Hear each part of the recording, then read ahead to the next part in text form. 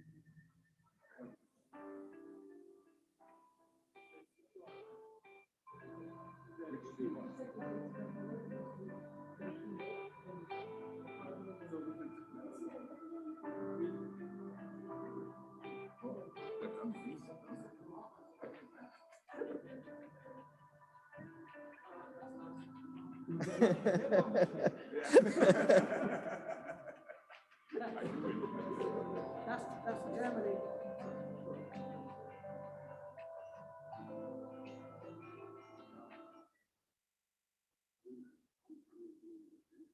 Looking at, staring at the light. Oops.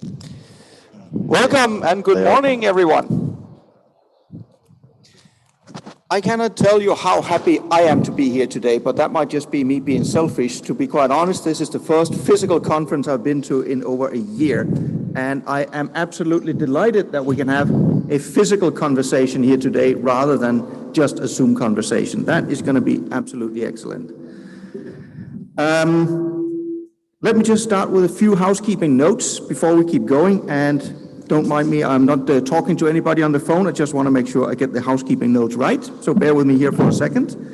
So if you at any point today need clarification on any of the timelines, ask either me or some of the TLME staff. We've got to make sure we all keep our phones to silent so we can actually enjoy that we can be together here and talk during the day without hopefully too many interruptions.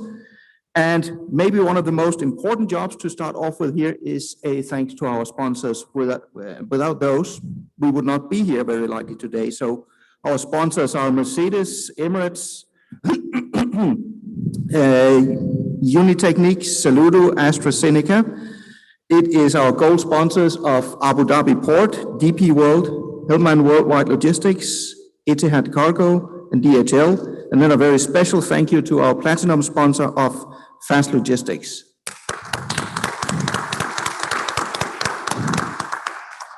And I believe we have a small video from Fast Logistics.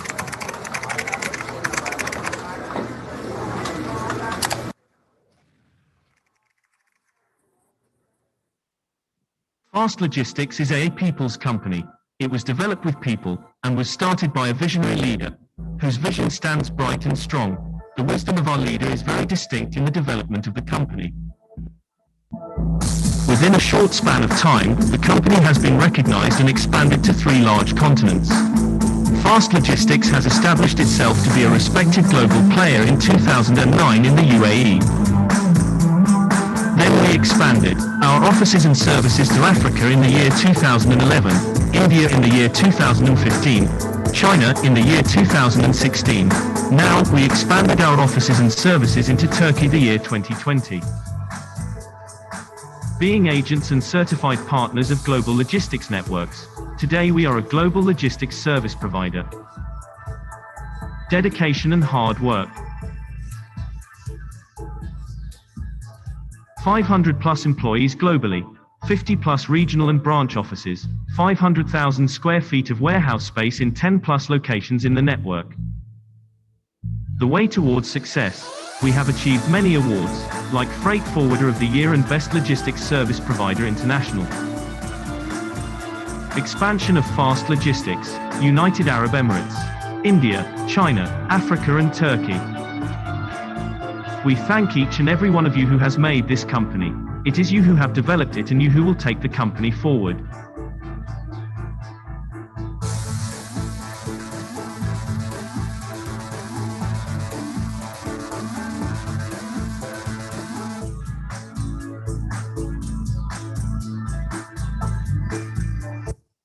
Fast Logistics, excellence inspired. All right. And for the first agenda point we have here today, we're actually going to get a brief initial keynote speech from Joe Baden, who is not only the chairman of TLME, he's also wearing the hat of being president of Haifa Logistics. In addition, he is also here today talking on behalf of Fast Logistics, our platinum sponsor. So please join me in welcoming Joe to the stage.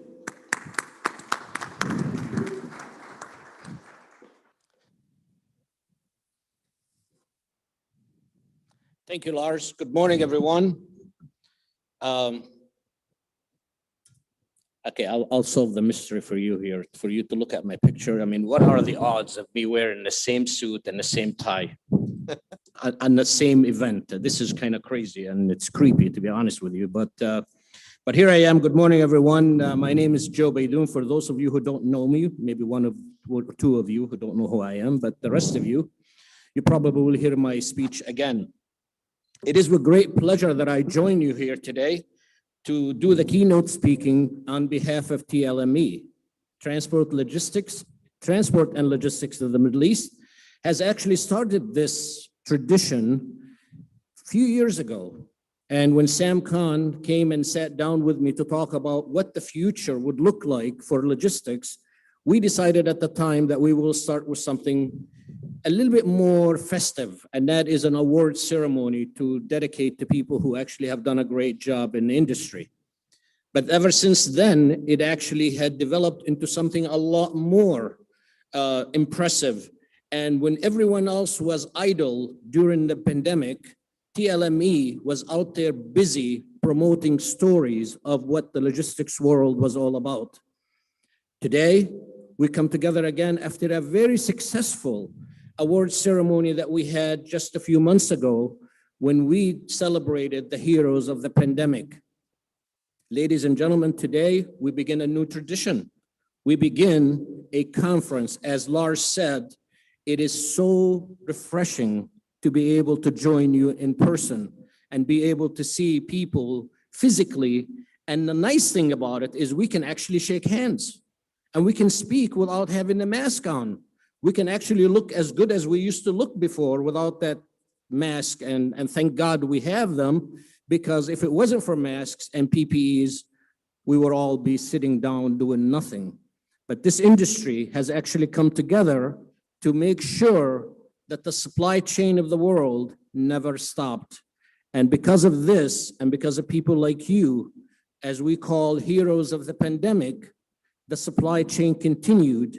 Food was always on the shelves, and PPEs were out there delivered to people who need them the most.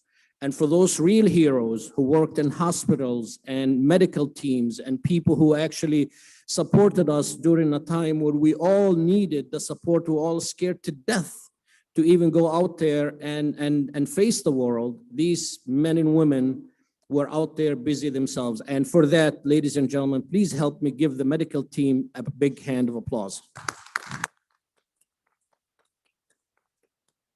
And for that, I also would like to recognize the people here today and those of you who've actually never slept day or night, making sure that the supply chain the world needed never stopped coming.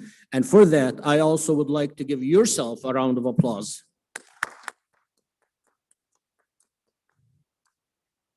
And as we actually approach this to a new venture and a new millennium and a new world that we actually see out there, it is very important, and it's also really nice to see that the world that we know will never be the same again.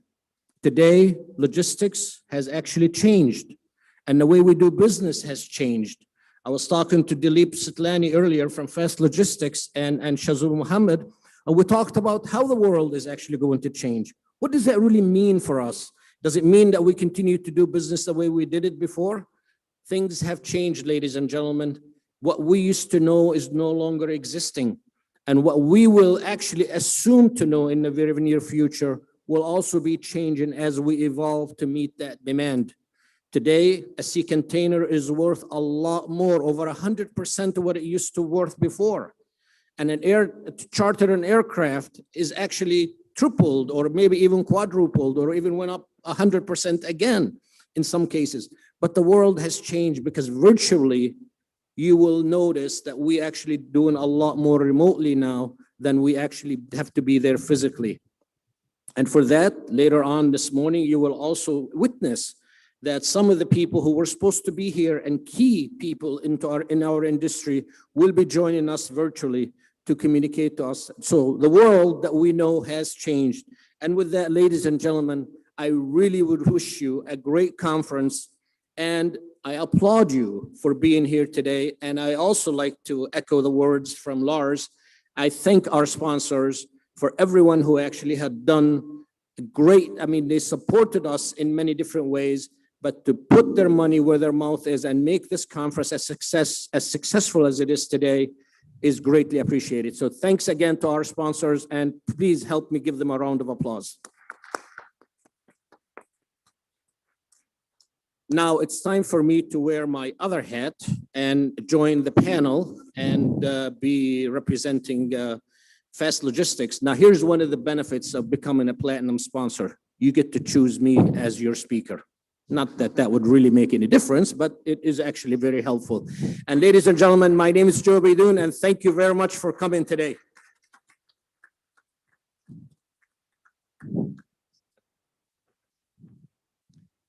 Thank you, Joe.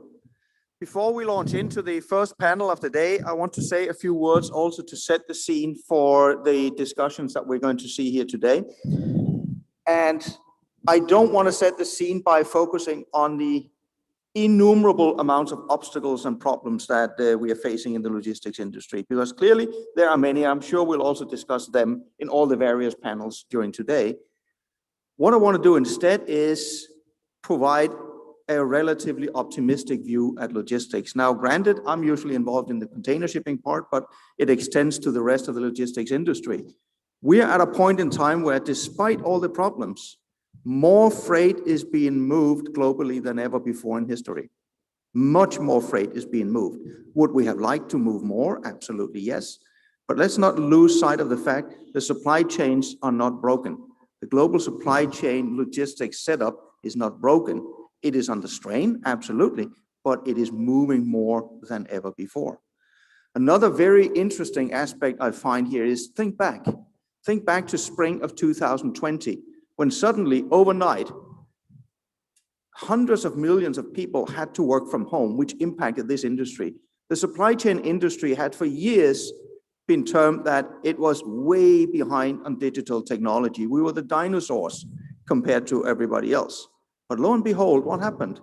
We were actually able to send home most of the workforce to work virtually overnight, and the supply chains didn't stop. They still worked. So perhaps this industry was not as far behind on digitalization as we had been told that was actually the case. We could change very rapidly because a lot of the foundations were indeed in place. Could it have been done better? Absolutely. But that's where the opportunities lie going forward. The last element I want to add to this is, if you are on the shipper side, if you are the ones paying the bills and you need to get cargo moved, sure. The problem is it is phenomenally expensive compared to where we were 2 years ago. No doubt about it. Is that price going to come down going forward? I think that's part of what we might be discussing over today. My own view is, yes, it's going to come down, but not as far as where we came from. But I also do not necessarily see that as a negative thing. Two things. First of all, yeah, the supply chain got a lot more expensive, but as I just mentioned, did it stop? Not really. Global trade is still very resilient. But more importantly, there's a much huger challenge ahead of us. That's the one called decarbonization. If we think back 2 years ago, one of the major issues, stumbling blocks, was how is the global supply chain, how are the logistics providers going to find the funds to invest into decarbonization? It appears to me the answer is already here. The funds are flowing in rapidly. And to maybe provoke, especially, I mean, usually in the container shipping side, so to provoke over on that side, what are all these container lines going to do with the $200 billion they're going to have in profits this year? To me, one of the answers here seems obvious. That is an agenda that can be accelerated, because it's no more a discussion of, is there the money to pay for it? It's more a matter of how can we apply the funds that have come in the most efficient way to accelerate that agenda. So I'm seeing a supply chain that is, yes, it's under strain, huge delays and problems and what have you, but moving more freight than ever, and is in the process of positioning itself for a very dramatic transformation. We have the digital transformation, which was already underway, as we could see in the very rapid transition we did in spring 2020. That is going to shape the immediate term future. The longer term future belongs to the decarbonization drive, for which there is actually now a huge amount of funds in the system to handle. So I hope that at least sets the stage a little bit for some of the discussions that we're going to have here today. And with that, I want to launch us into the first section of today, which is aptly titled The State of the Sector. And that's the wider logistics sector. And we're going to have a discussion with all our panelists here. So allow me just to introduce our panelists. We have Joe Baden that we already heard from. We have Hans Eddengruber, who is the Managing Director of Unitechnik. We have Kai Wolf Alten, who is the President and CEO of the Daimler Commercial Vehicles. We have Badr El Ali, who is the Senior Commercial Manager from Etihad Cargo. And I believe virtually we also have Ram Menon, who is an aviation and air cargo executive online. Is that correct? I am looking at the technical guys in the back. Yes, we do. Hello, Ram. Welcome to you as well. There he is. You are on mute, Ram, so we cannot hear you. Wonders of technology, Lars. Thank you very much for that introduction, and good to be with you. Greetings from Kuala Lumpur. All right, excellent. And I am getting myself here on 10-second delay. This is going to be a fun day. Thank you very much for that introduction, and good to be with you. Greetings from Kuala Lumpur. All right, excellent. I'm getting myself here on 10-second delay. This is going to be a fun day. So the question to the tech guys back there, can we remove my 10-second delay loop? That would be wonderful.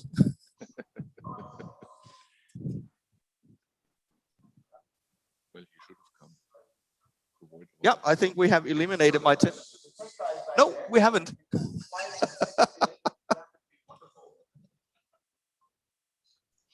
I think he has to mute himself again.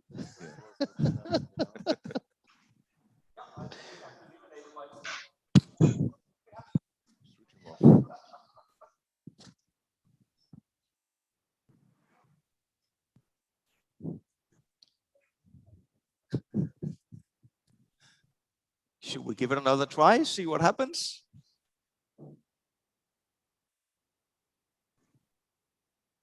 And no, I did not show up again. That was great. Brilliant. Let us then proceed onwards.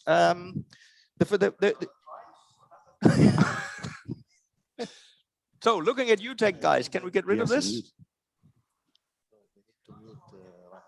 They need to take off RAM and just keep them. He's not mute. That's why it's getting.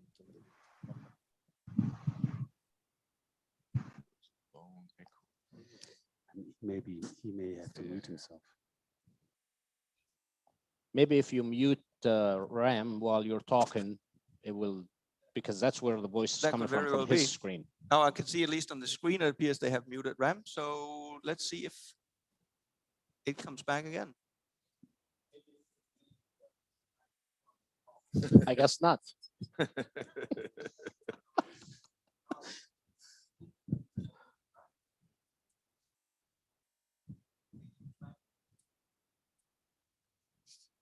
Now, I always learned it's good to repeat your key phrases. So maybe this is the new modern way of doing it. Be here for like 3 hours. That's the one part. Ah, now I was cut off. So it appears we're fixed. Excellent. Let us then jump into the panel. And I want to kick off with a relatively, hopefully quick round where I want to hear from every one of you, basically on a very simple question in terms of what does 2022 hold for us? Nope. We need to solve this problem.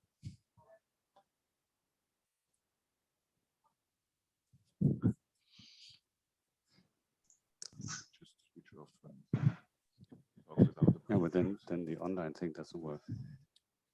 Now, I think we've all gotten used to the various hiccups that we can have when we are actually on the Zoom meetings, but this hybrid between physical and Zoom clearly creates new and fun challenges to overcome. Was one of the main challenges during the pandemic at the beginning. Yeah, the phrase of the last 1.5 years, you are on mute.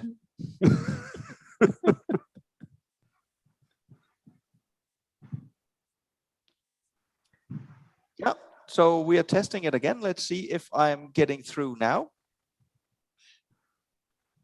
And so far, no force feedback, no repetition of myself. Wait 10 seconds. Let's do a countdown. No, I think we're good.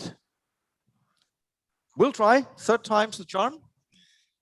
So let me just repeat where I came from. What I want to do is to hear from each of our 5 panelists your views on what does 2022 hold for us. And maybe also to keep in, let's say, in the spirit of that, this is not necessarily a world only of problems, but also of opportunities. How will we get back to some semblance of normality, and what does that normality look like? So if we kick off from here. Yeah, thank you very much. So I'm Hans-Christian Eckengruber. I'm the managing director of Unitechnik FZE, just to be precise, because the managing director of Unitechnik is sitting in the audience. And well, how to get, let's say, the future 2022. Actually, for us, we are pretty optimistic that at least from our project side, we will come back to normal. We are doing automation for material handling systems, and right now we are mainly doing the maintenance and the services. And on the project side, it's picking up. For 1.5 years, it has been very quiet. And in the 2 industries that we are focusing here locally, which is food and airport related projects. For food, it has always been the same, because food you need every day. And we know for airports, they have been shut down, they have been closed, there was really low profile. And that is picking up, especially on the air cargo side. We got some inquiries for those projects right now. And so 2022, for us, it will be back to normal, I would say. For our clients on the airport side, it will probably take until, let's say, 24, especially for the passengers, until they come back to figures that they had before the pandemic. And I think that's probably what you can say. Cargo is pretty good right now, but passenger will take a little bit more. Yeah, thanks. Kai, what is your take?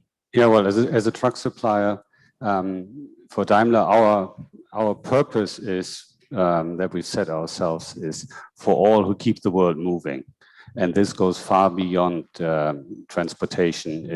But it's a major part. And we see ourselves and convert ourselves from a traditional supplier of means of transportation to a partner of those who work in the industry. And I think and that will be 2022 for us and for many of us, I believe, is take the learnings of last year into working out a new operating model. One element will be the hybrid working model that we are establishing. We are back in the office. In Dubai, thanks to what happened in this country, we are back 100%. In other parts of the world, we are at 0. Because the pandemic is different. So we have to work in hybrid models physically like here and online like here as well. And we have to make this something that becomes the new normal, as everybody says. At the same time, we are predicting that in 2022, the demand of the transportation sector for containers, cargo space, but also for trucks will in certain areas be bigger than the supply issue. So we foresee that in 2022, the demand for our product will be higher than what we can supply. So therefore, our main focus is under the guideline of for all who keep the world moving, with our after-sales organization in the region, support the trucking companies to keep the trucks operating at the highest level. So a big focus will be on parts supply, technical service to keep the vehicles also operational longer than sometimes intended. And we will focus a lot of attention, especially in 22. You mentioned decarbonization of the industry. We will focus a lot to prepare ourselves and our distributors towards the development of e-vehicles, hydrogen vehicles. it is a lot of effort, and you mentioned money. It is a lot of effort and money that has to go into it, but it's also a lot of education and people. We need more different skills when we go into new different technologies, and that will be our focus for 2022. So incorporating hybrid work model, keep the trucks on the road, and supply the means to do this for our partners, and start preparing our organization for the change in technology when it comes to decarbonization, e-vehicles, hydrogen vehicles, and so on. Okay, thank you. From an airline perspective, actually, yes, it was a big challenge, and the airline industry was maybe one of the major sectors, got a very big hit within the pandemic. The good part on our side, actually, if talking about Etihad Cargo perspective, that's increased the demand. It was a high demand actually for cargo. Yes, we lost lots of capacity. Almost at the beginning of the pandemic, it was almost 70% of capacity because it was a belly hold, and we recovered that, of course, with the ease and the high demand on the freighters. We were anticipating actually a quicker recap for our capacity for the cargo. It still is not that fast. The capacity is still with the demand, with the keep ongoing actually challenges with the sea freight. We don't see the demand is going back normal. And I think we need to re-identify the word normal after the pandemic. We don't see it going back normal to pre-pandemic. That being said, we see a very high demand and ongoing, at least for the 2022. As per the latest IATA recommendations and anticipation, they think things will go close to normal by 2023. On the passenger side, from airline perspective, also we see a good recovery. We saw realize actually Q3, Q4, a good recovery on the passenger side. Load factors being high, and we anticipate that is going to increase with all the restriction and change. But of course, that will affect our way of operation.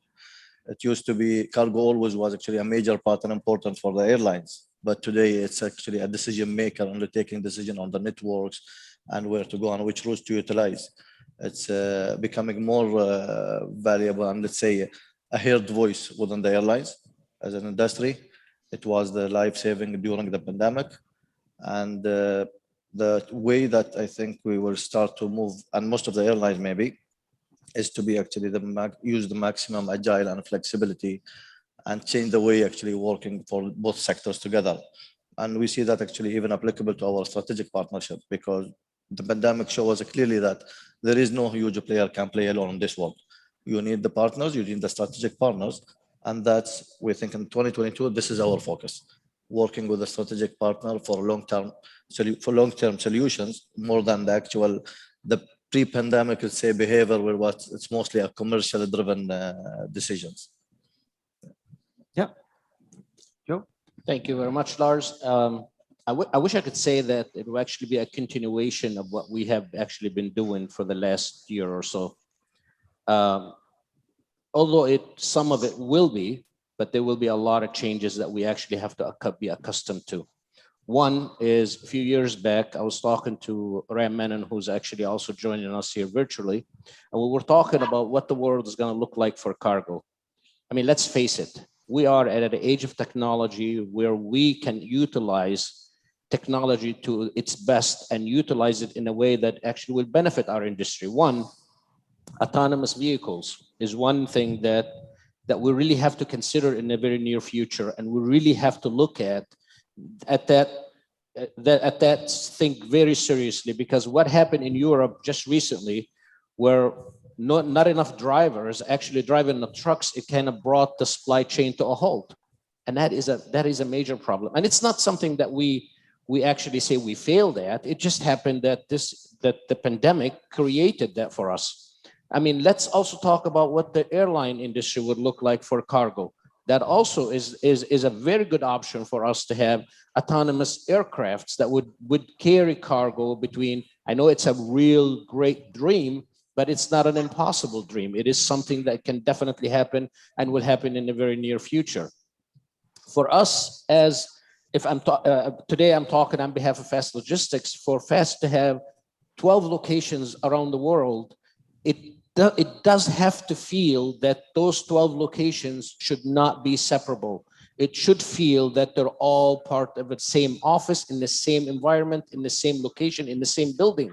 And that has been demonstrated many times in the last year or so, since we had the pandemic and we were working virtually. As you rightfully said, Lars, the industry didn't come to a halt because we thought we were dinosaurs. I mean, and the passenger side of the airline business has always been the sexy one, and cargo was never really sexy. I mean, nobody ever looked at cargo very seriously until now. Now is the time that we actually take cargo very seriously, and then understand that because of this element of our business, the world survived. And that's very important for us to realize that, and the world. And the last thing that I really want to talk about is we really need to look at the way that we actually do business with the world. Today, it has changed. Look, we're no longer going to be using money as we know it. Today, we're looking at Bitcoins, we're looking at tokens, we're looking at ways that we actually pay for things different. And Lars mentioned e-commerce earlier. Believe it or not, many of us probably never even thought about doing something like that in the past, and where we sit down at home and shop for groceries or shop for vegetables, all that stuff. I find myself sitting at home just ordering nuts. I mean, this is the world that we're actually come to. We rely so much on e-commerce and e-commerce city, and all of that stuff is becoming one of the things that we depend on for the world. And today, people like, the airline industry like Etihad and Emirates, and Alan White is here with us from National Air Cargo. This industry is really in dire need for additional equipment, additional staff that we can actually work with. And we're going to change the way we used to think about things. Vas is here from DGM, and today it's no longer just one concept fits all. Today, we have to look innovative. We have to look at ways that we actually can make the future even more digital, as you mentioned earlier, Lars. Not only digital, but digitizing the world is even more important for us to do so today.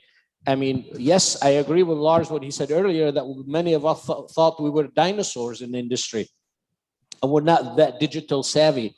Believe it or not, we are far ahead than we ever thought we would be, because the pandemic and last year has actually proven to us that we actually are a lot more advanced than we thought we would be. Thank you. And let's go over to Ram virtually. Let's see if we can get it to work.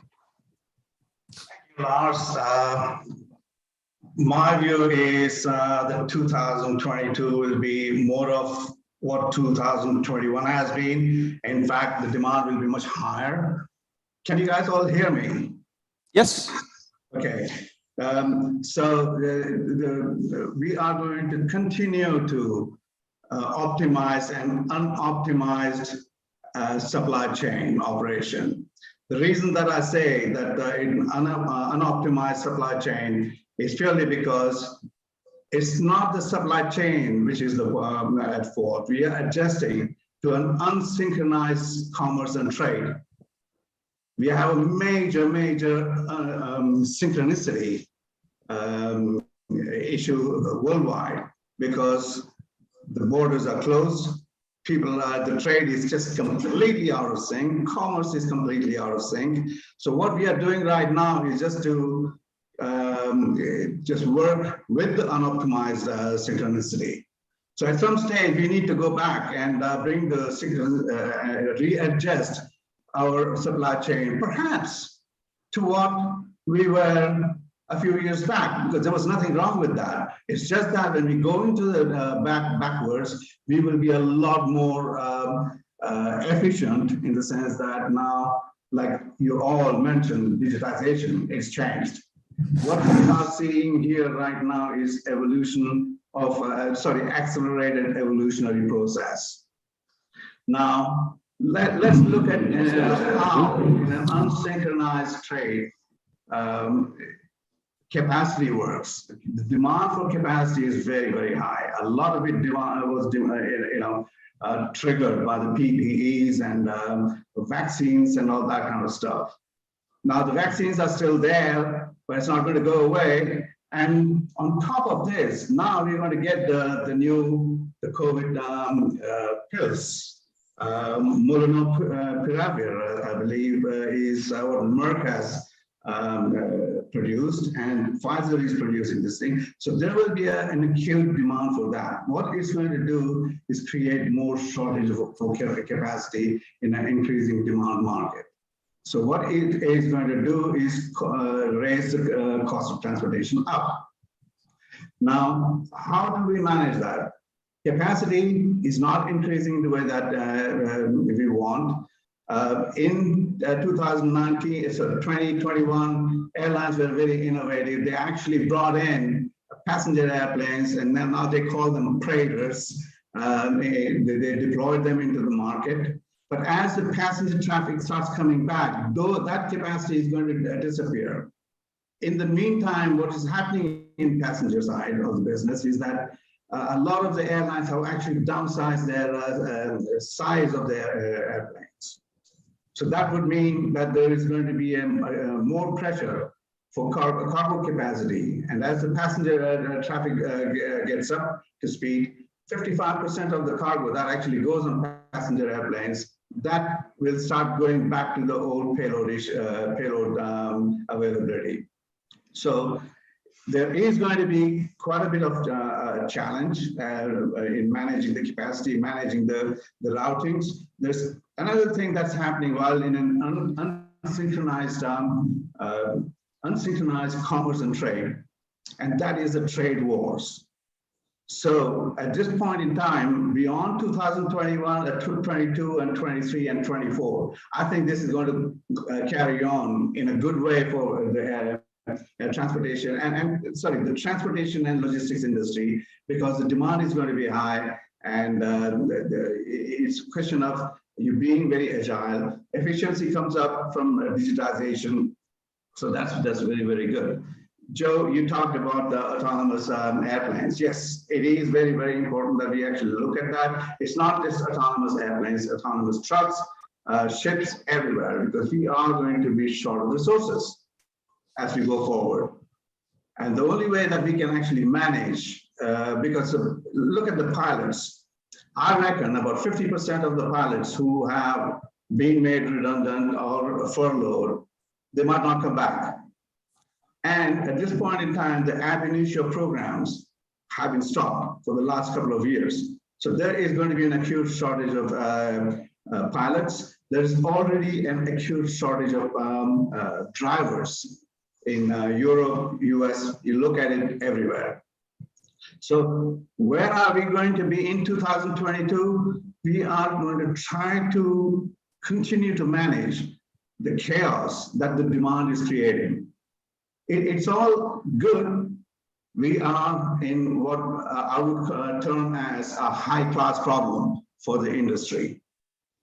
But it is something that the focus has got to be based on how we manage that capacity, how we bring in more capacity, how efficiently can we get that more capacity in a very, very high growth market. Now, when we go out of this, what is going to be the new normal? We have to play around with the what if scenario, because of the trade war, we don't know which way it's going to go, how that trade war is going to come up, how this pandemic is going to pan out. So these are all what if scenarios that we will have to work on as we go into the 2023-24. Thank you. Thank you, Rob. Now, there were a lot of different themes that came on the table here. Let me try to dig into a few of them, maybe one by one. One of the themes that at least to me stood out here was on the whole topic of, we can call it digitalization, we can call it automation, we can call it automated technologies. Basically have a, let's call it relatively simple question. It's all well and fine that we talk about automated trucks, for example, or we could also talk about automated vessels, automated airplanes. Realistically, do we have the technology ready to go, or what is the time frame? And the second question to that is, does the industry have the right people? Because one thing is we had a lot of people that we were capable of sending back home, but if we're looking into a future which is highly automated, relies on different kind of technologies, different business processes, do we actually have the right people, or do we need to change something there? I mean, you mentioned automated trucks, so I think that I can speak to some of that. And you asked the questions, do we have the right people? I would also say, do we have the capacity within one company to develop all of this and bring it to life? And at least the solution that our company is doing, we are entering into partnerships and joint ventures with other companies in that field, where we pool competencies of people, but also organizations, because sometimes you need to be fast, where a large global organization that exists for more than 100 years maybe needs help to speed up in certain testing areas. So what we're doing is we are working in the United States with two key partners, Torc and Waymo, to develop autonomous vehicles. We have tested already semi-autonomous vehicles that are serious production. We have tested them here in Dubai. So is this something that will be launched next year broad scale? No. Is this something that will be coming for certain parts of the industry? Yes, definitely will be, and we are working on this. We are also partnering with other partners that would be unreasonable or unthinkable. For example, with BP in the UK, we are developing jointly a network of hydrogen fuel stations, because only the truck itself, without the support infrastructure, will be not available. We are also focusing to the legal and regulatory groups in the world, because obviously when we come with this new technology, when we come with automation, when we come with hydrogen or electric, there needs to be an infrastructure and there needs to be a legal framework to make this all possible. The fourth option, and I think I hear so much about electrification and automation. And that is a dream that we are all pursuing, and that's a plan that we need to work on and implement. But there is a time when old is not a good word. Traditional technology will exist for quite a while, and at the same time, we will see very high-tech solution entering the same arena, and they will have to be managed in parallel. And I think we need to focus on how we do the traditional thing and upgrade that as much as possible, while at the same time exploring with high-tech solutions. And that is why we're also upgrading our offering with traditional diesel vehicles with telematics services that interact, where the truck interacts with the operating system of logistics companies to become more efficient, to do driver-oriented trainings and management.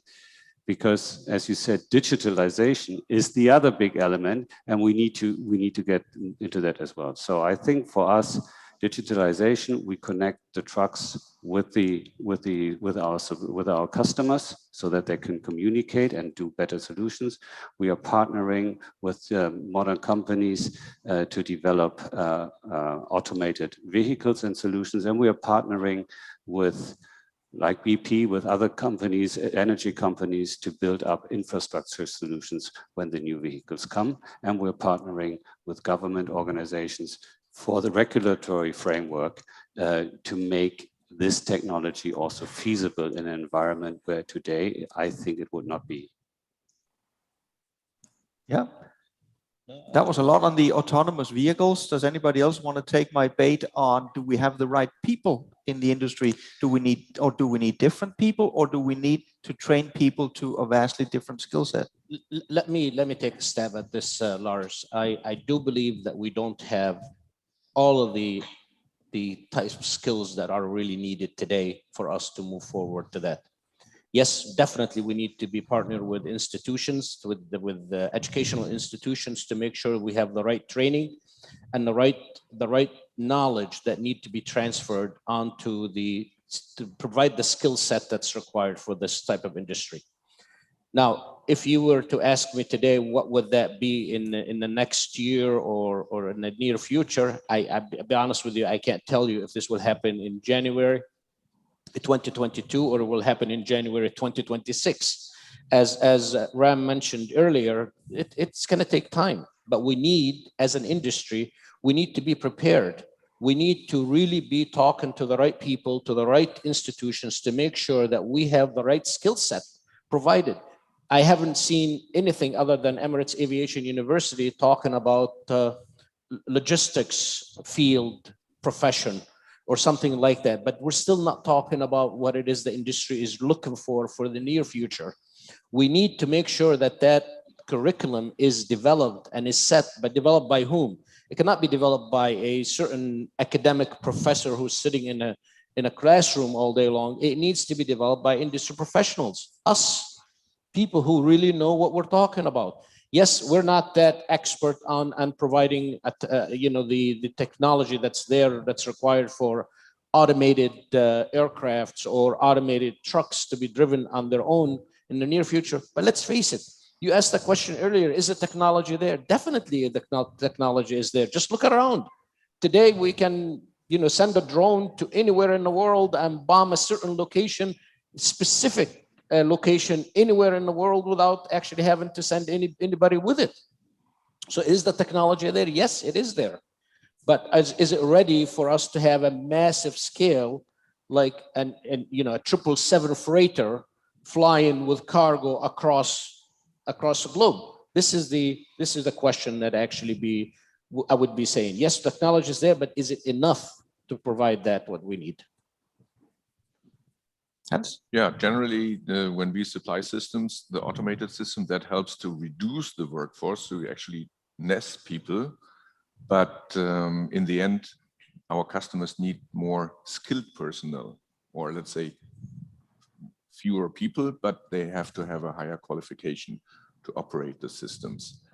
And just lately, we have also been introducing automated guided vehicles in the system. So that is something that might be elaborated later in the air cargo session.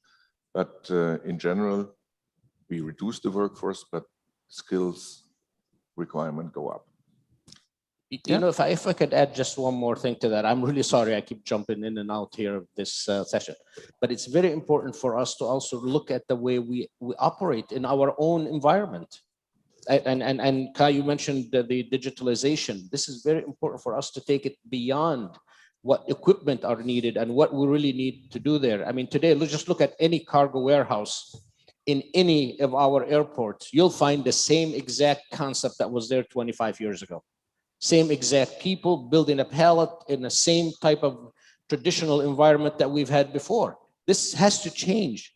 Today, the robotics industry is out there and artificial intelligence is there.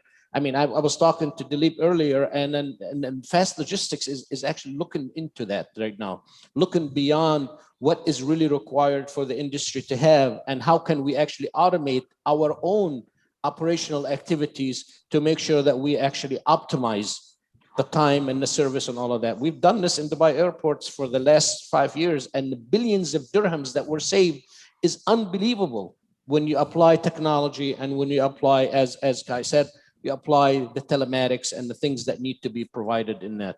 Badr and I worked on something earlier in trying to connect not only Dubai airports together, but to connect Dubai airports, Abu Dhabi airports, Sharjah airports. I mean, heck, let's move beyond that. Let's go around the world and connect the global airports together. Can it happen? Absolutely, it can. But we need the right skill set. We need the right people. We need the right technology to do so. Okay, Ram, you have a comment as well? Yeah, I do. Thanks for. I think Ram, and then you got it afterwards. Yeah, sorry. Ram, you were still on mute. No, I'm on. Now you're there. Good. Okay, good. Thanks for looping me in. You asked whether we have the technology today. Rightfully, as Joe said, yes, we do have the technology today. Do we have the skill set? Yes, we do have a skill set, but our skill set is actually being enhanced by the data and the advancement in the data analytics, which is actually giving rise to the artificial intelligence. So a lot of the menial things are actually being taken over by that. The autonomous trucks, we already know that it's on the road. And the 5G technology is actually going to help advance it. When is it going to be fully ready to roll, rock and roll? I mean, by the time the 6G comes into play around the 2030, I mean, that's where I see it actually maturing, the road technology.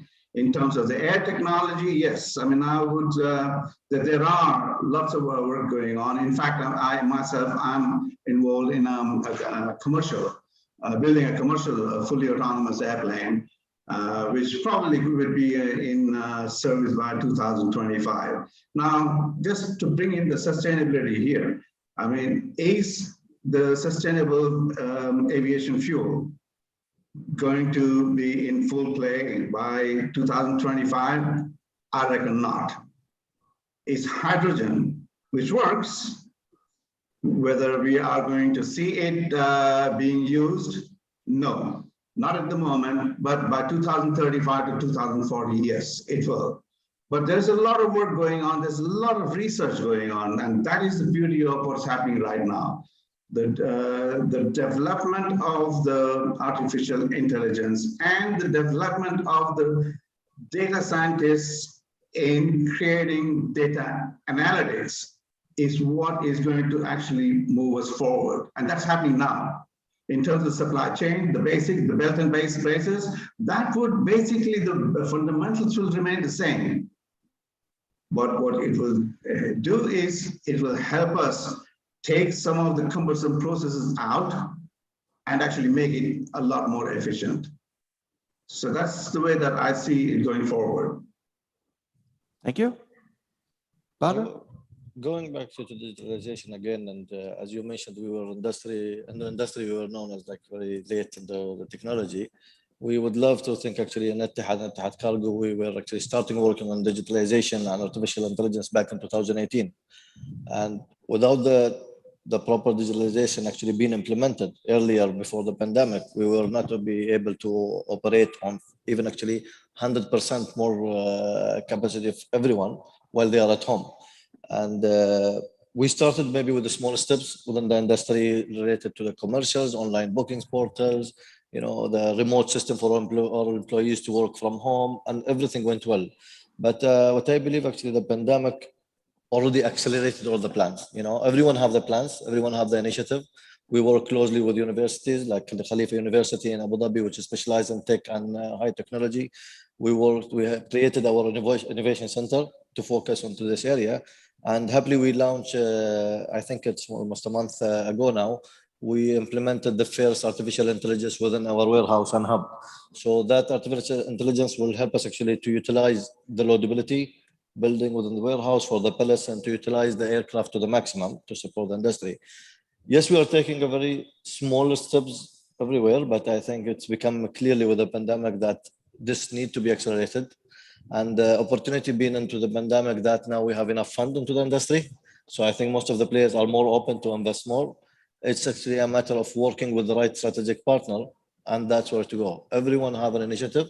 I think today there is the leaders in the industry are willing to jump into this new world. It's not going to be easy because of the traditional way industry and cargo used to work, but with more talented people, young people are coming to the industry, and that's what we realize with all the logistics. As you said, there is lots of academics who start working on logistics. You know, I know at least few universities have a special program within the master and bachelor's focus on the logistics. All this young blood coming back to the industry with the artificial intelligence available, with the digitalization, with the world, how it's going. You mentioned the Bitcoin and the blockchains in general. That's a fact that's coming anyway.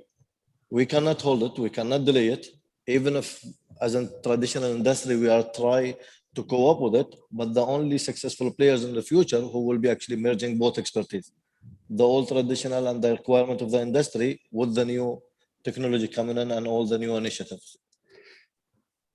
You had a comment? I think all organizations, I mean, we can talk about technology as much as we want. It's our people, it's us, and it's our people who move a company forward. Any company that's represented here is based on what our people can do and what we can do. And if technology changes and the way we work together changes and develops, we need people who drive this forward. And that's the people that come out of universities now, and not so much the people who are planning their retirement already. So we need to attract people. What is that? Generation Z? Is that what we're talking about right now? Yeah. And we're talking about Generation Z that has a different lifestyle, that have different expectations that maybe you and I, when we came out of university and said, how's our life going to play out? Which also requires from us as managers very much that we create a work environment where people of Generation Z feel comfortable, where they want to join, where they can try out their ideas, and where they can work differently and develop the way they want. So it's not only creating the job and looking for somebody who studied, I don't know, some kind of IT tech, whatever, at a university, but to give a work environment where they can prosper and see their dreams come true. Because as easily as Generation Z people enter an organization, they leave it again. So we have to become attractive, and we have to give them space where they can spread their wings and do their thing, and then carry us forward. And that in a very traditional business that we are all in, we are all part of a very traditional business. That is a major challenge. And I see with many of our partners, that is where the major struggle is. Changing how we manage, changing how we take decisions, changing how we delegate authority. That is a major challenge for many companies in the logistics field. So, Well said. and we're trying some cool stuff in our company right now here in Dubai. I'm really happy how this works. Okay. Now, before I keep bombarding our panel with questions, I want to ask if there's anybody in the audience. Yes. Do we have a microphone? He's loud enough, he can speak. Or walk to the stand. Yeah. Just see if you can speak loud, and I'll repeat your question otherwise.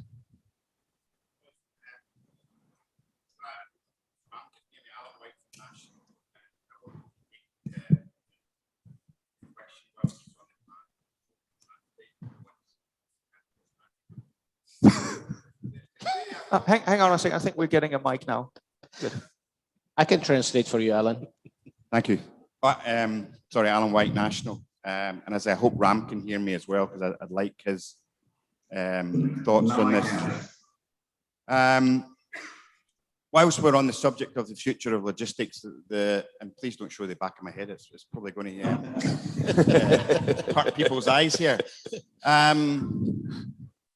There's been certain movements we've seen in the industry, and I'm particularly talking about freight forwarders here, where we see ocean carriers and in certain respects airlines when we talk about shippers. And I think it's something to be mindful of the future. And the question is there a future for freight forwarders? Because we're seeing, certainly when there's a disruption of what we've seen in logistics and the supply chain over the last year and a half, where you're seeing shippers going direct either to carriers, be it air or ocean.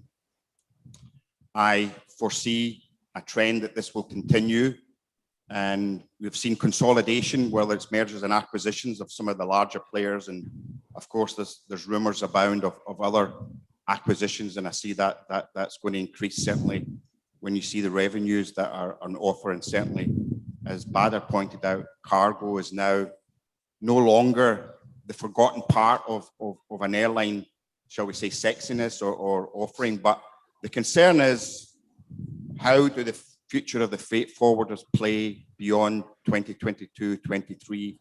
And do we see the demise, in some cases, of not all, but do we see in certain cases freight forwarders getting eliminated or squeezed out of the future market offerings as shippers try to control the supply chain? Obviously, Amazon is the perfect example, where they control the supply chain pretty much, and I think overtaking either UPS or FedEx very soon in the domestic market. And I think Maersk, CMA, CGM are obviously making plays in their own. So I'm interested to hear the panelists' thoughts, and Lars as well, obviously, on that question. Thank you. Want to start out with you, Ram? It was initially directed to you. Sure enough. Hey, Alan, I don't think the role of the freight forwarder is going to go away, but the way that they interact, that's got to change. The freight forwarders provide services that others cannot, whether they're carriers or non-carriers. Where I see the forwarders becoming more an integral part of the shippers, de facto, their role will become that of a shipper. And this is nothing new. It's been happening for a long time. I mean, Schenkers and the Burlingtons in the olden days used to run the assembly plants for Dell computers. So this is nothing new, but this is going to accelerate as digitization sets in. There's more transparency. Where the freight forwarders have to change in mentality is stop trying to make a buck out of each other. That's something that you need to really change, and then you integrate yourself into the shipper's supply chain. So you actually become the supply chain managers. De facto, you become the shipper. And that's what I see as we go forward. Okay, thanks. Did I answer your question?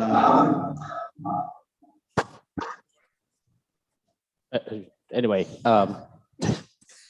actually, I do agree with Ram. There will not be, definitely, it will not mean the end of the freight forwarders, but will there be a demise of some of the freight forwarders out there? Yes, absolutely, there will be. Because unless the freight forwarders are willing to start looking at ways to innovate and change the way they do business in the future with airlines, with the shipping industry, with the shippers themselves, with the actual known shippers out there, like, you know, the Apples and the Samsungs of the world, or the Amazon, as Alan mentioned. There will definitely be a need for freight forwarders, because there are certain elements that only freight forwarders can actually tackle and do that, and it would not be as expensive as the other ones. But the industry itself, these freight forwarders need to understand that the way of the future has to change. Just look at Kodak, look at BlackBerry versus looking at Samsung and Apple. This is what I'm talking about, and this is the comparison that we actually need to make with freight forwarders today. So those freight forwarders who are the Kodaks and the BlackBerries who think they're doing a great job and they will continue to do what they're going to do, guess what? The world is coming to change for you, and there will be some changes that are going to be very rough to accept. But those who are willing to innovate and move on and continue to operate the way that the industry requires and demands, those are the ones that are going to be obviously flourishing and survive in the future. Will there be any joint ventures? Will there be any takeovers, whether it's hostile or friendly? Definitely there will be. There will be, because the bigger fish is definitely going to rise and eat the smaller fish.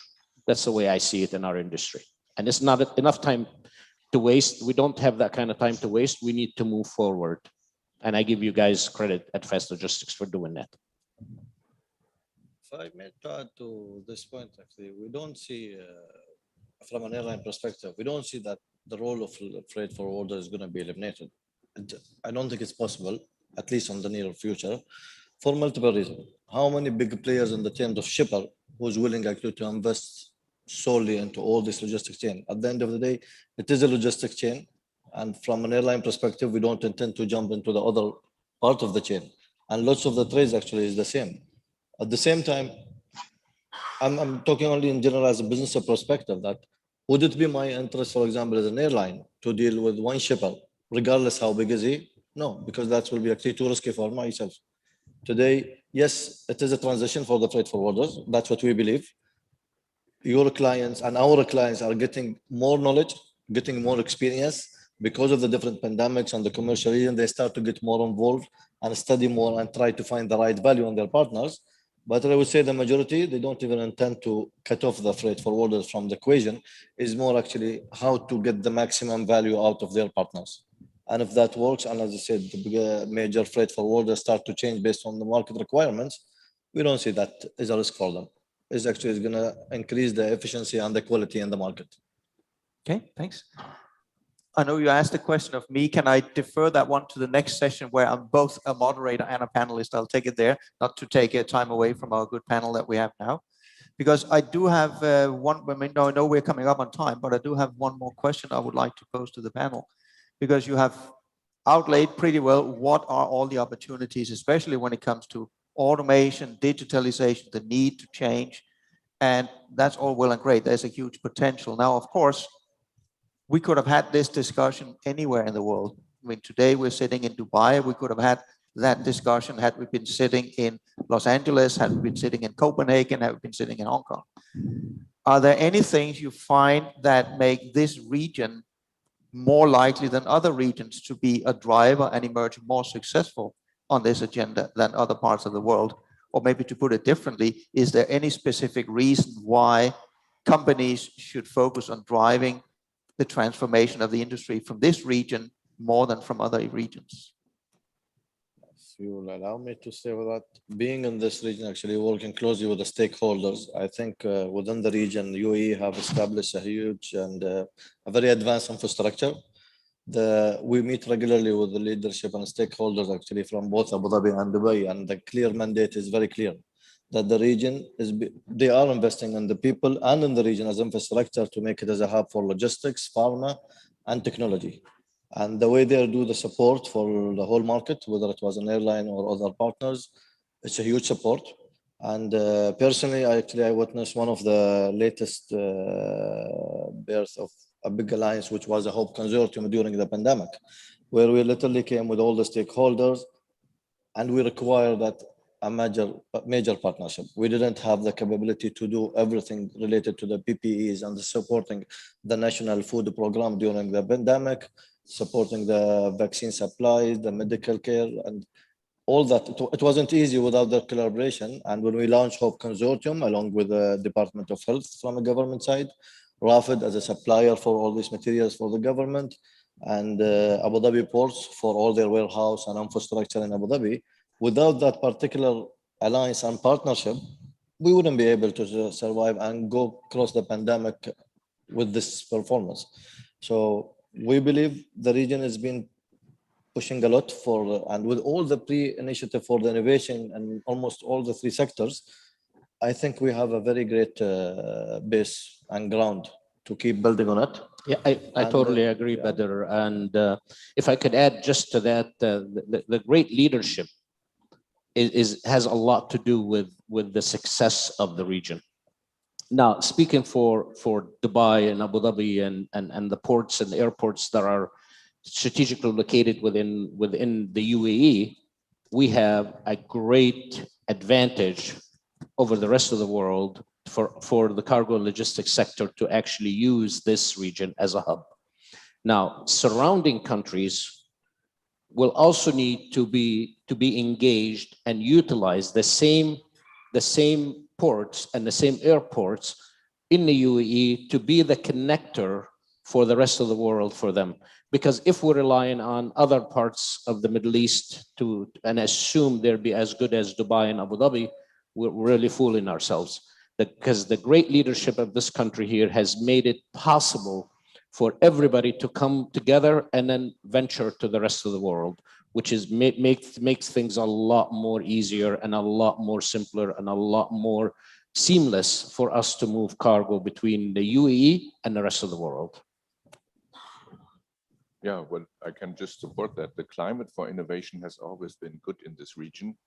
And when we supplied the system for Emirates Flight Catering across from the street, it was the most advanced system in the world. And actually Lufthansa came to look at it, and then they wanted to have like a copy-paste supply of that. And when you look at the ports, DP World is very innovative, and they have just installed a system, high bay storage system for sea containers, the so-called box-based system. So the region is really very advanced and very open for innovation. Yeah, so now it's very difficult to say something that wasn't said before, right? What I see when it comes to our part of the business, we see strong also investment going into producing energy and hydrogen, which is the fuel necessary for transforming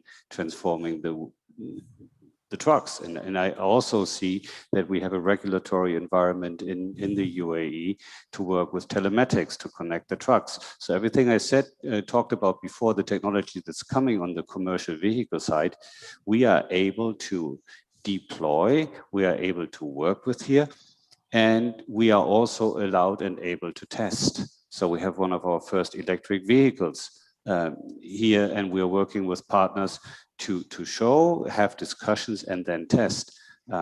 So Dubai or the UAE will be one of our key testing grounds outside Europe, United States, and Japan for future technology, whatever they may be.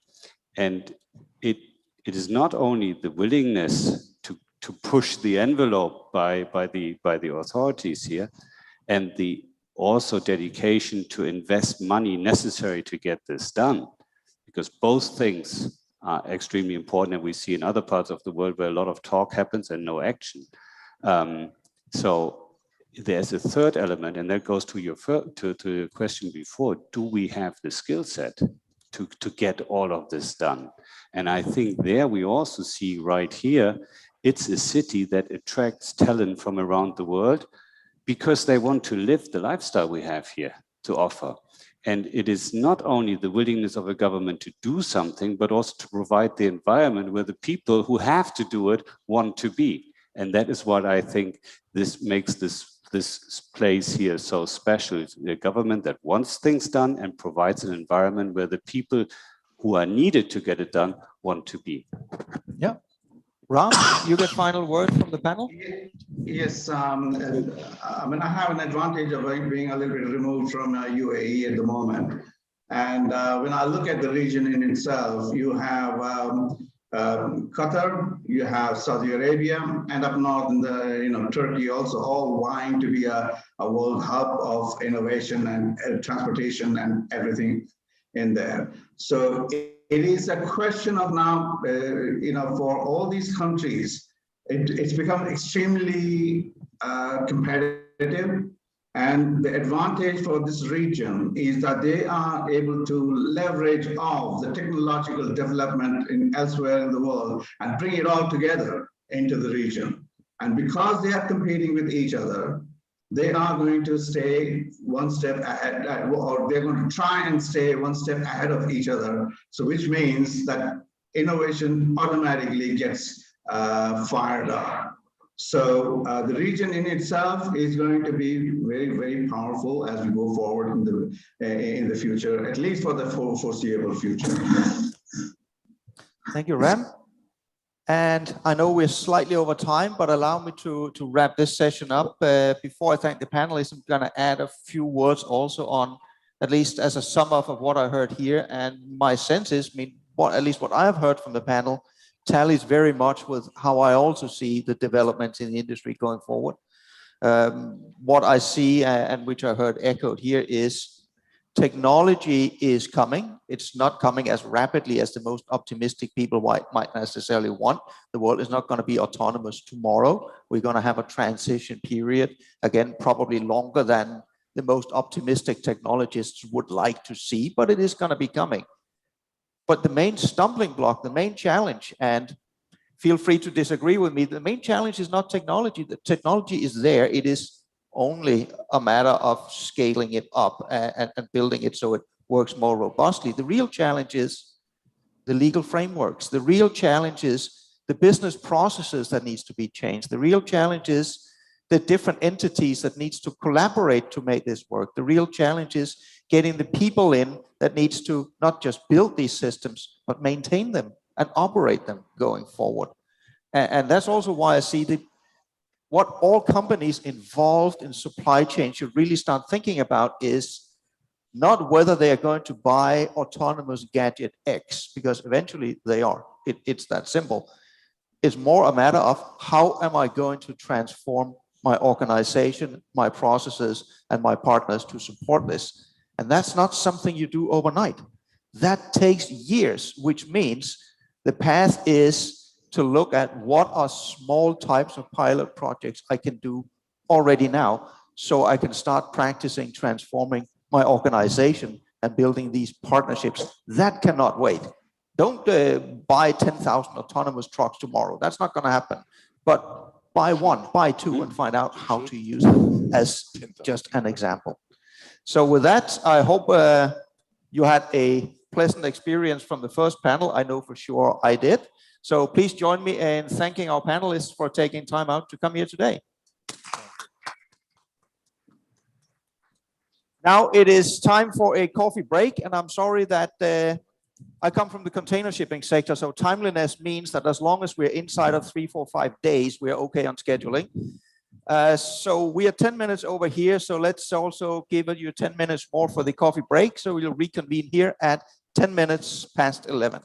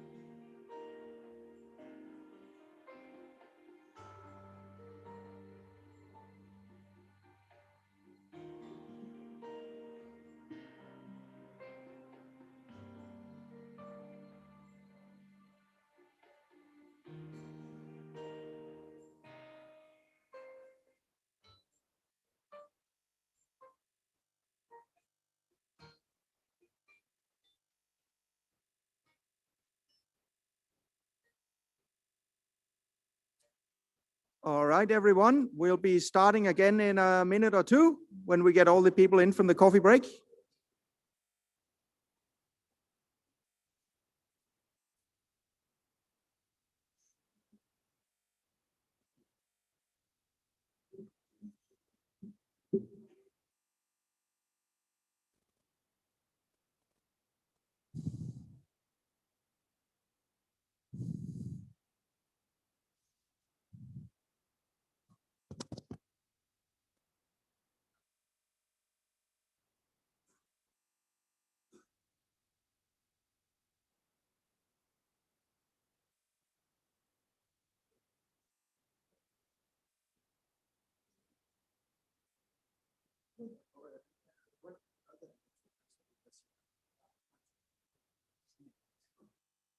Yeah,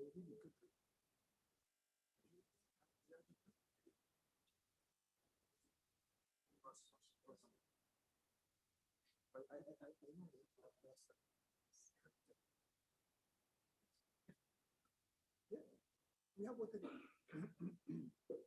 Not sure on what. Lars. Cool. Can I see the symbol? Sure.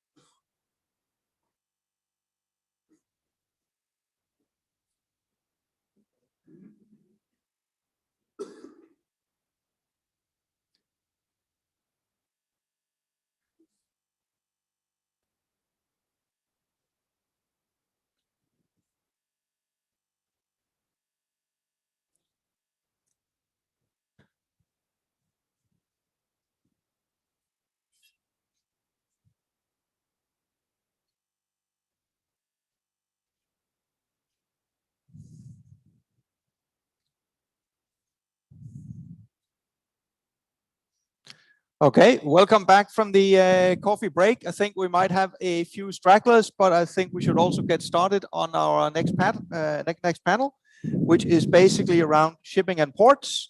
And for this panel, I'm very happy to see that we have Kim Larsen of Abu Dhabi Ports, and we have Shahab Al Jasmi from DP World UAE. And I'm going to be both a moderator and a panelist this time around. But please join me in welcoming Shahab and Kim to the stage.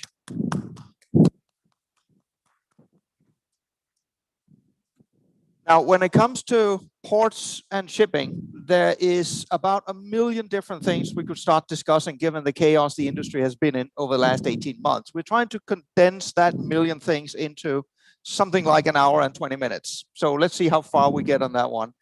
And in order to tee off the ball, let me ask maybe a slightly provocative question of our two distinguished gentlemen here, because if I'm just looking at this from, say, a 100,000 foot overview, what we are seeing is hundreds of container vessels stuck outside ports. We are seeing trucks unable to pick up containers, containers piling up in ports. What has gone wrong with the ports? Why don't they work? You want to start?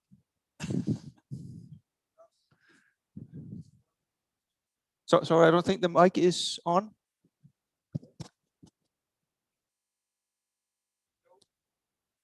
Mine is on.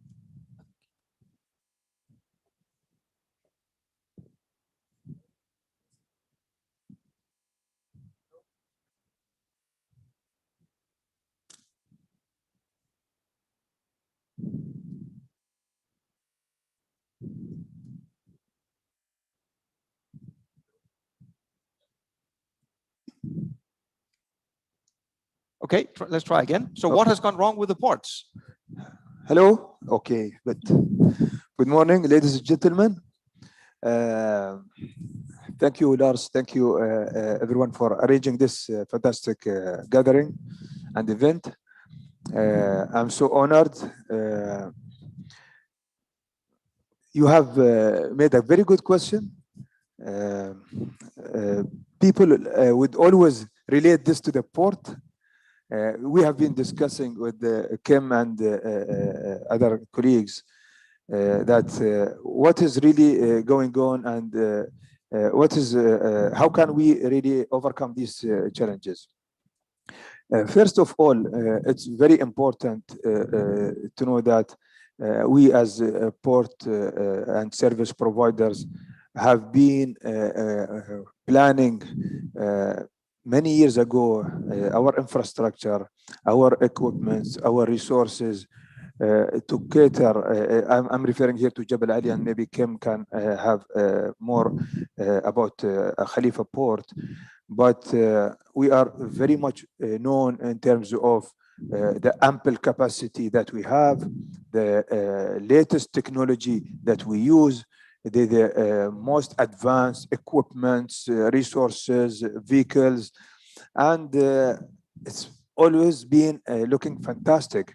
But yet, we will face some challenges. The reason is it is not one party responsibility. the last 2 years have really taught us how to adapt ourselves with the challenges. Being a service provider and terminal operator, we are maybe the focal points, and the media and the people will look from our perspective on how we really react on the challenges to the supply chain. But being as a service provider, we really deal with all the stakeholders, the traders, shipping lines, feeders, authorities, and government bodies who have really an important role on facilitating cargo move. And we see exactly what should be the role of each of them. The last 2 years were really very difficult for us in terms of trying to support some sections and to modify our relation with other parties. It's a very complex situation that we went through, but to put it in a more brief way, when a vessel is sailing from, let's say, Far East, before it arrives Jebel Ali, it has like many stopover in different countries and different terminals. We are really affected by the activities that's happening in different countries in terms of stowage planning of the vessel, in terms of the delays of the services, which is really impacting the schedule that they have with us, and in terms of documents, statistics, documents prior to vessel arrival are something very vital for us to do our housekeeping. We have been working very hardly here in Dubai to automate most of the service providers that have a say on cargo clearance, like customs, municipalities, other authorities. And the challenge was that the type of information we have been receiving, sometimes we are not so accurate. So now we have also worked at a different level with the, for example, Ministry of Trade, Ministry of Economy, to try to streamline the process with different nations. It's a lengthy program, it's a lengthy process, but you see the role of the authorities and the other governments on facilitating cargo move. Some of the some type of commodities have got very special approvals and NOCs in order to allow them moving via ocean. Different nations have got different rules and regulations. Sometimes containers and cargo arrive at Jebel Ali, but now to move them to the next destination, we got surprised by a new regulation, a new rule that really make it difficult for the shipper here to connect to the next destination. All these type of challenges, we have always adapt ourselves to deal with them. As much as you try to streamline and have a defined process for different situation, you will still have to really look at it at a more customized way. We have been working very closely and listening to our customers' needs in order to overcome these challenges. During the pandemic, with the lockdown, sometimes we announce the ease of move of cargo, but when you come to implement that rule in the ground, you will be faced with other challenges that not really have been kept in mind. We had, for example, an issue during last year for some of the countries when they locked down their ports. We could not move the empties from here. So basically, it wasn't our fault. It wasn't the port fault, but the other country cannot receive. So we have to compromise. We have to find customized solutions. And this is the life of terminal operator. Exactly. I think the question is great because as we have talked, Shahab and myself, I mean, we are very visible, right? So when you have 60 vessels parked outside Los Angeles, Long Beach, and you have congestion happening in ports around the world, it's super visible, and you can have a helicopter or drone footage that actually shows that it must be the port is the bottleneck, is where we have the majority of the problems. But the way that we see it is that it is of course a lot more things than just that. So a lot what you see in Los Angeles, Long Beach is mainly related to the landside operation. So it's about having truck chassis availability. It's about having rail availability. It's about moving the containers. And if you cannot move your containers out of the port, then of course you're building up your utilization level at a very, very high level. So first of all, you cannot get the containers out. You get more and more congested. Everything will slow down in the operation. On the other side, you cannot get any empties back. So the vessels will have to sail empty practically, going back on the Pacific. So there's a lot of issues that happens around the ports, no doubt about it. But I think the marketing around it is, of course, that ideally we as ports, we would like to move the problem in terms of marketing a little bit away from the port, because it's actually a whole chain reaction that is happening worldwide as we look at it today. I feel that we don't have as many problems in the Middle East and in the UAE as of course we may see in the US, Asia and Europe. But I do think that, let's say that it's also about a planning cycle around it. What we are faced with is the repercussions of delays, repercussions of, ports are closing and you're ending up, with a lot of very large vessels that has to all of a sudden arrive at the same time. So that causes, of course, a little bit of waiting time. But most of the time, you can say we actually have pretty good scheduling systems for all our ports. So in principle, there should not be any congestion. There is plenty of labor, there's plenty of berth, there's plenty of capacity in this region to take care of business, even in the growth scenarios we're talking about today. So the UAE has really invested significantly into creating, let's say, a very, very effective port system here.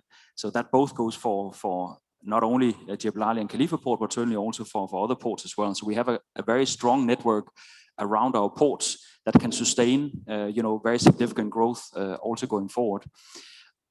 The way that I see on the global scale, just to take the attention a little bit away from ourselves only, is that it has to be a much wider discussion. We have to be able to discuss, let's say, truck availability, or even the hours that trucks can move in and out of ports.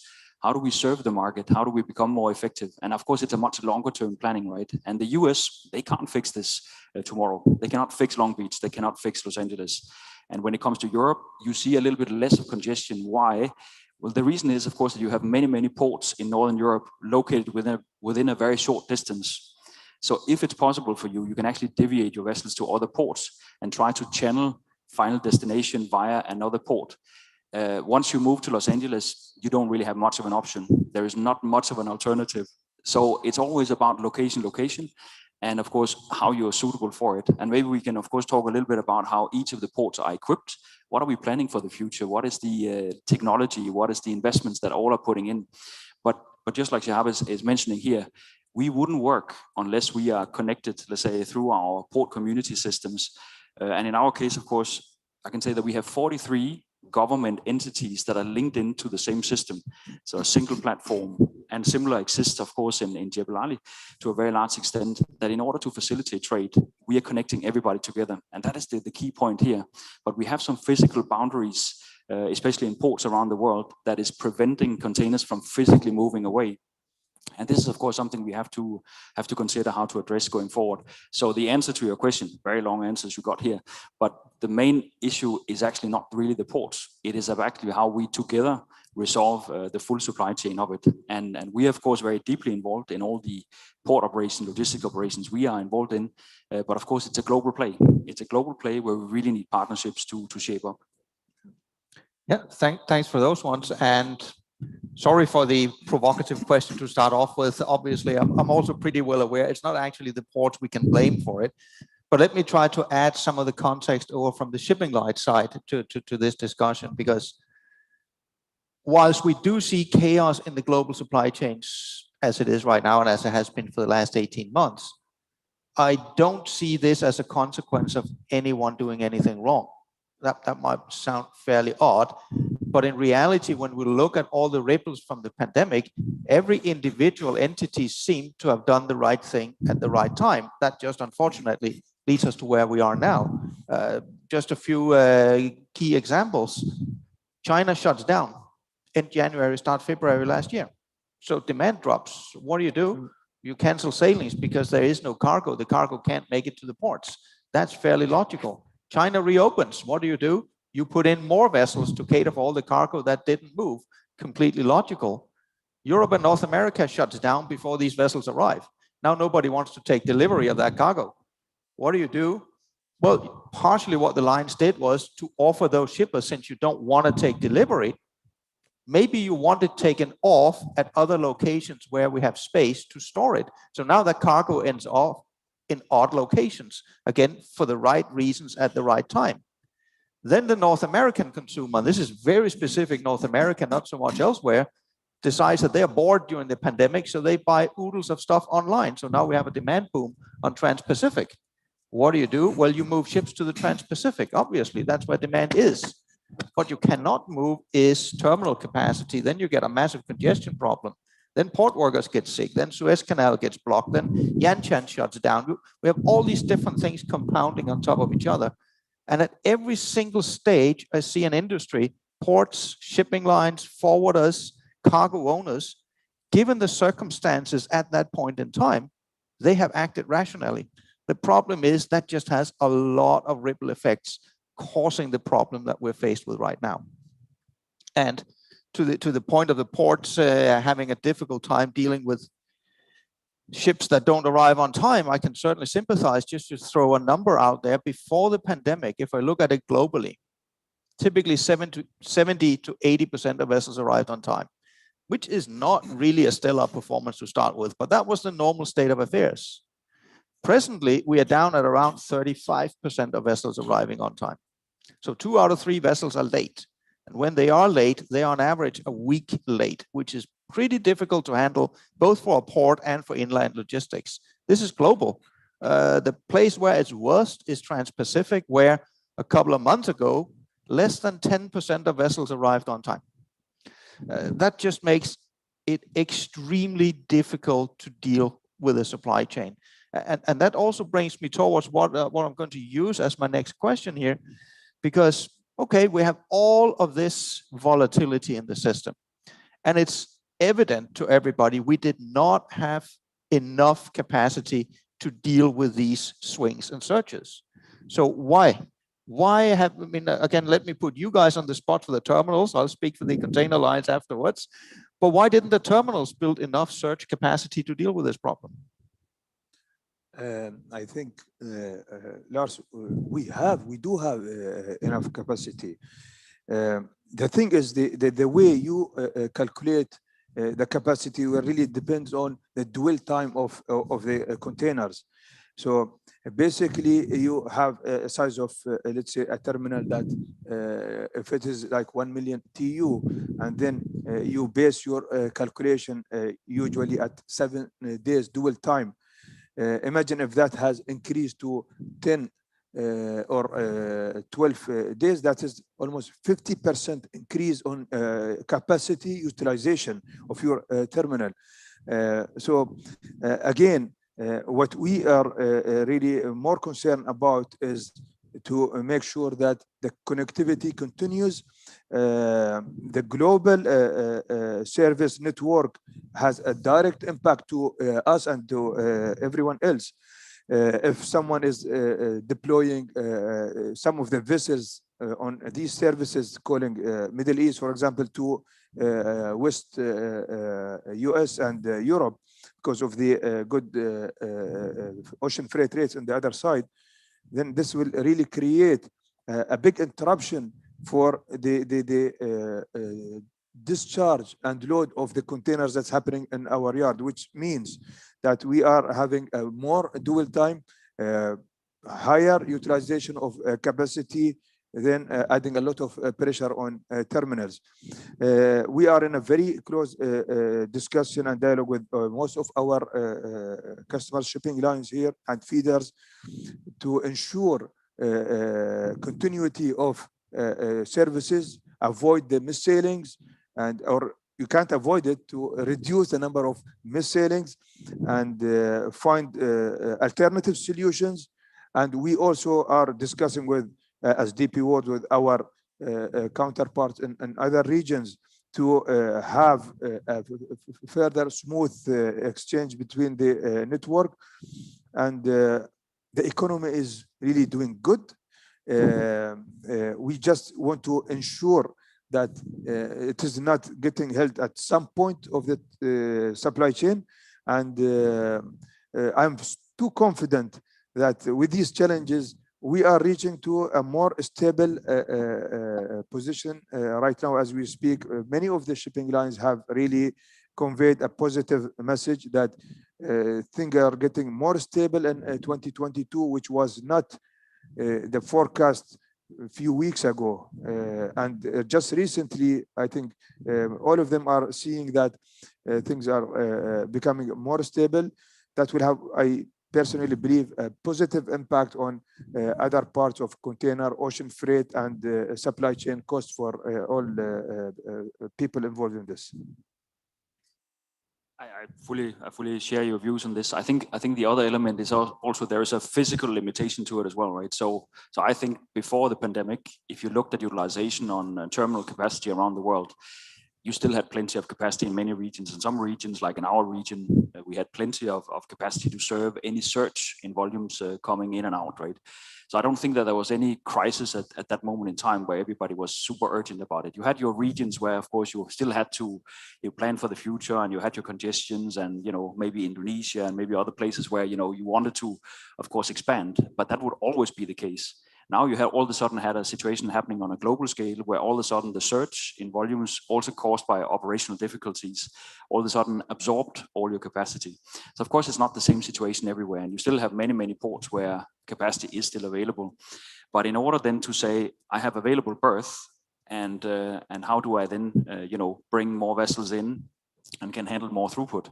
Well, if you had to go and buy cranes, you would still have to wait 12 to 24 months to get a crane, if you could get one.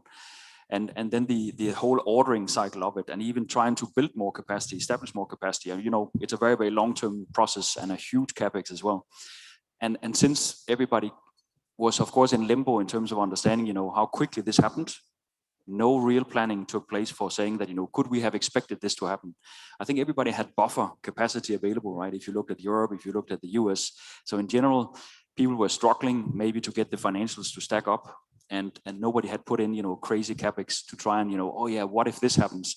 You don't plan on your peak, right? You don't invest on your peak. You invest on, what your long-term growth trajectory looks like, so you can still retain a financial return that is acceptable, and utilization of your assets. And of course, we have a situation where now this whole just-in-time has been blown apart, and we don't have a well-functioning supply chain system that is just-in-time any longer. What does that really mean for us? Does it really mean, when it comes to the shipping side, that people are now going to near source, people are going to buy their product somewhere else?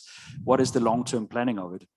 It could also be that we should just expect that, well, this is just a blip on the long-term horizon, that we will get back to normal in 3 years, and then we'll be back to some kind of smooth sailing. So why would you want to invest heavily into port capacity when long-term you're not going to utilize your assets?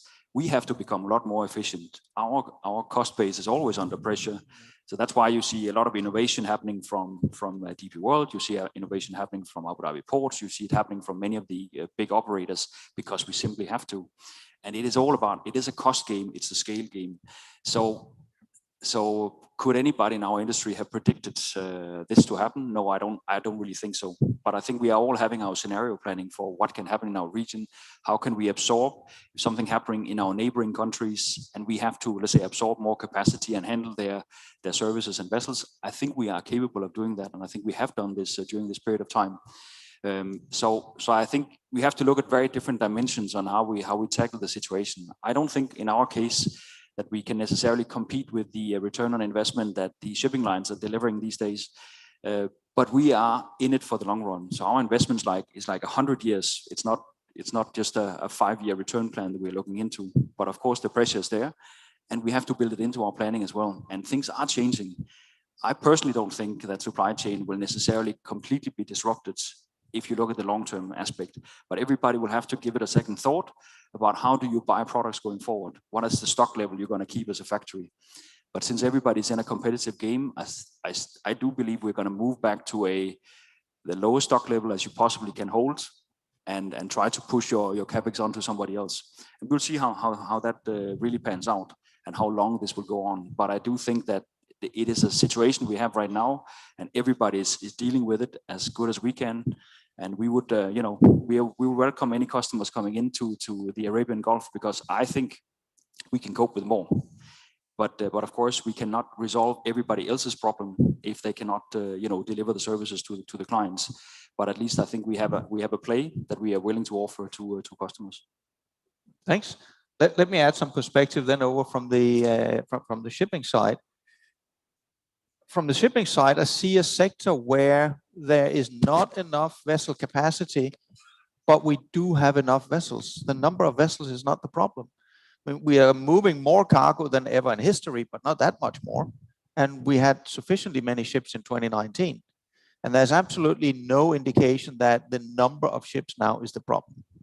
The problem is they're not available because they're stuck in queues outside the ports and terminals, which, as was explained quite well, is not really something the ports and terminals really can fix. The problem is inland. So the inland problem needs to get solved to unclog the ports, which will free up the ships, and then we will have enough ships. That is going to take a long time. We cannot build our way out of this with ships. And by the way, the ships that have been ordered won't come until 23 and 24 anyway. Then there is another element of this. I mean, I could also on the shipping side ask the same question. Why didn't the shipping lines invest in enough vessels? The way I see this, I see it in a slightly different context. Think back 10 years. In the aftermath after the financial crisis, when the world came back, the shipping lines had an enormous amount of overcapacity. This was the largest amount of overcapacity ever built. And basically, the shipping lines and their customers and everybody else, I mean, you couldn't go to a conference without the shipping lines getting flogged in terms of how stupid was it to build so much capacity you don't need. Now they spent 10 years gradually absorbing that amount of overcapacity, because let's face it, nobody wants to pay for overcapacity. If you build too many ships, your problem. But reducing that amount of overcapacity, of course, also means that the gap between the capacity you use and the maximum capacity available has narrowed. Under normal circumstances, we still have enough, but the shock we can then absorb is of course smaller than what we have been used to. So no, we couldn't from a shipping line perspective absorb the current shock. There's just not enough capacity to do that. Will that change going forward? No, I actually agree very much also with Kim, what Kim is saying here. Going forward, nobody's going to be willing to pay for it. Depends a bit on time perspective. Right now, as of this moment, cargo owners are willing to pay for overcapacity. They are increasing their inventories. They are having longer lead times, more buffers, and that all equates into more cost physical stock levels. That's fine. We are in a crisis. Think ahead, let's call it 3 years, and assume the market is completely normal. And let's imagine, let's say I'm having a business importing t-shirts just for sake of argument. And I'm in the mess right now. What am I doing? I'm increasing my inventories. I'm lengthening my lead times. I don't have just in time anymore because it doesn't work. But fast forward 3 years, if I'm still doing that, rest assured somebody will be looking at my business, say, look at that old fool. He's got a very inefficient supply chain. I'm going to start a competing business on t-shirts with a much more lean supply chain, much more low cost, much more responsive to the market. And I'm going to go out of business. So in the medium to longer term, no, there will not be that willingness to pay for more resilient supply chains in the form of a lot of assets that just sit idle just in case. Neither to have too many ships, too many containers, too large ports and terminals. Nobody's going to be willing to pay for it. That has a number of ramifications. One of those ramifications that we need to also think through here is this a unique spike we're seeing right now? I can certainly sympathize with shippers that right now have to pay freight rates, sometimes both 5 and 10 times higher than what they're used to.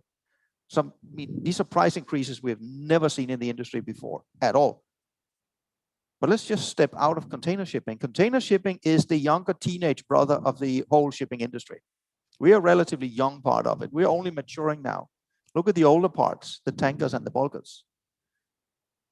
It is not an everyday occurrence, but it is relatively normal that you have spikes. It's relatively normal that for various circumstances, suddenly you don't have enough capacity.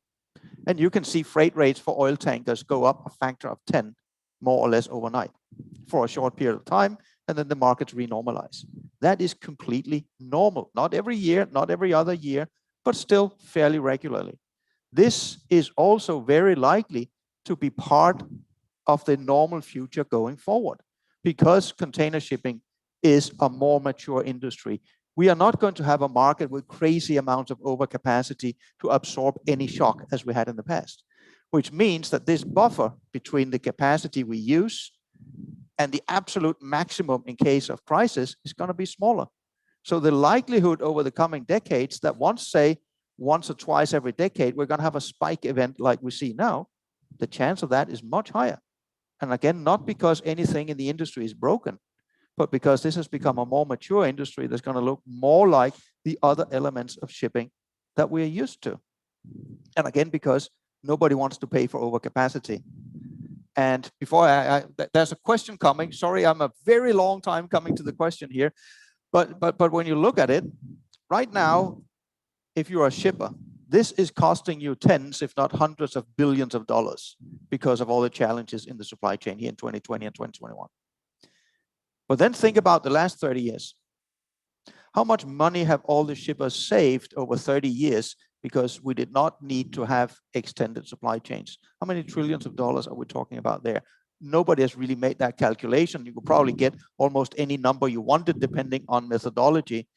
But the point here is, the reason nobody wants to pay for that overcapacity is the money you save for most of the time far exceeds the cost at those tiny intervals where the supply chains are then becoming stressed. And now we come to the question, because if we go down the path that there's not a willingness to pay for resilience in the form of physical assets just in case, there is another path of building up resilience. And that path is in terms of digitalization and automation and a more clever use of those tools. To what degree do you see from a port perspective that you are able to build more resilience through the use of new technology rather than building more physical assets? Yep. Can I start? Ladies, gentlemen, the technology has always been the backbone for this nation. The government of the UAE has embraced e-government 20 years ago, and we have been given all type of mandates to introduce new ways, new channels of providing and rendering our services. It has really proven that it's the key success factor for our operation, for the supply chain continuity in Dubai and the UAE. And the journey is not stopping at any point. We have to really continue. This maritime industry in particular has been lagging behind, let's say, when it comes to adopting a technology, if you compare it to aviation. And for that reasons, the number of, let's say, issues, frauds, and delays has been always much bigger than what you see in the air side. At Jebel Ali, we have really developed our plans to eliminate and reduce human intervention when it comes to, first of all, operation. We have been one of the first pioneer when it comes to adopting remote control of things like key cranes and cranes in the yard. During the pandemic, it has really proven that this was the right investment. During the lockdown, people could operate terminals remotely from anywhere, even from their homes. Then when it comes to port community system and interaction with the customers, we have always been introducing, and also with my colleagues in Khalifa Port, the port community systems, Maqta Gateway and Dubai Trade, and we ensure that all the transactions have been routed and have been utilized and rendered through online channels, which has really proven that business can continue 24/7 with minimum interruption. People can declare and clear their cargo on time, very efficient, and has saved a lot of efforts and ensured the continuity of some of the very sensitive cargo and perishable cargo that the nation has required during the lockdown, during the difficult times. Now, what is next? We also try to involve our customers into what we are doing. We have introduced a direct interchange through EDI, through blockchain with our key customers. And we are like in continuous discussion with them on how to embrace the different technologies. And if I talk about the plans that we have more than 200, 300 ideas that we can really implement. But again, it's two sides, looking with the customers and internally. Someone has been talking about the new technology that we are trying to develop in Jebel Ali. It's called the Box Bay. It's like the automated warehouse management system, but it's this time for containers. The concept has proven it's working very well. It's viable.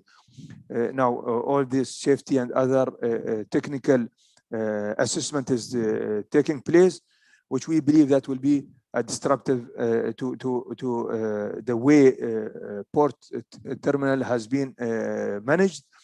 It will provide a very, very unique type of servicing the vessels and shipping industry. It will save a lot of time. It will reduce completely manual errors, as everything will be automated. The containers being moving from the vessel to the Box Bay and the other way through a click of button. Everything can be monitored easily. It will reduce the shuffling of boxes within the yards, saving environment, a great sustainability for the community. This is all the ongoing activities that we do, and we are also trying to really push most of the customers to really embrace and adopt online platforms when it comes to vessel booking and scheduling and interacting with the shipping line as well, which we have seen in the last 1 year. Every shipping line and actually stakeholder logistics company have been heavily investing into introducing new channels and integrating with all the stakeholders. And the good part is today, the language that you hear from everyone is like they are willing to put efforts, time, and exchange with you the information, which was not the case 2 years ago, because we have been visiting them and everyone was like having other priorities, other areas of focuses. But today, everyone is really coming forward, which is making this move of and the shift of maritime industry into technology faster and more agile. I agree a lot with what you're saying, because I think for both our ports, but in general, I think the UAE has has really pushed from a government level the whole digitization process for the industry, and they want to do more. And every day I can assure you we get pressure from the government to say we have to do more, we have to digitize more, we have to show more that we are technologically much more advanced than anywhere else. So I do think that we have, as a country, as a nation, we have a real chance here to be the front runner on many of these developments that is happening, right? And I think everything can be digitized. We have one of our terminals in Khalifa Port is actually one of the largest semi-automated terminals worldwide. And that becomes basically an experiment even for, let's say, for other kinds of industries coming in and paying a visit to see, so how is this really being done? And it's not so only because we have had actually the same beneficial situation as in Jebel Ali, in the sense that people could work from their home. So you can sit at home and you can drive, let's say, the yard cranes and make everything happen. You don't disrupt the services. You can deliver the same productivity. You can deliver the containers out the gate, and there's no interruption whatsoever. But it's also a choice you make ultimately. So one thing is that you protect yourself during pandemics and critical situations that we're within right now. But it's also about, how far do you want to go with technology? I don't think it's in isolation that you talk about ports being, digitized and everything has to be automated, because you have very, very few ports worldwide who have succeeded in full automation. And what is success? Success is that you have great productivity and you can have the lowest costs for operating and making sure that you have a sustainable, let's say, platform to work within. And it's still in trial basis. So the very, very large ports, either in Rotterdam or in China or in some of the other places where full automation is still being tested, you still don't have the productivity. You still don't have, all the solutions in place. So it will take time. It is really hard to push in, the best kind of technology. But I think Daimler was talking about this in the last panel as well. The technology is there. Even you have people who can execute it. You have even, staff who has been trained to run with the services. But to some extent, it also has to make sense with the rest of the trade. You can't do it in isolation. You cannot be an island in the sea, right? You have to work together as an industry on how you actually make the efficiency for it. And who's then willing to pay ultimately, right? And we all know the answer is typically that our customers are not willing to pay more. Now they've been forced to pay more because it's a bottleneck. And hey, if you don't pay $20,000 per container, forget it. You won't even have your box moving out. But I think we have to serve all clients. So in our case, we are not just prioritizing the largest clients. We have to serve everybody. The shipping lines, to a large extent, they have the benefit that they now can say, well, if you want to be on board, you got to pay whatever price it is. And typically with the very big shippers, yeah, maybe the price would be a little less, but the small shippers who has no negotiation power, they're going to pay through the roof. Does it then mean that we are now cutting away all these small, medium-sized enterprises because they can no longer afford to be in business? I mean, that is a critical path. I think any nation will have to take a look at, how to protect and how to preserve. And I think the shipping line will even have to have a bit of a conscious on how to still run business, because it has to be long-term. But at the end of the day, we are all in the same business. We are all in scale. I think I will refer both to the ports and shipping lines. We have been extremely slow when it comes to technological advancements. And, the cranes look pretty much the same. They got bigger, they got better. But at the end of the day, it still looks the same. We're still moving the same, steel boxes, right? And the vessels are, also getting better and better, but at least it's an incremental improvement and things are just sizing up. And we are putting more cranes on each vessel to reach higher productivities and whatever. But have we really reached a stage where we can say, now we're really gonna blow everybody out?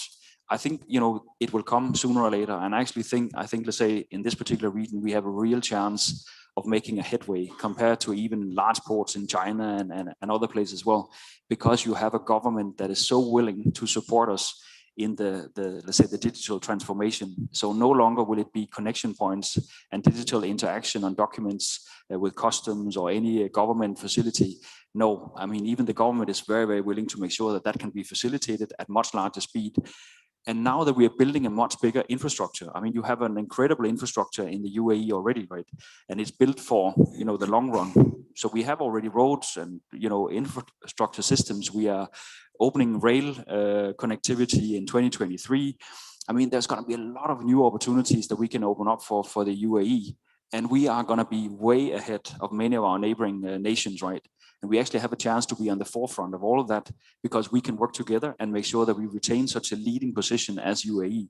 And I think this is actually a chance that we have.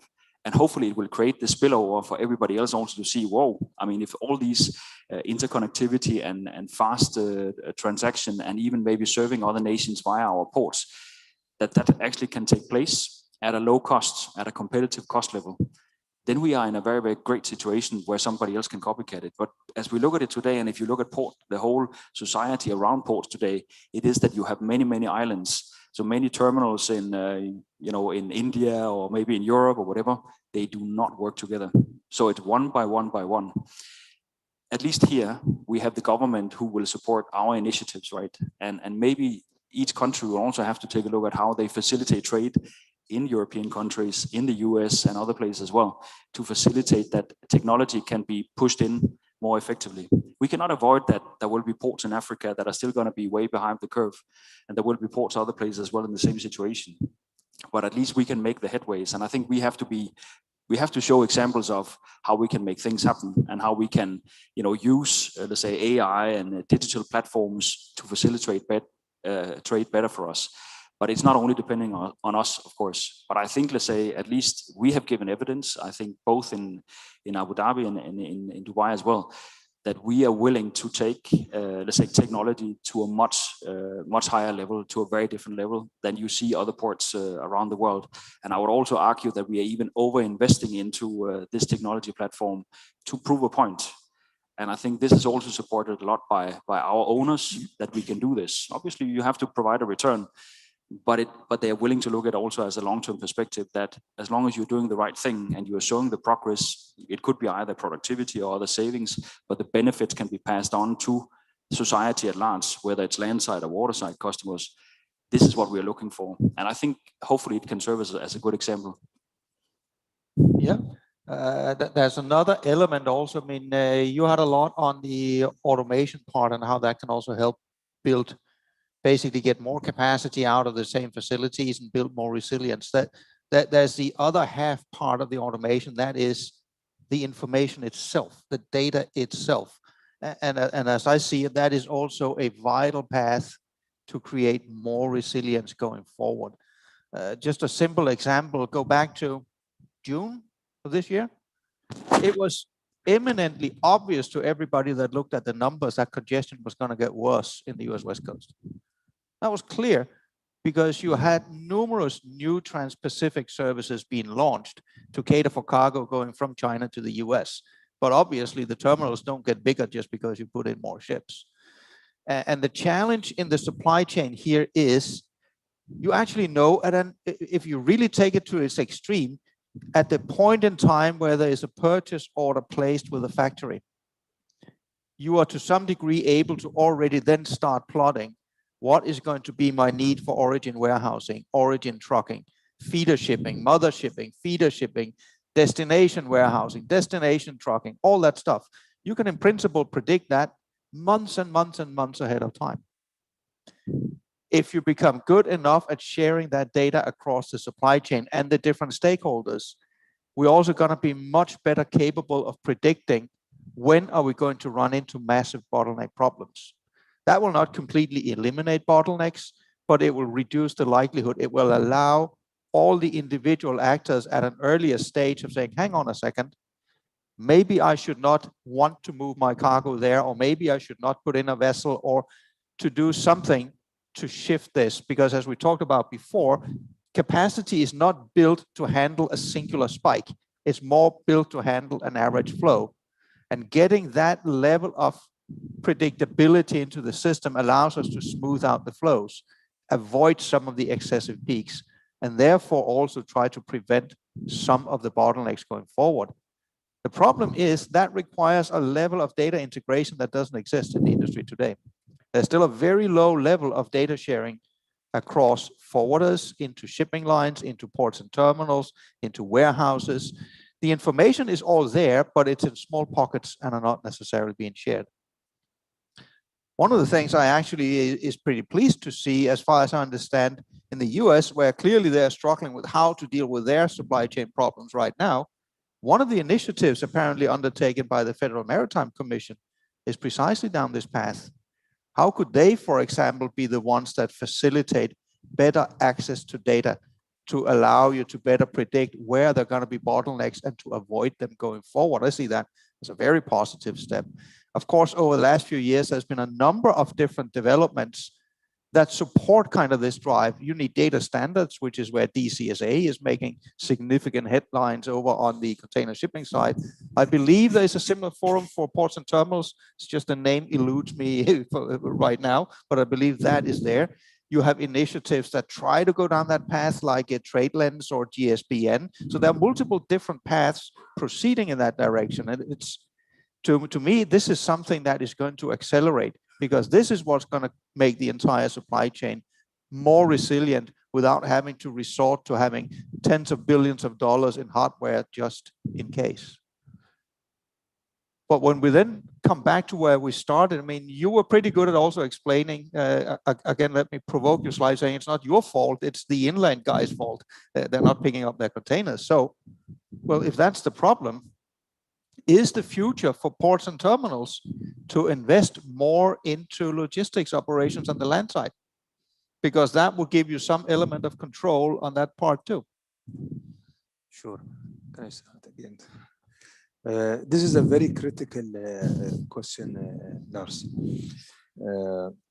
We have always developed our strategy and our policy and not to jump on our customers' territory, not to compete with them, not to really take any part of their business.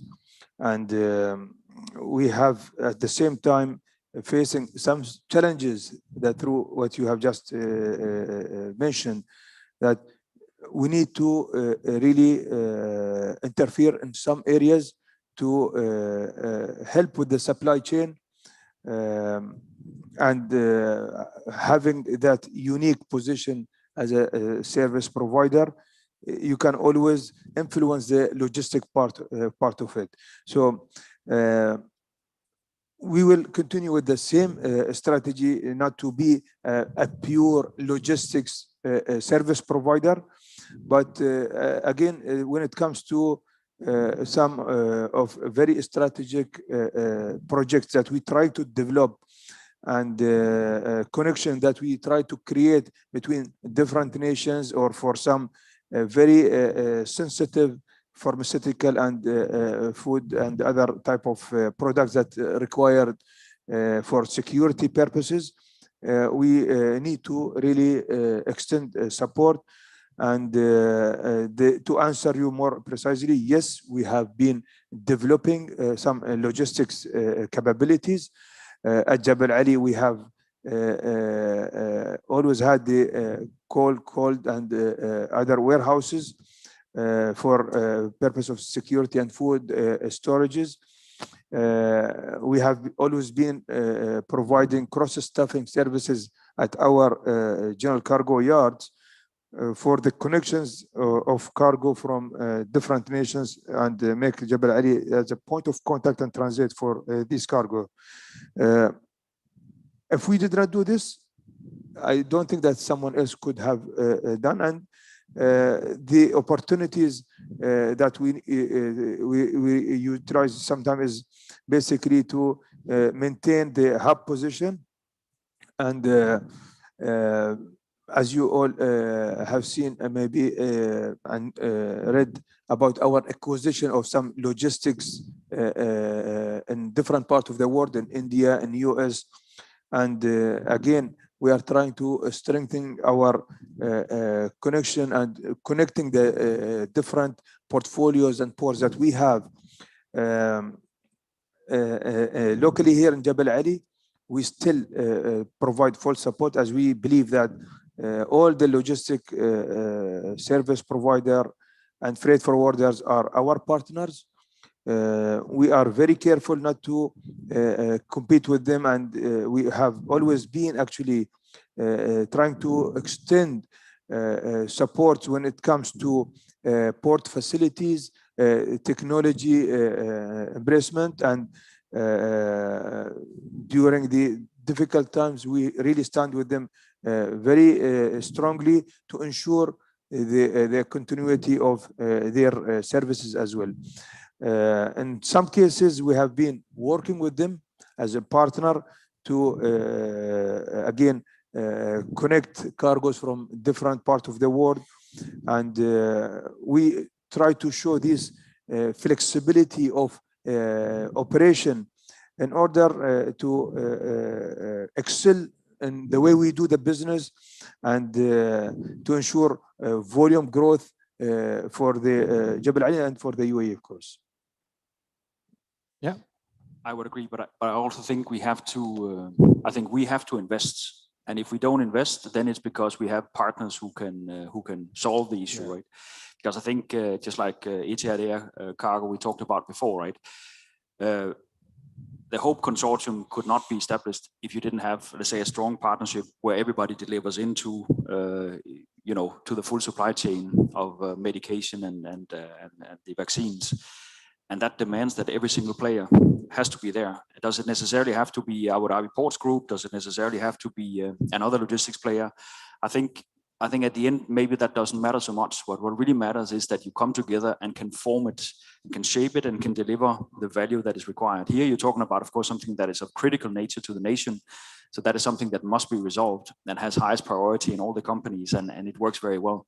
But I think in our case, because we have all airports, both in Dubai and in Abu Dhabi, connected within a very, very, let's say, short range of the ports, we cannot sit here and say that everything is not interconnected. So we are really depending on that we have an efficient, let's say, a very effective and efficient logistics system behind the ports. So we have had to invest, similarly to DP World. We have also invested significantly into to solve some issues in the logistics supply chain, but we don't want to fix all of them, and neither does DP World. But there are critical things that are critical for the port to operate effectively, right? And if we cannot get that solution from an external partner, then obviously you have to put in the money yourself. And I think that's exactly the same situation you see in many other nations, that unless the port is willing to go in and make that investment, I would say it's better you do it together with somebody, because you create skin in the game for everybody to play in. So you actually can shape up these partnerships where both are dependent on the success of the outcome. But it's not always possible, right? And there you may have to say, in our situation right now, we know that for the Middle East, traditionally, when you look at trade rates for moving containers, the Middle East has lower average freight than a lot of other places in the world.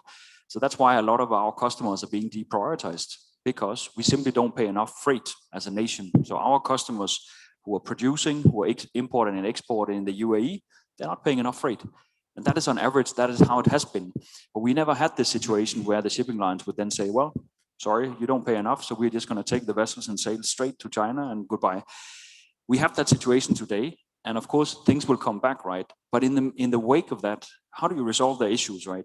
So of course we have to intervene, and I think we have done it as port operators. And one could argue, does that happen everywhere in the world? No, not necessarily, but I would bet you every single region has the same situation, where a port operator somewhere in the UK or maybe in China or Indonesia, they had to put money in to secure themselves a supply chain, either via feeder services or via other means of making sure that you offered the connectivity of your customers.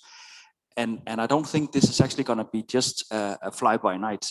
I think what this situation has caused is now that the ports have to be more willing to step up their efforts and be part of, supplement the global network also of shipping services.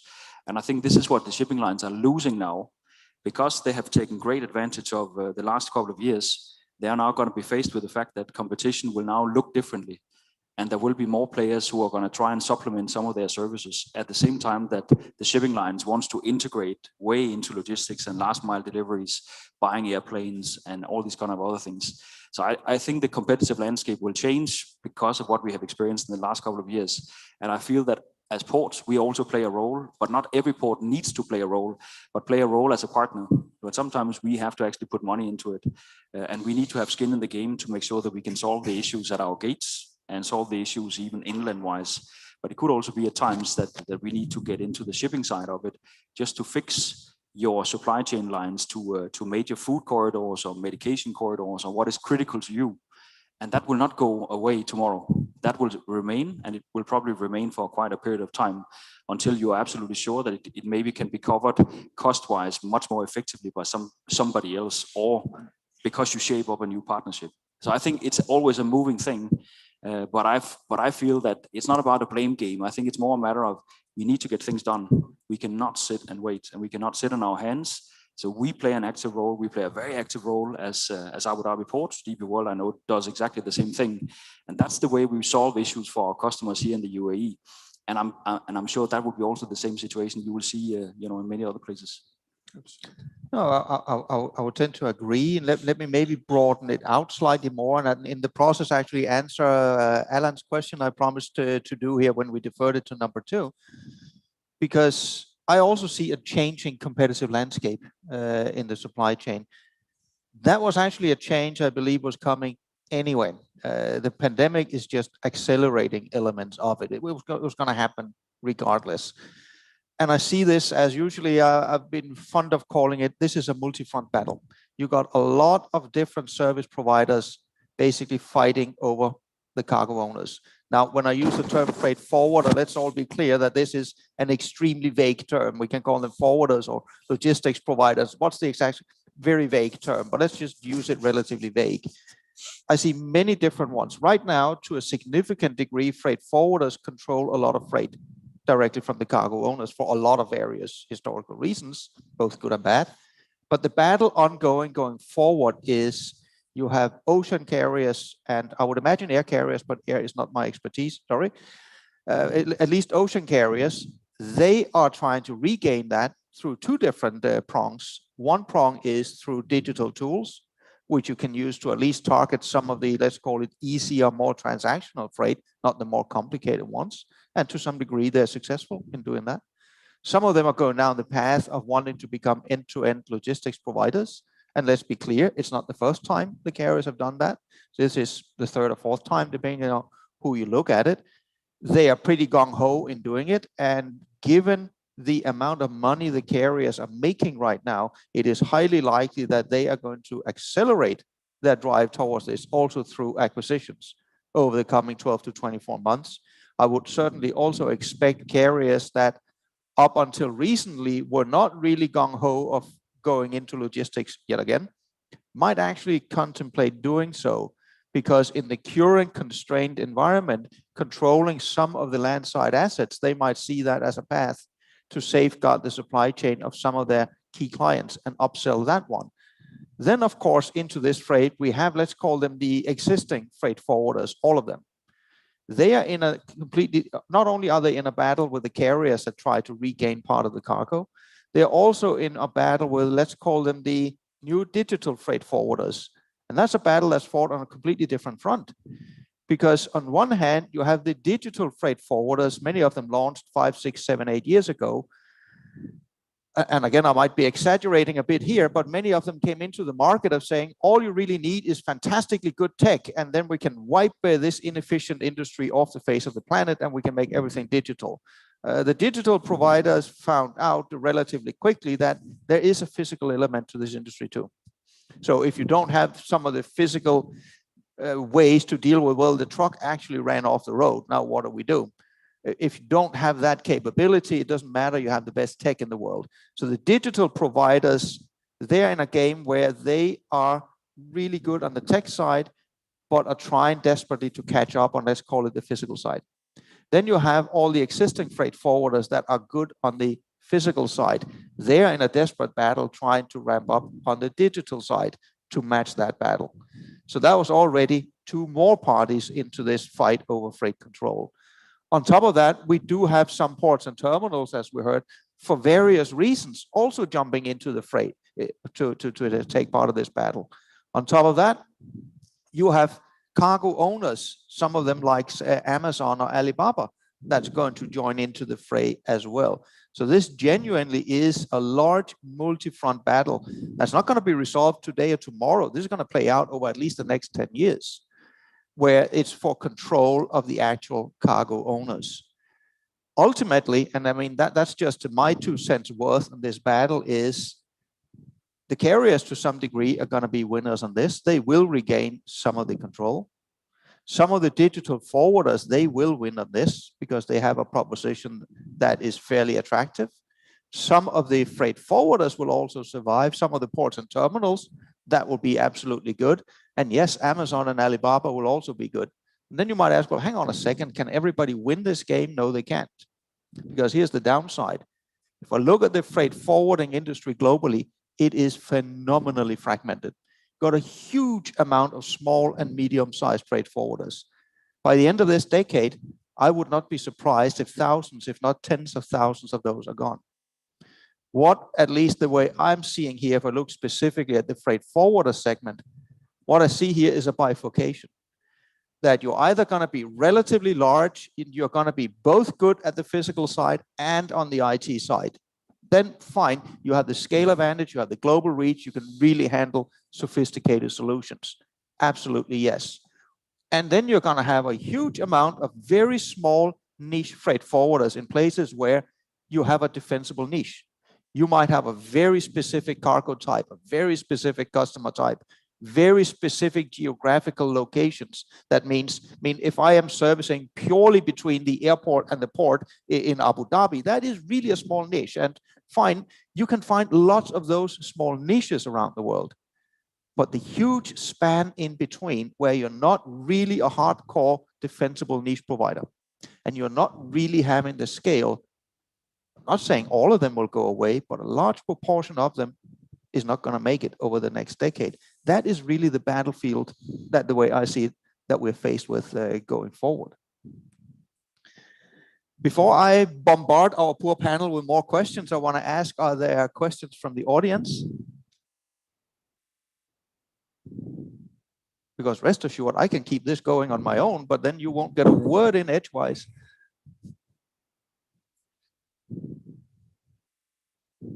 All right, because then I want to turn focus to something. But now we just talked about, we couldn't predict that we were going to have a pandemic. Fair enough. We couldn't quite predict that the Suez Canal was going to shut down. Obviously, that's always a risk. But again, let's be honest here, it was only shut down for 6 days. It's not the end of the world. Had this happened in a normal world, all the ripples would have been worked out of the system by now from the Suez Canal. It was just an unfortunate timing. But there is one risk element that I think is important to talk about, that is highly relevant, especially when we talk about automation and digitalization. That is the cybersecurity aspect. Because over the past few years, we have seen basically all the large carriers, maybe save one, at least publicly, have been exposed to major devastating cyber attacks. We have had multiple large-scale ports devastated by cyber attacks. And rest assured, we will see more successful cyber attacks. How should we mitigate this very well-known threat? Okay, Lars, I think this is a very serious high risk that we all understand that will come with the transformation of the industry into more automation. We have seen examples of shipping lines have created a big interruption to the supply chain in the last few years when they have been having these cyber attacks. But I personally believe that the whole world is moving toward more of automation. If you look at the aviation industry, they have been doing the same for the last 3-4 decades. And we should continue with our automation plan. But we need to be careful. We need to learn from each other. In DP World, I was part of a committee that have been looking at the security and safety of all our systems and technology that we use when it comes to operation, to understand the risk of adopting this type of technology on our business continuity and also on our financial impacts that it could have. And ladies and gentlemen, that was a serious highlight to us on so many areas that we have really needed to improve. As you grow, as you become bigger and larger, you will always need further support for the technology and the system that you use it, you use them. And then we have introduced a destruction, a backup plan, A, B, and C, which has increased the safety level, but it comes with huge investment.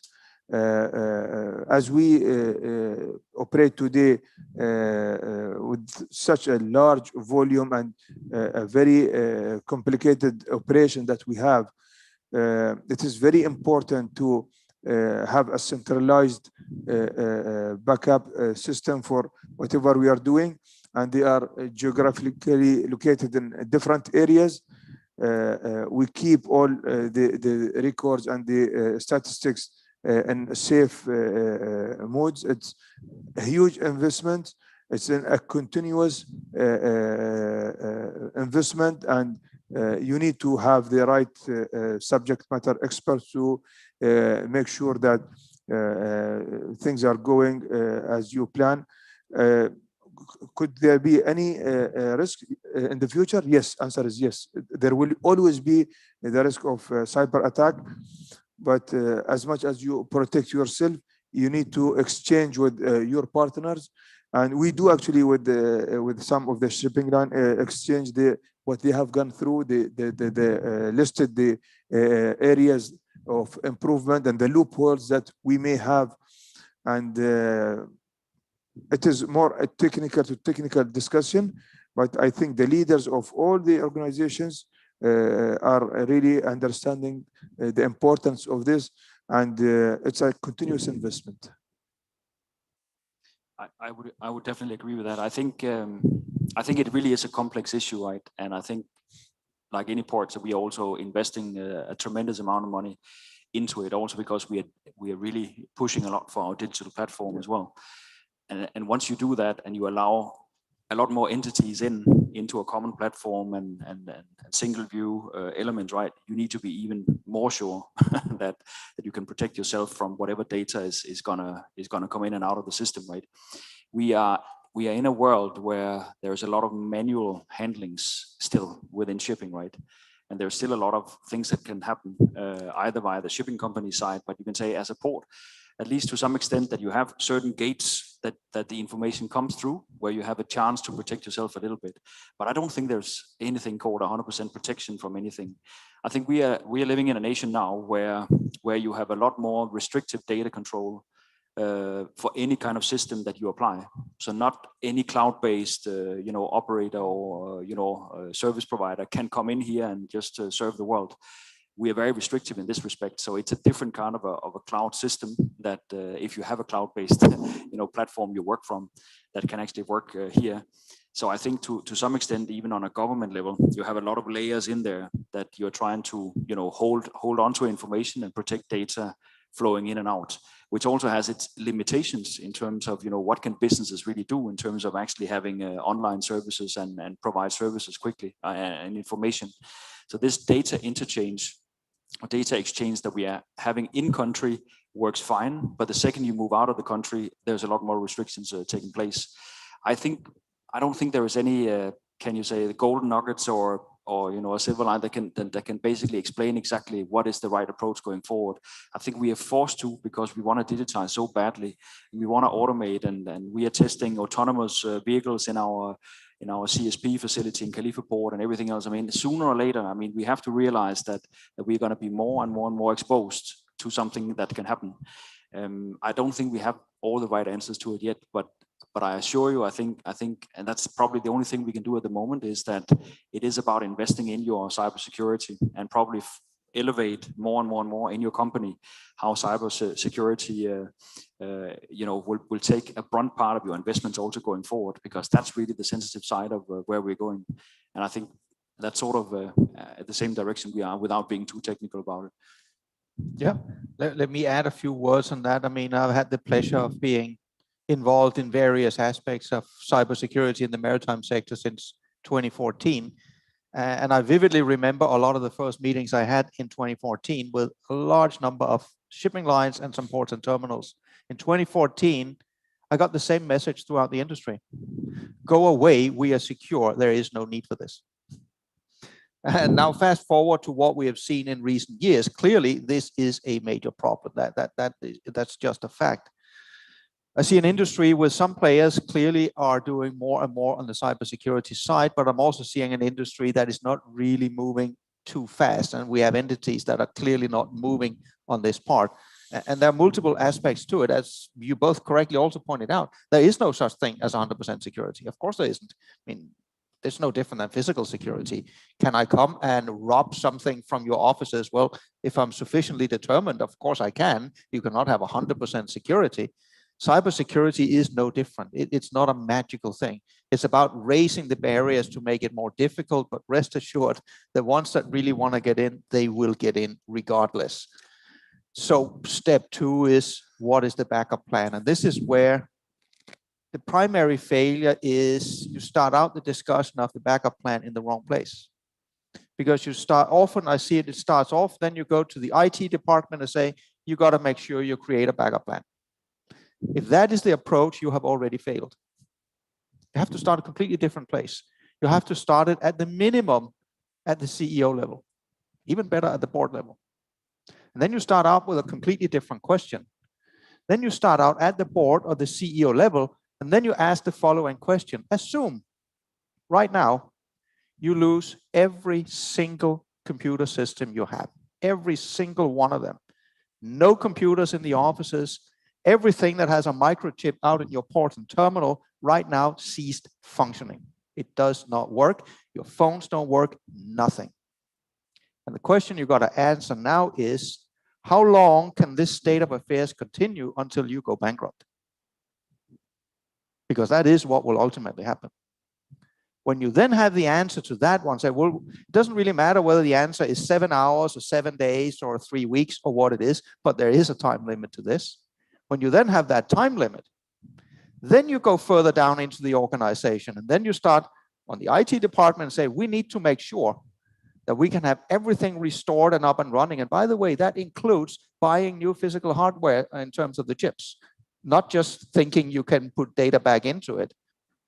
And dear Mr. IT, this plan has to work within that time frame, because if it takes longer, then it's a moot point, then we're bankrupt. And then you go to the rest of the organization saying, well, the IT department have now assured us we can have these parts up and running in 24 hours, these parts in a week. How do we operate? How do we handle it? Who talks to our customers? What do we actually do to have the organizational part in place? Because if you haven't done this work up front, you are in for a world of hurt, not if, but when you are hit by that cyber attack. Because unlike the Suez Canal blockage and all these other massive events that have huge repercussions, the cyber attacks don't have huge repercussions globally, but it can put your specific company completely out of business if you are not prepared. And it is an exceedingly high risk that you will be hit. And in terms of who does it out there, there are 2 actors you need to really, really look out for. A is the criminal guys. They have no compunction in terms of what they do. And at the end of the day, it's just modern piracy. They just hold your IT infrastructure for ransom and not your ships. But they will require payment. And there have been companies that have paid because the downside of not having a backup plan was much, much worse. So that kind of thing does happen. And make no mistake, the criminals doing this are phenomenally good at what they do. This is a multi-billion-dollar industry globally. There's a lot of money. And for the ones that do this, the likelihood of them being found is exceedingly small. When they are found, the likelihood of them being dragged to court is exceedingly small. And the likelihood of them finally being convicted is exceedingly small. So it's a game from their perspective with low risk and extremely high reward. So they are going to ramp up on their businesses. The second one, which is much more complicated to deal with, are nation states. Virtually every nation in the world, if you look at either their defense or their intelligence operations, they have cyber divisions. Some of them for defense, some of them for attack. And this is where this industry has a challenge, because we tend to operate globally. If you operate locally, that is more easy. You can say, fine, I might rely on some sort of protection in the nation state I'm in. But if you operate globally, who are you going to rely on? because the nation states that might want to protect you might also be the ones that try to penetrate your systems. That's for every individual company to then find out, who do I trust, who do I want to work with? But make no mistake, both of these groups are extremely active on the cyber front. On that very cheery note, we're actually coming up on lunch, but before that, I want to ask again, is there any questions from the audience? Because then I want to sum up on this one. I mean, first of all, thanks very much for participating here today. And what I take away from this is also that this is an industry that is certainly not going to go under anytime soon. This is a necessary industry. It's going to grow. This is an industry where we will continue to see massive investments, but not necessarily in excessive hardware to solve a tactical problem. But it's the automation, it's the digitalization that clearly is the path going forward to build more resilience and deliver the services that's going to be required of this industry going forward. We will always face challenges. There will always be random acts. I mean, you will always have the problem where a vessel runs into a crane. Yeah, fine, that's a local problem. We can deal with it. We have resilience for that. You have typhoons that shut down the ports for a while. We have the resilience to deal with that. That is no different going forward. One thing, at least, and that might just be because it's one of my hobby horses, that we are good at having contingency plans for the typhoons or the port strikes and all these ones. We are not so good yet at these cyber contingency plans. That's absolutely vital, because the last thing we should do is to pause on the automation. We should not. We should go full speed ahead on the automation and digitalization. But that requires we also step up in terms of the cybersecurity aspects. So with that, please join me in thanking the panel up here today.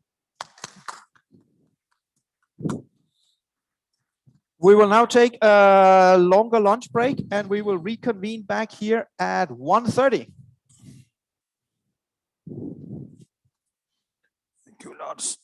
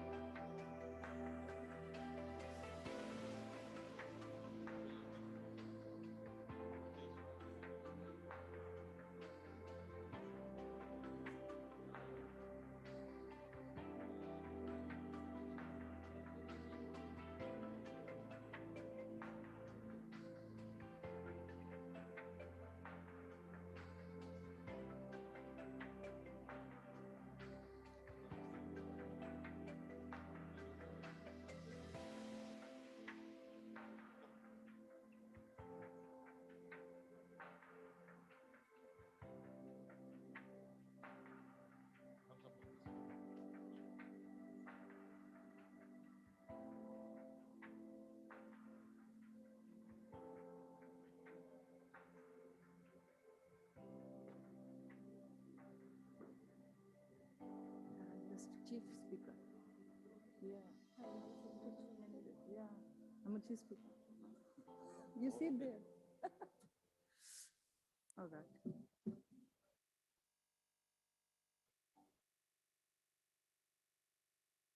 You sit here. You are my. Yes, yes. Hey, yes, I think it's also. Yeah, I think it's also. Don't say that.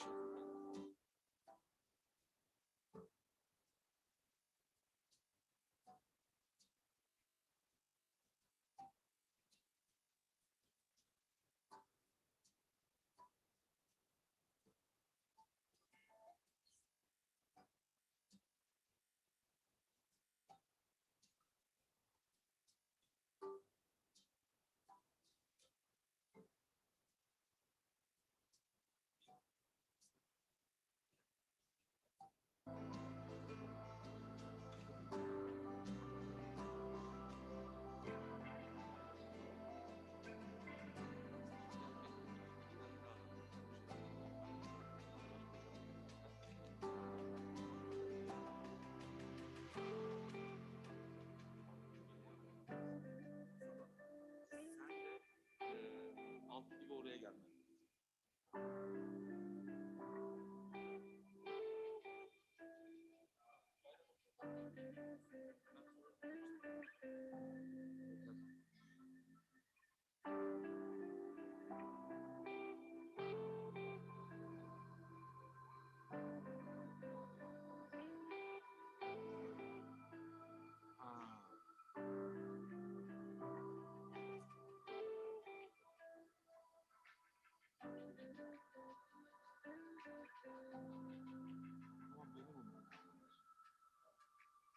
Yani bir Ceylan'la konuş, birini bulman lazım. Bir tane daha araba gelmesi lazım işte sabah. Buradan ayarla, kendin ayarla oradan.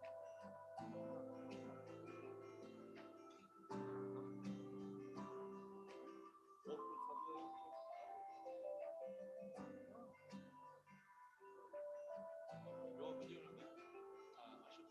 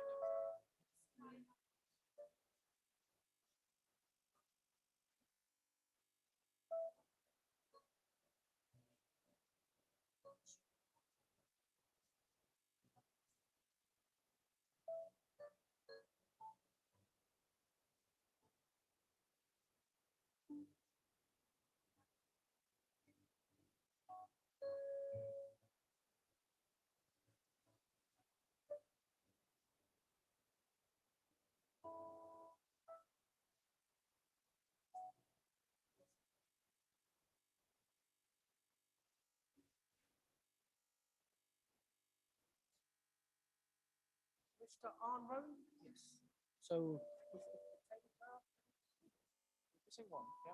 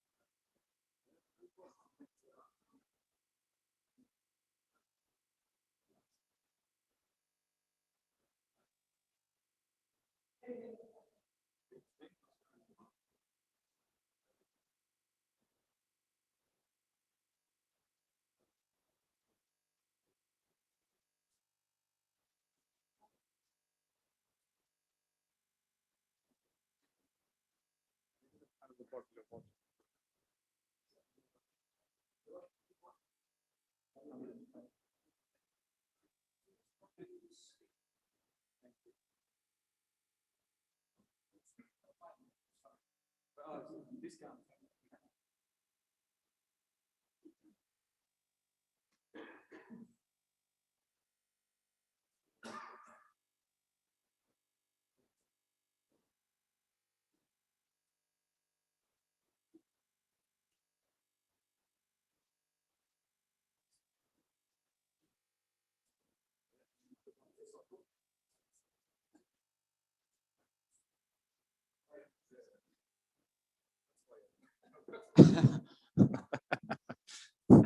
Oh, we're on.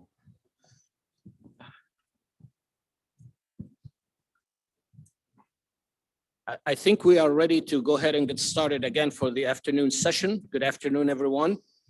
Obviously, you have not been abused enough yet, as it seems I'm speaking again in the afternoon because lunch was a bit light.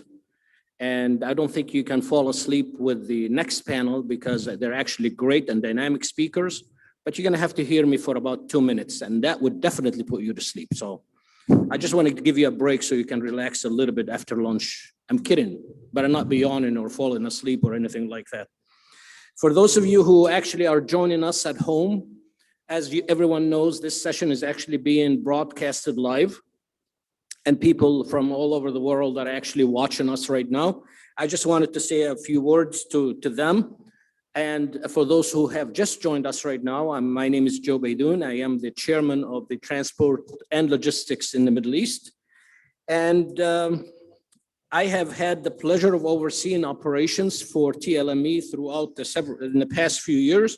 And I am also delighted to welcome people in the audience and people at home to this, our latest offering, the future of logistics. What is the philosophy behind this event?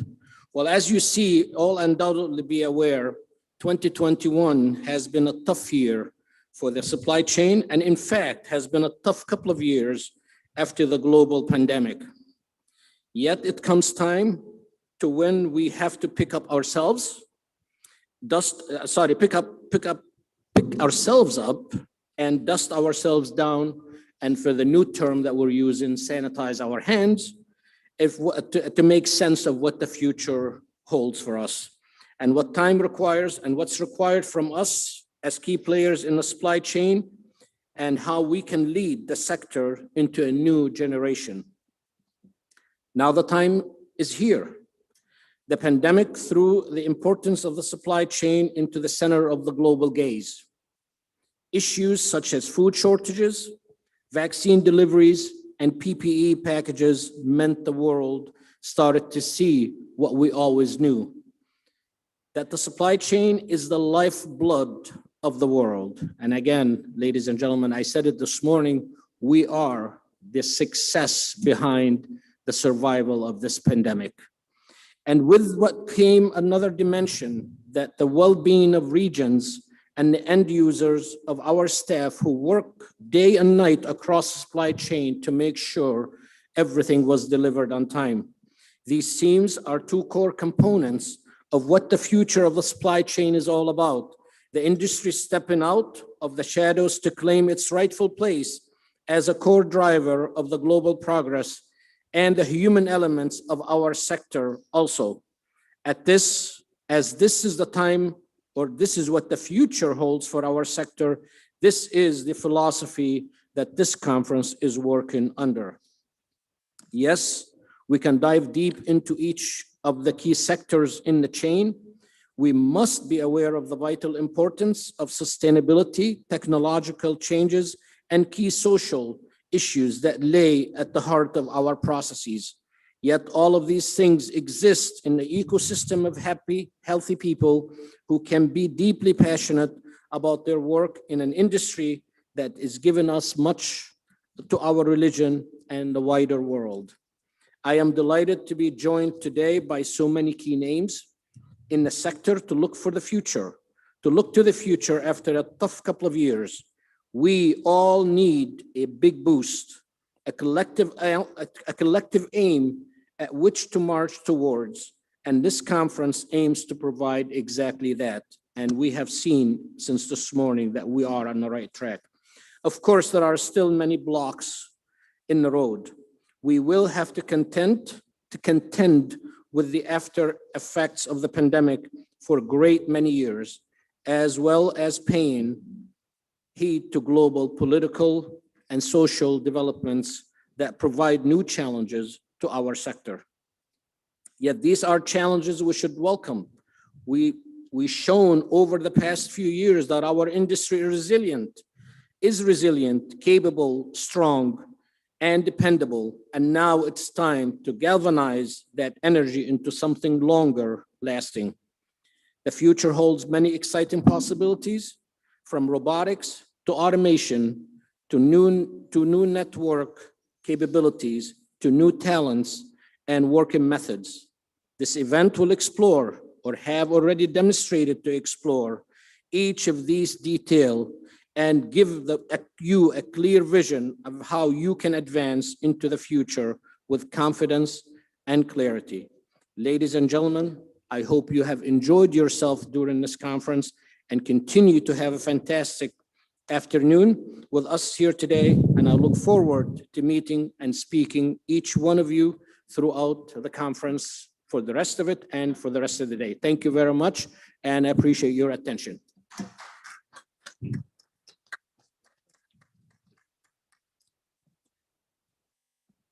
Thank you, Joe. And just before I introduce our illustrious panel, allow me to add just 60 seconds or so of comments. Because here this morning, we had a lot of talk around how do we make the industry more resilient, about automation, how important people were, cybersecurity, all these different aspects. Just to highlight how extremely topical and on point these discussions are. During lunch, I did what I usually do during lunch. I just flipped through what are the shipping news right now. The three first headlines, literally the three first headlines. Number one, Bureau Veritas, the large classification society, has been impacted by a successful cyber attack. News number two, the upcoming negotiations with the Port Workers Union in the US is going to be challenging because they will be fighting automation. And news number three, you may be aware that the rail links to Vancouver right now are not working. They were washed out by a landslide. Well, 200 truck workers are now going to strike. They want better conditions. So this just highlights that the talks we had here this morning around the importance of resilience and the importance of people is actually extremely high. It's very, very topical that we began to touch on these, and they have to be taken into account. Now, we move away from the ocean side, we move over to the air side, and allow me just to introduce our panel here. We have Joe Baidoun, we already know from earlier today. Then we have Fabio Weiss, the Vice President and Head of Air Freight at the Middle East region at DHL Global Forwarding. We have Qutaiba Al-Manasir, Government Affairs Director, Middle East and Africa from AstraZeneca. We have Madhav Kurup, who is the Regional CEO of the MESA region at Hellman Worldwide Logistics. We have Arne Roig, who is Head of Projects and Systems at Demos. And we have Fabrice Panza, who is the Global Cool Chain Logistics Solutions Manager at Etihad. So please join me in welcoming the panel. Yeah. Now, in preparing for this session, I'm supposed to lead off with one question. We're going to be slightly cheeky and branch that into two questions already, because I'm thinking now that we have a panel with so much experience and insight into what is going on, the offset of the question here would be, for each of and every one of you, what is one piece of advice you can give to people in air freight as we go? Now, this might just be me being slightly cynical, so please correct me if I'm wrong, but I would have an assumption if I ask that question, I would get 6 good answers in terms of do X or do Y or do Z, and that might be the same 6 things or 6 different things. So what I want to ask is, I want 2 answers from you in terms of advice. What's the one thing we should do? What is the one thing we should stop doing, learning from what we have seen the last 18 months? Yeah. Who wants to take it off? I'll jump right Yep. into it. Let Etihad do it. It will be easy. It will be easier for the others, maybe. Good afternoon. Thanks for this nice question, because I was preparing only the first one and not the second part. So I will start with a quote. I guess you know that Churchill used to say, never let a crisis or a good crisis be a wastage. And I guess that really illustrates what happened over the last 20 months. When the pandemic happened, and really for us as an airline, it was a huge impact with lots of defects on the passenger side. But the cargo really took over because we needed the vaccines mainly, we needed the PPEs. So really the key takeaway on this one, which is positive, is what we achieved at Etihad Cargo, but also as a community. So because my second quote was with Lord of the Rings, but I was like, okay, let's first start with Churchill. It's more professional than Tolkien.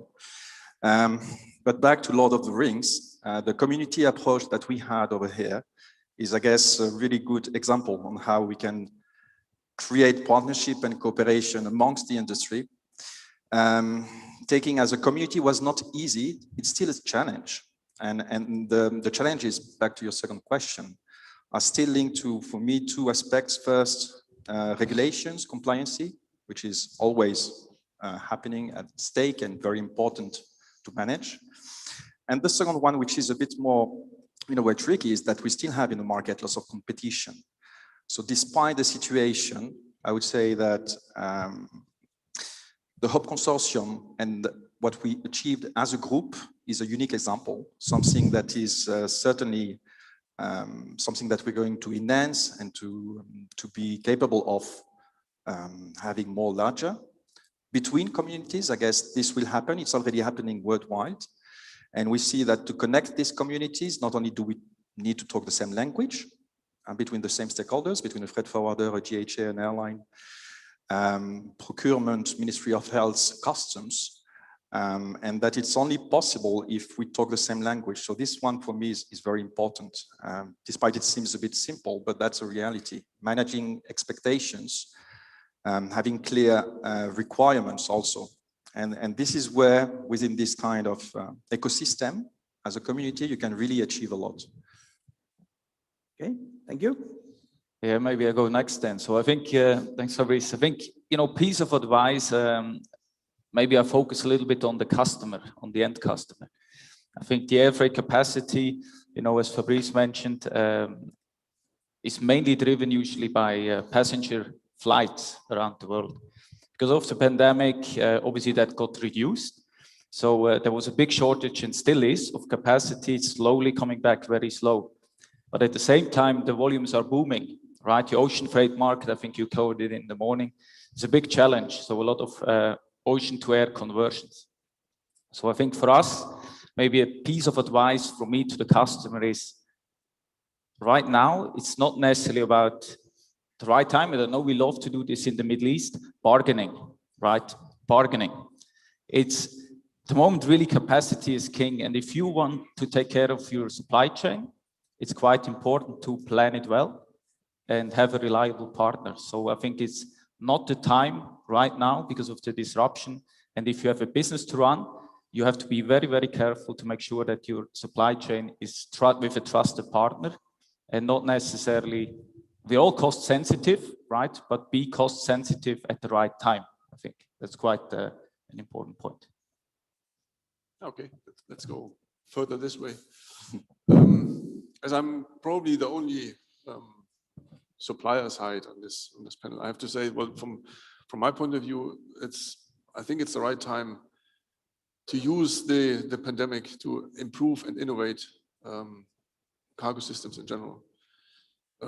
This morning, it was quite interesting to hear that the cargo industry, from the equipment point of view, has not much changed the last, I would say, 40 years. And it is time to attack equipment side and starting from process, looking what needs to be done, but go away from the conventional cargo equipment that is fixed and is installed in a terminal and is not flexible enough. I think there are ways to improve this. And we also heard this morning the question, is there enough resources? Are there enough suppliers? Is there enough technology? And I can say that the industry is ready to actually jump quite a bit ahead and do much more than what we are seeing the last decades. But on the other side, the actual users of this equipment, they need to be brave enough to actually also want to change and innovate. So, I mean, there is a conflict. You want to have some equipment that you know, where you know how to work with, but it is time to change it and to improve on the equipment side. Very well said. I totally agree. I agree a lot actually on that statement coming from the end user's point of view. But at the same time, I also like to point out that the airlines or the air cargo industry, obviously, if we're talking about the airline itself, if there's a supply and demand, obviously the demand is much greater today than the supply, so the price is definitely going to go up regardless. This is an economic 101 that we cannot dispute or do anything about. But at the same time, if we're looking at this industry surviving and no alternative is being introduced by an outside third party to overcome these challenges, one thing that I would like for the air cargo industry to look at is to become a little bit more flexible. Flexible in many ways, flexible in pricing, flexible in capacity, flexible in innovation, flexible in all of that stuff. And the one thing that definitely should stop doing, as to answer your question earlier, is not to think that they're the only fish in the sea. Because today there is a great competition out there. And we're seeing more and more of chartered aircrafts. People are actually going out on their own and they're competing with actual carriers. That's not a whole lot of competition there, but it's something that is taking business away from the actual big players who are in the gurus of the industry. And this is something that I'd like to see. I'd love to continue to see the flexibility that happened during the pandemic, to continue with that flexibility, to accommodate beyond reasonable requests. There were things that were happening that I never thought I would actually dream of seeing. But that should continue to happen because, I mean, let's face it, the customer will go where they're actually comfortable and where they can get the best service for their buck. Okay. So I can go next. You hear me well? right? Yes. So first, thanks for being in such a platform. It's not ordinary to be here with logistics and all the partners here on the panel for a pharmaceutical company. But actually what we learned from this pandemic that we need to work together. So this is my advice, that we need to collaborate.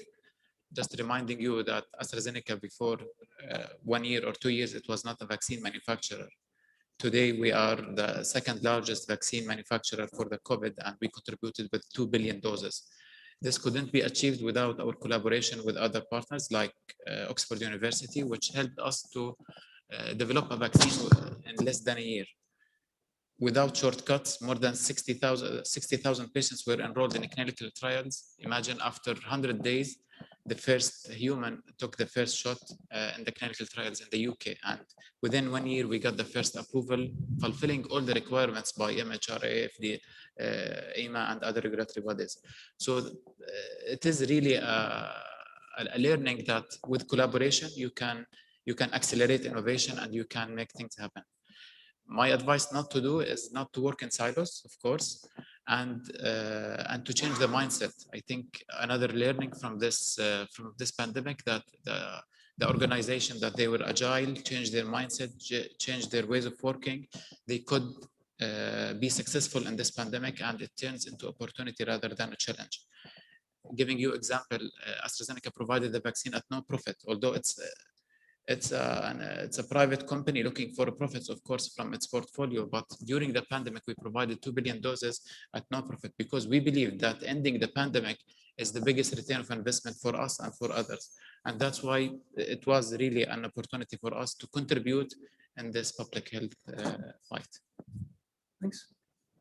So, and the last one, I don't know the points left for me to try, but I'll try. Yeah, so for me, I agree with all our colleagues mentioned here. And the two other points which probably I can mention is, one is the competency enhancement of the people in the supply chain. Yeah, because the pharmaceutical cold chain is, as we all know, it requires a different kind of processes. And then it's most of the case, it's not validated. And I mean, you take, with all respect to all the carriers even present here, it is not a very well designed process across the supply chain. And people at the floor level, for example, in the ground handling facilities at the airport, there are maybe some airports better than the other one, but across, people are not trained enough to manage this product. And that's come as a major challenge. I think what is more important to understand that in the pharma cold chain, every touch point of the product by a human has a risk. And that doesn't mean whether it is somebody, a blue collar worker in the warehouse, or whether it is a customs inspector in the customs inspection phase. So it's, I think there is a huge competency improvement and awareness training, for example, GDP training required at different, for the different stakeholders of the supply chain. That includes the regulatory authorities, or it could be the warehouse operators in the airports. So I think that's one piece of advice I would give it to the players. That includes even my organization as well. But yeah, that's one thing. And second is, I think I will just re-emphasize what Fabio has mentioned is in terms of supply chain planning. A supply chain planning function, to me, in every organization is a neglected function across, whether it is in a end user pharma companies, or whether it is in shipping, in airlines, or in freight forwarding company, because nobody takes ownership. So you give a capacity that I need, that this is going to be your requirement for next year. You may million pieces need to be shipped. You tell your freight forwarder, and the freight forwarder in terms tells the carriers, and then what kind of ownership each one takes for the commitment, then give to the next party in the chain is need to be a little more I think that there should be a little more ownership there. That is missing in the past. I think the pandemic has shown that it requires much more ownership. If you really want your product to flow as planned, then you need to take more ownership. That starts from the shipper right across to the end user. So that's something which is, I would say, that's one piece of advice. Thanks. Let me actually just grab, I mean, there was a lot of balls thrown in the air, but let me capture one of the ones here, because you were specifically mentioning that the air carriers didn't really have well-designed processes. Now, why don't I take that ball and immediately throw it to at least both Etihad and DHL and ask the question? Sure, what a pleasure. Look, I'm in the middle, so that's normal. Exactly. No, so my question would be, whether something wrong with the processes, or is it something else afoot, and is this going to change? First, thanks for your remark. I guess it's a general remark. It's not necessarily pointing at Etihad, on the contrary. Absolutely. Because now it's, thanks a lot. Etihad is IATA CIV Pharma certified since 3 years. We are in the process of recertification. But aside, and what you're saying is quite right. Despite, you know, automation, digitalization going on, we still have a basic to operate, which is physically handling the pharma shipments. And this is crucial. So anything linked to training and awareness, as you were saying, is super important. So I'm back to what I was saying before. Through the community approach, when you have all the stakeholders within the same community, whether it is a physical location or it is a trade lane, we have to make sure that all the stakeholders are fully trained. So that's why I was talking about language. That was just to express the fact that there is a language which is translated in process, SOP, SLA. What is important is to share also with the different stakeholders. I mean, as Elman or DHL, you might have different kind of expectations on different aspects, but they are all regulated through these IATA CIV pharma compliance as well as GDP compliance. So for us as an airline, I guess many airlines are taking it very seriously. Also, when you see the amount of participants within this program or the GDP one, is something which is working. Does it prevent from a failure of deviation? I guess it does a lot. If we take the compliance level at our side, the compliance level globally is very high, but you still have some issues possible. So how do we mitigate these issues, deviations? I guess we're joining also the point of what is the equipment solution which could help to mitigate this risk, as well as Fabio you were telling about, you know, planification. It is the same when it comes to quality. Being sure that you can measure, assess your own process is very important, and that internally you have sufficient, I would say, management organization to reflect it and maybe to amend, to change, to evolve. That's for me also part of the task when it comes to pharma supply chain. Yeah, so for DHL, I'm sitting more on the freight forwarding side, right? But I think we were, you know, the two things. So pharma and vaccine is one thing, right? But I think, just to give an example, when the pandemic was declared, I think also in our offices, and we are, you know, 150 country plus operation around the world. So within actually a few weeks, 1 or 2 weeks, we had everyone equipped operating from home, possible, you know, dealing with each other virtually. So, you know, that's a huge, huge achievement, I think, from the IT department, from the management, from the people involved at desk level as well. So they got very, very quick setup. And then on the pharma side as well, we moved 1.5 billion vaccines year to date, I think, through our network, through DHL, which is a big number. I think 7 billion have been administered worldwide so far. Thank you. I'll pay you later. So we have done a big part, and also our network, our stations. You know, it's not what we want or what the airline wants. It's basically, you know, get the AstraZeneca products from the factory into the arms, right? Not just to the airport. You got to get it into the arms. And I think that's the biggest challenge that we have faced is you can deliver millions of vaccines in a country, right?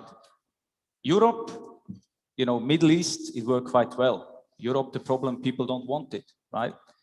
getting it into the arms of someone in the Congo, right? As a different challenge. And I think this is also where we, you know, back to our network and what we have done, even when this pandemic started, before the vaccine was actually live, you know, we do a network assessment. You make sure every station that you have in your network is profiled, you know who is working there, you know the equipment, you know the infrastructure.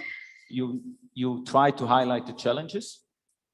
But because this is a pandemic and this is a scale that's never ever, or in the last 100 years, so before air cargo was the last pandemic, so this is the first time in the air freight industry, not to forget as well. So it's new to everyone, but you have to do an assessment, you prepare to the best that you know. And I think the fact that, you know, again, within what do you say, 100 days, you had the vaccine tested, I think you said, yeah. So that's also a massive achievement. And then getting these vaccines moved as quick as possible. So I think we were quite well organized, and we have our station certified for this kind of pandemic. Not everything went 100% smooth, but I think it's actually, as an industry, as a supply chain, you know, between the shipper, between the factories, between the airlines, freight forwarders, hospitals, governments, it's actually been a very successful, I would call it successful challenge so far. Far from over, but a good start, I think. Yeah. I think both Joe and Arne want to jump in, and we can. Yeah, just I want to reiterate the point that I'm not saying that everything has been doom and gloom. Yeah, so it is a lot of things have been working quite well. Yeah, but the question is about what can be improved, right? So so I still think that of course the Dubai or Abu Dhabi cannot be taken as an example for what the statement that I made. Yeah, so there are so many other airports in the region, and in the which is served as a hub from Dubai, for example, is also have various challenges. Yeah, so it's important that, of course, I agree that as a freight forwarder in providing cold chain to those customers, we do proactively validate this process through the freight in various stages of the process, for sure. And then, but again, when in reality, sometimes, for example, a product arrive at an airport, and then somebody looks at the bill and then look at where to look at for which temperature it need to be maintained. Yeah, and then suddenly, if it is supposed to be 228, suddenly lies on the tarmac for 7-8 hours before it moves into temperature control environment. These kind of things, quite a lot, still happens. It's not that, I would say that considering that you know, this is pandemic has given a purpose to this industry, and I think given us a lot of respect for that matter within the society. It's a time that we can enforce certain practices that need to be followed proactively. This is my point. Thanks. Since we were actually throwing balls in the air, let me just throw a curveball here for a minute. You know, to be totally honest with you, and I think it's so easy to always point the finger at something or someone, but this problem that we have in the industry, and this problem that we're claiming that has actually been due to lack of processes or processes that were not clear enough by the airlines or whatever, this problem, it's not new. This problem has always been there.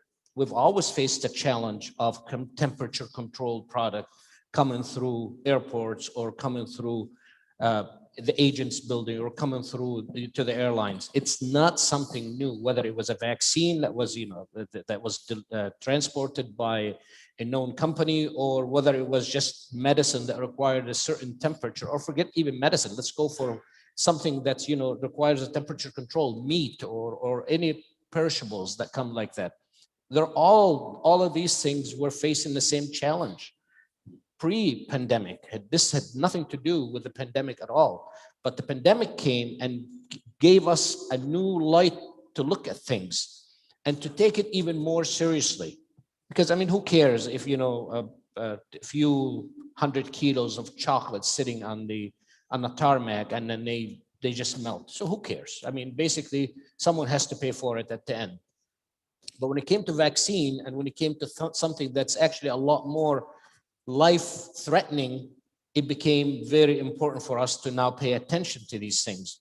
We have, in my company, we have developed something called, you know, temperature tracking for vaccine tracking. This is something that had to be done because we understood and we understand from the industry, and being in the industry for such a long time, we understand that there are people who will take shortcuts. There are people who were underbid to get the contract, but then they don't completely fulfill the requirements of that. And then yet, immediately the blame is shifted to somebody else because the truck driver decided to take this little vaccine box, put it inside in the cockpit rather than in the back where the temperature had to be controlled to a certain degree, whether it goes up or down, it could be deadly. Decided to put it inside and said, why should I spend all that gas or that diesel on making sure the temperature control stays the same? This is the problem that we face. GDP certification, it exists everywhere. I mean, all of the warehouses for the freight forwarders have GDP certification. Some even have both CEIV and GDP because they like to be IATA compliant. Airlines, I know for a fact that Etihad and Emirates and other airlines like National as well, they have they have the certifications to carry these kind of things, to carry this medicine. But it's easy and we're always ready to shift the blame to somebody else. Now, where is the problem? The problem, here's my curveball. The problem is actually in the operators themselves, the people who are driving this cargo. I'm not saying it could be anybody in the supply chain. It could be anyone. It could be the shipper. It could be the freight forwarder. It could be the ground handler. And it's always easy to blame the airline. And it could possibly be the airport infrastructures are not there. The facilities are not available. The infrastructure is not available in certain cases, but it's always easy to blame someone there. So this is just my take on this. And I hope that we actually look at ourselves first to see what am I doing to actually meet the challenges to make sure that I am compliant of what is required before I say, oh, I've done my thing and then let's move on to something else. I hope I didn't offend anyone by this, but this is just my curveball. Yeah. Yeah, from coming back to innovation, I guess the systems in cargo are normally built for a lifetime of about 10 to 15 years. Now, apart from having training for everybody who's doing the process inside, using the equipment, somebody at the beginning needs to translate the process into how the system is going to look and what it's supposed to do. And I think this is the first problem that needs to be resolved, because the system needs to be flexible enough to adapt to situations that we had also last year. And if you don't have a system that can adapt, even though it's designed for 10 to 15 years, it's going to give trouble to the user at the end of the day. So that's what we find as suppliers, that everything is built for 10 to 15 years and it's done the same way wherever you go, kind of. You don't find too many designers or consultants that are brave enough to say, no, we change things, we do things differently. And I think this is something we should learn from the last 2 years, that this is required to be done. It's going to help the users at the end of the day and everybody who's part of that supply chain. Yep. I think Lars, maybe just, and I heard your just before lunch break, right, with the disruption or the new competition, the new battles, I think you called it, different fronts. And I think it's quite for me, yeah, of course it's a threat, but it's more exciting because it similar to a pandemic, it pushes us, especially as a DHL, to exactly do that, think different, right? Don't keep doing what you have been doing for 200 years, right? So the virtual element, right? I'm sure we're going to talk about this as well, the virtual element, think different, educating people. You know, we're not, in logistics, we're not competing anymore for the forklift driver, right? We're now competing with the Googles, with the Amazon, with Microsoft for the best talent, because our industry has changed. So that's what the people we need to be able to attract. So we cannot operate anymore in a little barn, you know, with 5 trucks parked in there, because you will not get the best people. And I think that's what I feel it is changing, and I see it in our company. We are now more ambitious of getting the best talent, you know, not just the best freight forwarder who knows how to build a pallet. So I think there is change I can see. I'm excited about. Because then I want to go to you, Kutaiba, because you are, of course, the only representative up here of the cargo owner that actually pays the bills for all of the rest of us at the end of the day, right? And picking up on what I heard from several panelists here, I mean, quality control, let me put it in that word, has to some degree been a challenge over the years for cargo that needs to move at specific temperatures or conditions. And the US AstraZeneca will obviously have moved a lot of cargo, not the new vaccines, but all the other stuff over the years. To which degree did you see this as a problem even pre-pandemic? And the initiatives now being brought forth because of the pandemic, are you seeing that result in an improvement for all your other products being moved?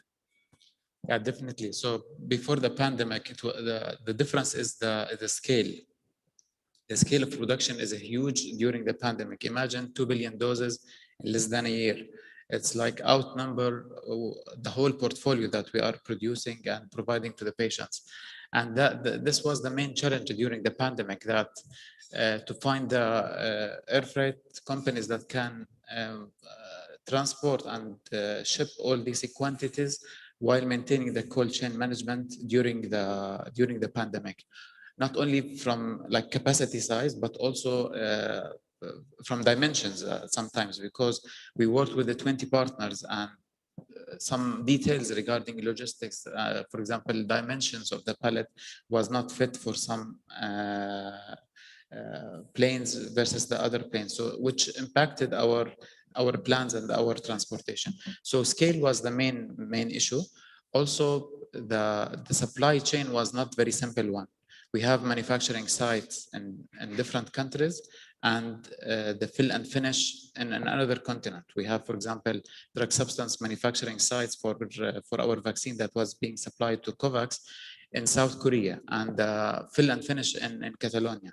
So that's why it's not a simple process. It involves not only the air freight, but also the broader trucks. And in the beginning of the pandemic, we thought that the infrastructure in the developing world is the issue, but we faced issue also in the States itself with road trucks that can manage cold chain at this capacity.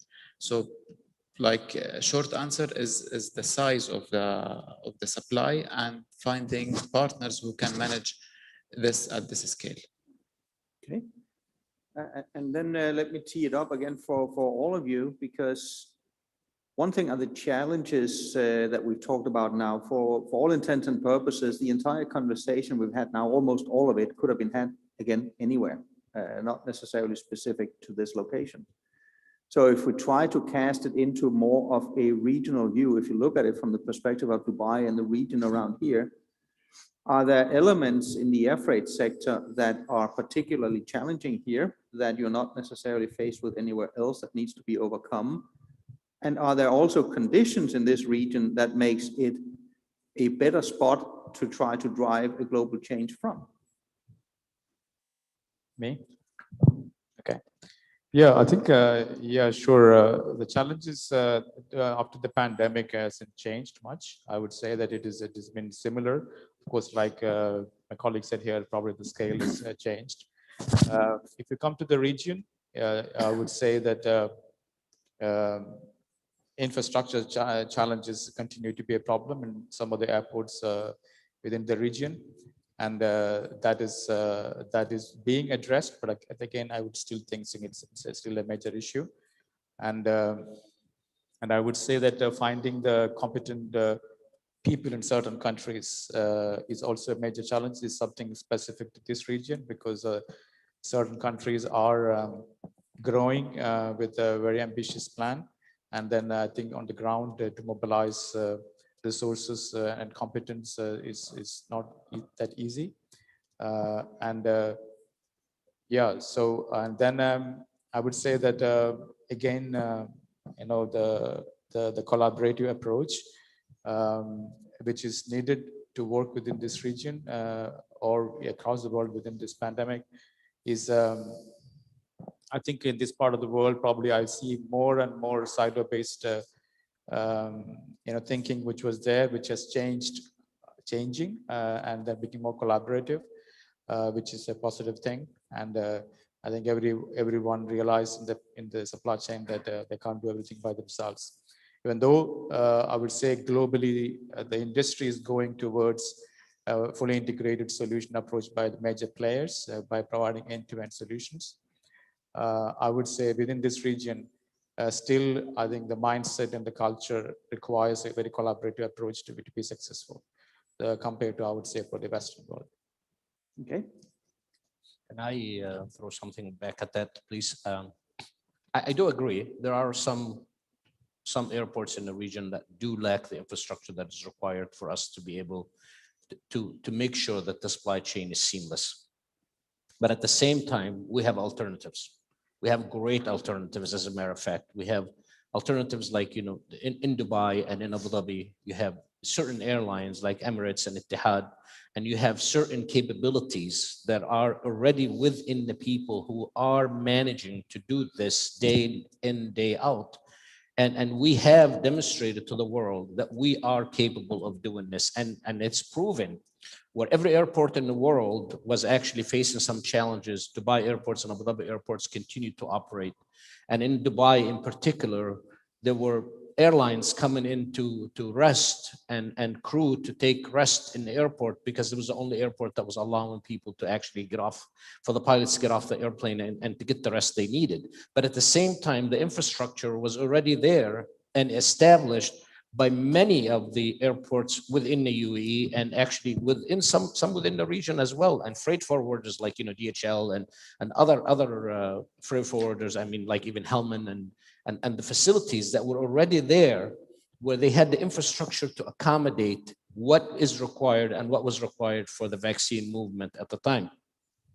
Look, you know, for somebody like Fast Logistics to take the initiative and move on and have their CEIV certification completed and also recertified for Danata to make sure that they have the CEIV, for Emirates to have the GDP, for Etihad to have the GDP certification, for airlines to move beyond passenger capacity and take out the seats and put vaccine in the aircraft. I think that demonstrated to the world that we're capable and ready to do this. Yes, I agree. There are certain airports in the region that will not be able to, and probably could not do it, and probably will not be able to do it.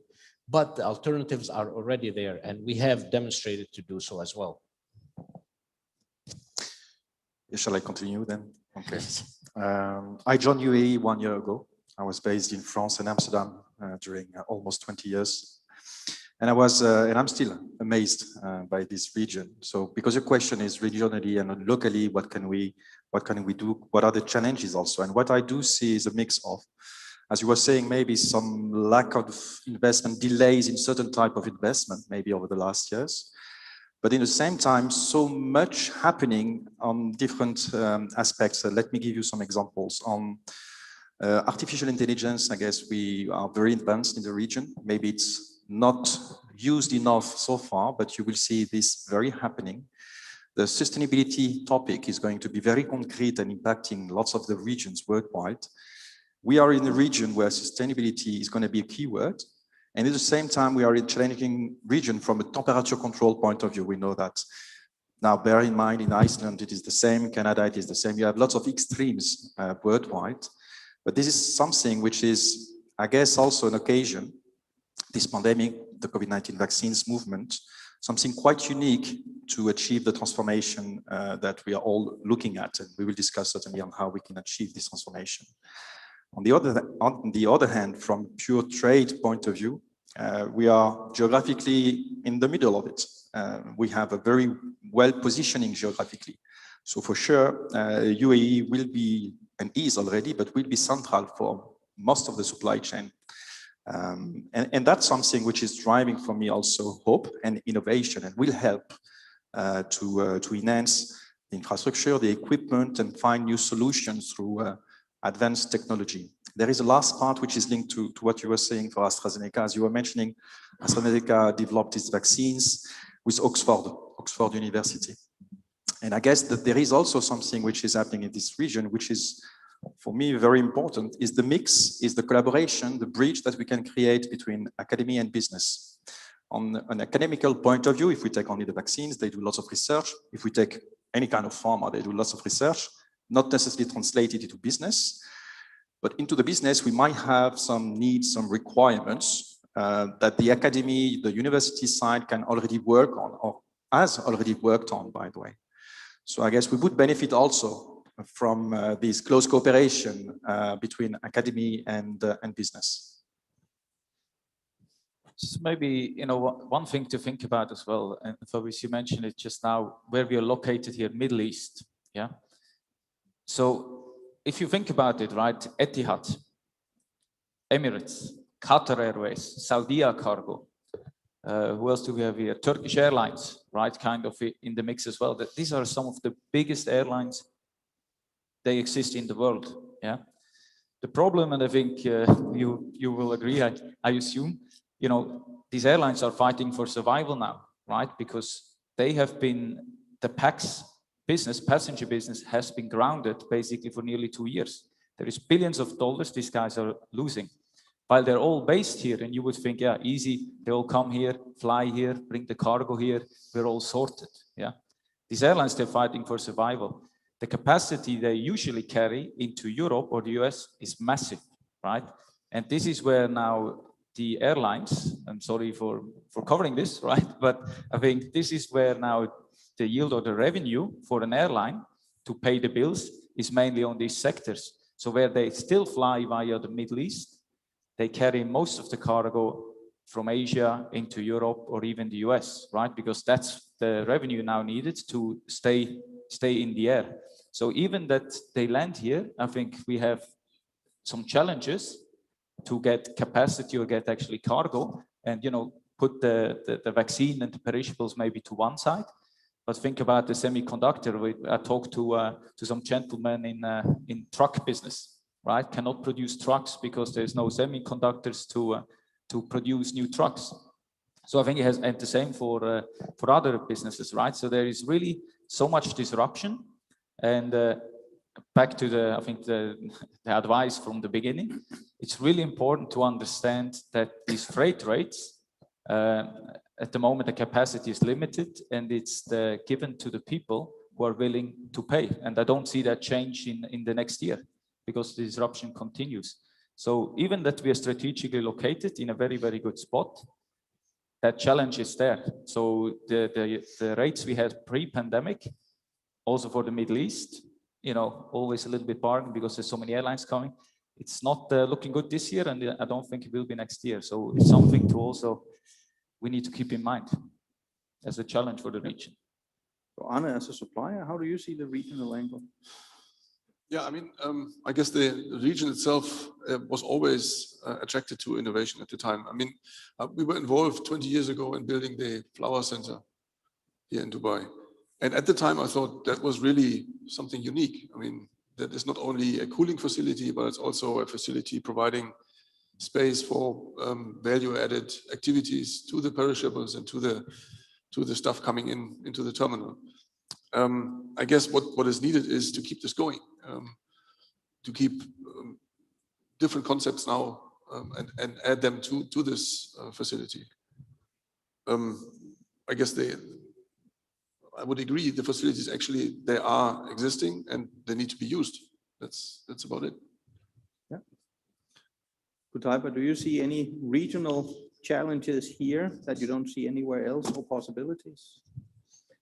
I see more into the challenges, how to change or how to leverage on the investments and the good infrastructure that we have here in the region and developing it into a hub region, into hubs like global hubs. I think from infrastructure point of view, we have a lot. I think we have great examples in the UAE and from the region that it is attractive for any company in order to create these global hubs. But at the same time, we know that there are ways of working that established since very long time, and to change from a certain supply chain or a certain way of working, you need consistency and you need to fight for it, to change the normal or the routine of the companies. That's why it's both. When we have, for example, partnership we did with the Hub Consortium, I had to do a lot of internal works in order to convince my colleagues and the global team why this hub providing advantage versus the hubs in Europe or in other regions. So that's why we need to, it's about collaboration and building business case internally and externally in order to leverage all these investments that happened and compete with the well-established leaders in this aspect. Have you been contemplating going down the same path as we've seen in container shipping with some large customers? Some of the ones that comes to mind would be a Walmart or a Coca-Cola or IKEA, where some of them have simply gone down the path because of their supply chain challenges. They have insourced some physical assets to take care of their own supply chain. Of course, not for their entire supply chain, but for part of it. Have you contemplated going down the same path? Yes, for me. No, that was actually for Astra first. I didn't get the question 100%. The question is whether the supply chain challenges is leading you down a path where you are contemplating doing some of the supply chain management physically yourself. We didn't encounter this, but again, our approach in AstraZeneca was collaboration, and we tried to partner with different partners in order to solve our issues. So we didn't do it ourselves with all the limitations because, as you know, in the vaccine, it's very controlled. Whole time is limited. So that's why we had procedures that we needed to follow. Yeah. Lars, can I say something on that? You know, to go to that approach and to actually think that taking it away from the service provider and do it yourself sometimes may not be the best solution. Now, at the same time, yes, I know the climate that we live in and the atmosphere that we have here especially in the UAE, as far as the temperature is concerned. Many people on the outside will look into it and say, oh my God, you know, Dubai, it's very hot. But failing to understand and failing to take into consideration that necessity is always the mother of all inventions. And in the UAE, I challenge anyone in the world to actually produce something better than what we have here when it comes to the temperature controlled facilities that we have. Similar to, if you're talking about security, people would say Israel is probably the best because of necessity. And at the same time, you know, when dealing with cold weather, we're looking at the US and probably JFK probably the best that there is to dealing with, you know, snow on the tarmac and removing, and so planes can land safely. This is the thing that we're actually looking at here. In the UAE, in this region, we do have the best facilities that are providing what is required. Now, the question is, are these facilities being utilized? And are those processes, since we started out with that, are they being implemented exactly the way that they were intended to be implemented? This is where the suppliers or the end user will have to determine and dictate. Look, at the bottom line is they're paying their money. They're paying for this service, so they demand it. This is something that many of us in the freight forwarder industry, in the airline industry, in the airports, in the ground handling, we're competing with the rest of the world because we're trying to say that we are the best, we're number one. And how are we number one? By proven facts, by actually having the certifications that are required, doing the things that are necessary for us to do this, so to convince the customer that yes, we can do this. And Qutaiba can actually have a much easier approach with his colleagues to say, why are you using Dubai airports? Why aren't you using Europe, for instance? Because he can actually show that it's there. Mano, you look like you wanted to comment on the question as well. No, I'm just, no, I was trying to say what a colleague here from AstraZeneca, to be honest, I don't see pharmaceutical companies going and buying aircrafts by themselves because that's not their core business. They spend so much money on research and development of their products. So I don't see that in that area, but of course, other sectors like Walmart and you said Amazon, all these guys are, the scale of their business allows them to have probably certain percentage of assets, have it to manage certain percentage of their supply chain. Yes, but I definitely don't see that in pharmaceutical business. But you're actually stepping into what would be my next question. So let me put you on the spot for that one straight up front. Because what we are seeing is, for example, container carriers buying now aircraft like a CMA CGM is doing. Do you see a change in the competitive landscape on the air freight side where you're going to get new parties involved, like, for example, ocean carriers, but it could also be other entities that come in to try to upset the industry? Yeah, I think ocean carriers are, some of them are moving into fully integrated solution. That's not just air freight as a product, right? They want to provide a comprehensive solution to their customers. They have a massive customer base, companies like Maersk or CMA. They want to be an integrated provider, not just a shipping line anymore. So you will see that some of these players start getting into air freight and warehousing and the trucking, all these activities, and where they will make massive investments. And CMA, I know that they have bought aircrafts and right, so they want to go into maybe sea air business as a multimodal transportation or various other plans. So this will happen. Yeah, I think that's what I said, that there is a movement towards silo thinking from ocean carriers in particular, and also you know that the ocean carriers also consolidated into groups, so we have very little options these days to negotiate with. So except Hapag and MSC, these guys, rest of them are into consortiums and things like that. So it's a very 3 or 4 players out there. Yeah, so they can really take advantage of that situation, and by enlarging and their scope of activities into other elements of the freight forwarding or supply chain activities, which they're doing. And then I see that in a few years' time, they will be a major player for sure. And we also see port operators getting into freight forwarding and logistics activities like DP World and Abu Dhabi ports. There is a massive expansion plans for them as well. So these players will come in, and then that doesn't mean that they will be, the entire freight forwarding community will be wiped out because of these people. I don't think so, because I definitely see there is maybe the large players like shippers, which can maybe make sense to align with some of these players for their full global logistics. But there are so many mid-sized players, which I would say that will look for a different kind of approach and their solutions, and also find flexibility to use different providers as and needed. Yeah, so there will be a space for mid-sized players and the smaller local players going forward as well. But there'll be some portion, I would say, it's taken over by some of these large players for the global operation. Yes.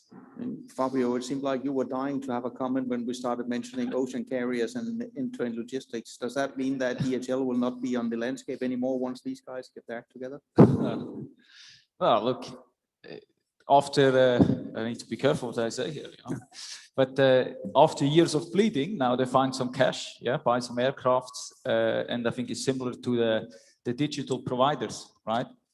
So what we can see is now that obviously the shipping lines, and some of them have acquired freight forwarders, right? I think Siva, then Maersk, obviously Damco, the conversion after many years of being the same group. So there is already some capabilities in air freight, but what we can see is now, they have the cash, they bought the assets or bring in the assets, and now obviously need to have the knowledge. So for us, the disruption is a little bit more on that front, to be honest, right? To see that our people are being chased, to put it nicely, because they're experts, right? And that's why, again, I think as a freight forwarder and also as a shipping line, then coming in to act as a freight forwarder, you can have your aircrafts, but the real asset is the people in the freight forwarding industry, right? And the systems that you have nowadays. So I think now, if you have an aircraft, if you're, I don't know if you have any aircraft owners here, cargo aircraft owners, they would be smiling, right? Because now is the time to have an aircraft and you can fill it wherever you put it, basically. And the same for the shipping line. So if you have the money, now is a good time, I guess, to put it into an asset and you can fill it. This is a situation that will eventually drag out, right? This is not the new norm, what we're operating in, because it's not sustainable in the long term. So, and I think then it's the question how well their business model works. On the other side, shipping lines coming in, buying aircrafts, would an Etihad buy a boat, right? I don't know, maybe Fabrice can tell me that. Yeah, I can of course go on this topic, which is interesting. Not necessarily buying a boat. I don't believe in it, but a few remarks on what has been said. First of all, for the pharma supply chain, I guess that all the big players have switched or shifted to ocean. They started 10 years ago, and now in terms of volumes, almost 80 is by sea and 20 remains by air. My second comment is that air volumes worldwide is between 1 to 1.5%. But in terms of value, it's still between 25 and 30% of the value worldwide. So for me, for sure, there will always be a need for airline, and for two reasons, not only for the cargo, but also for passenger. And knowing that 90% of the freight is being moved into passenger aircraft, I'm quite confident about, you know, the continuity, I would say, of the usage of airlines, and specifically for pharma and vaccines, as we've just seen. I mean, you need the speed that a ship cannot bring in. Well, not yet, maybe 100, I don't know. But then this movement that you were just describing for me is also quite opportunistic. I don't see it happening as being a major change in the future. Might be wrong, but that's my personal view out of that. Yeah. Do we have any questions from the audience? Again, I'm hopping all the time and keep forgetting to ask everybody else here. Yes. Can we get a microphone over there? Actually, I think they need to come up front. Ah, yeah, sorry, I'm blind here apparently. Yes, there's a microphone up front. Putting you on the spot.